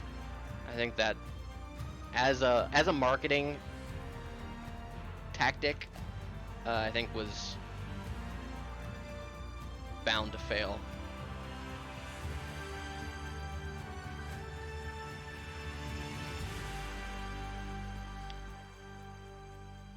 When we did go on sale in November, when the huge breakout games started to quiet down a bit, suddenly we had 5 times the sales that we had earlier. Testament to the fact that people were now discovering and had the time to play it. I think if you had launched at not $70, that would have also just helped in general. When was this article written, by the way? February 27th, 2024. So a couple months after the game came out.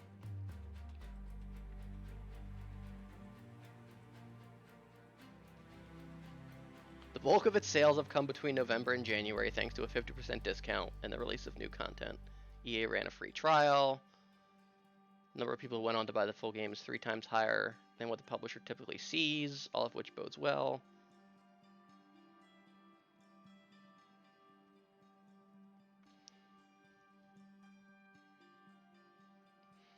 The story of Immortals isn't written yet. I was the creative director on Dead Space, and people were discovering that for years and years. I think Immortals will be the same.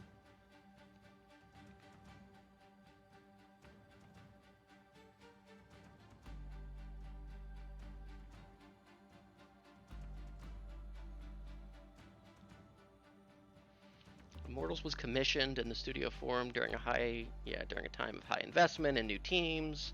Investors weren't interested in small-scale indie projects, but were seeking something substantial.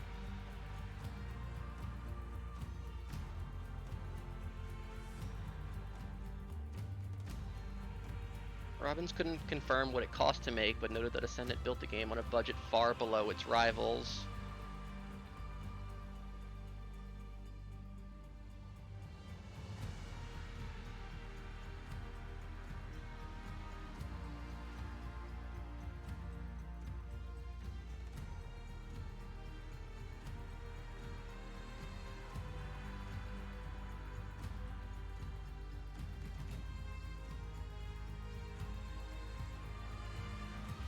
For a big AAA game, our budget was pretty modest. We delivered an amazing 25-hour game. It's beautiful and plays really well. It was relatively bug-free. And half the cost or less a lot of the bigger games. I mean, I agree with that.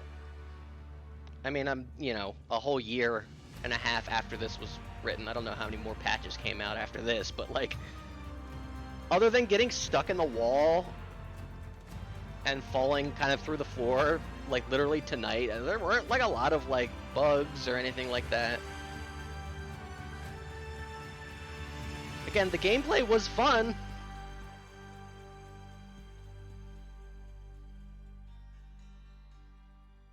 It was just really bland otherwise, unfortunately.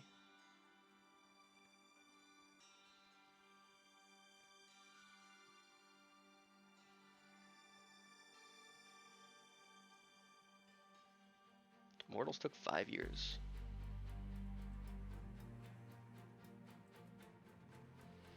Ascending continues to update the game, and Robin says the team is now building another internal title. It's also eyeing other projects, although he's not at liberty to disclose what they are and who the partners might be. The studio isn't closed, right? It's just like a shell of itself, kind of, right? Or is it fully closed now?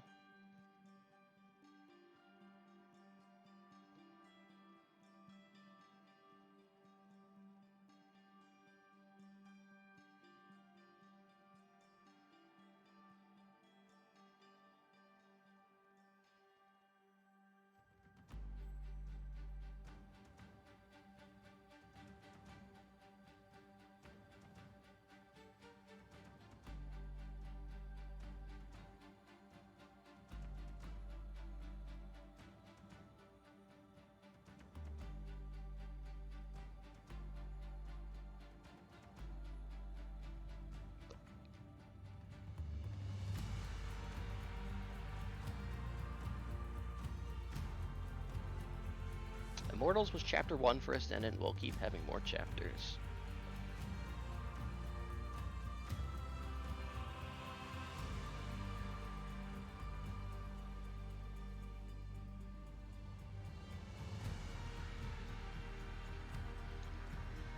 Yeah, I don't know, man.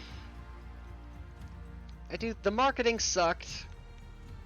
I don't think they did a good job of explaining what it is, and that certainly hurts. $70 price tag was absolutely the wrong move. The game itself could be a lot better. Yeah, it looks like the company is still around.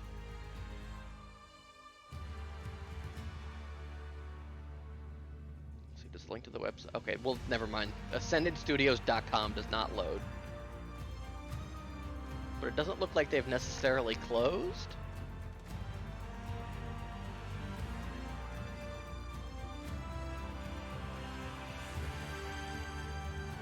Okay, yeah, director... Oh, here we go. Director Brett Robbins admitted a part of the poor performance was due to the $70 price. Yes, yes! By September of 2024, Robbins announced that he and a group of around 20 employees from Ascendant were joining Dan Houser's Absurd Ventures. Who was Dan Houser? One of the co-founders of Rockstar.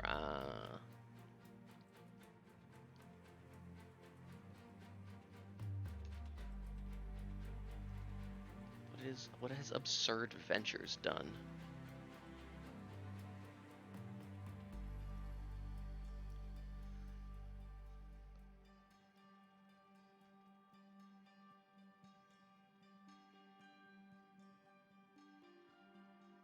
Yeah, it looks like anyone who was left at Ascendant Studios is now under this Absurd Marin team. Reportedly working on a story-driven action-adventure game based on an unannounced new IP.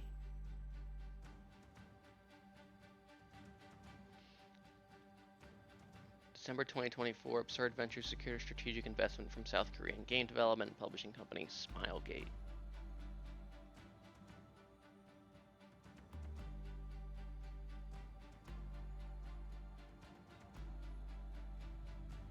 Okay, it doesn't really look like this Absurd Ventures thing has done much of anything at the moment.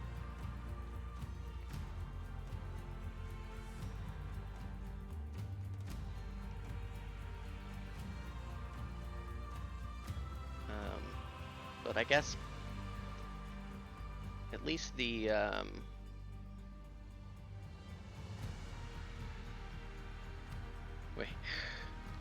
A Wikipedia editor has nominated this article for deletion? Why? The Ascendant Studios Wikipedia page? Why would you delete the article? At least just make it be like, yeah, no, it doesn't, the company doesn't exist anymore.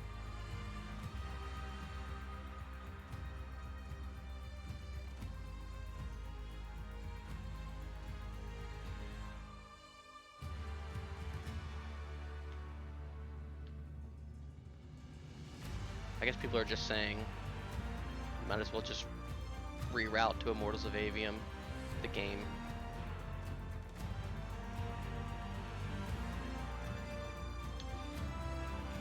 Yeah, I don't know. Immortals of Aveum. We'll never get a sequel. We'll never know what they were cooking. I would be interested to learn. If an Immortals of Aveum 2 was announced, would I stream it? I think I kind of would have to. I think I owe it to Devin.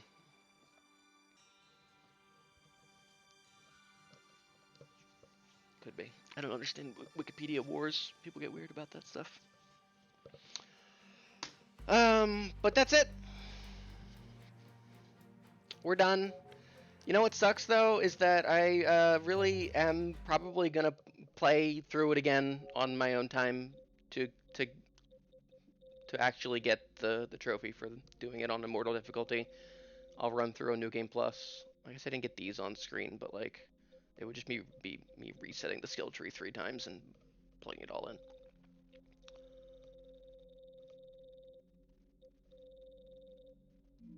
Because I might as well get the platinum. Maybe we'll do Until Dawn on my own time as well. Get the platinum for that. That's gonna do it for me here tonight. I want to thank Rinslet for the 10 months. Thank you so much, Rinslet, for the resub. And I want to thank you guys for being here. Tomorrow night we are going to be playing Rystar, which is exciting. It'll be my first time playing that game. As for next Tuesday, we will be playing Batman Arkham Knight. We are going to finish out the Bat Trill. I still need to get it kind of downloaded and installed clearly. I think I'll probably purchase 87% off on the DLC. How long is this good for? This deal.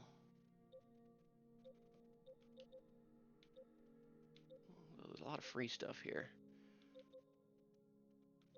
I might look into that. But yeah, I'm very excited for Batman Arkham Knight.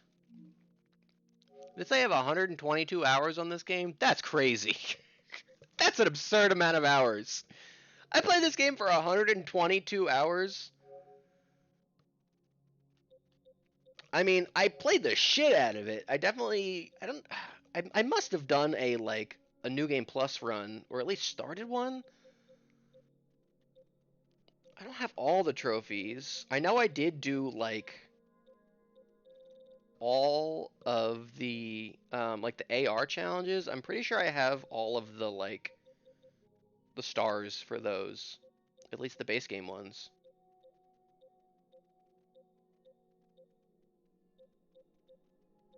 I'm pretty certain I did that. Are they in here? 46 stars in the AR challenge.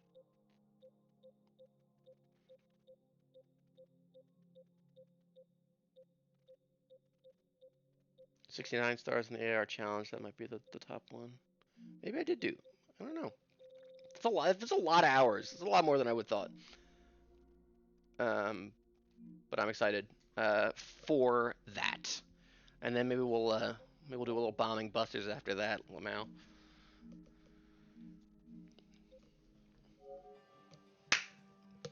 Big love. Thank you guys so much. Immortals of Aveum. Write your Devin Returns fanfic. Let me know how it ends up. Bye bye. Mwah. Big love. One for the fucking books.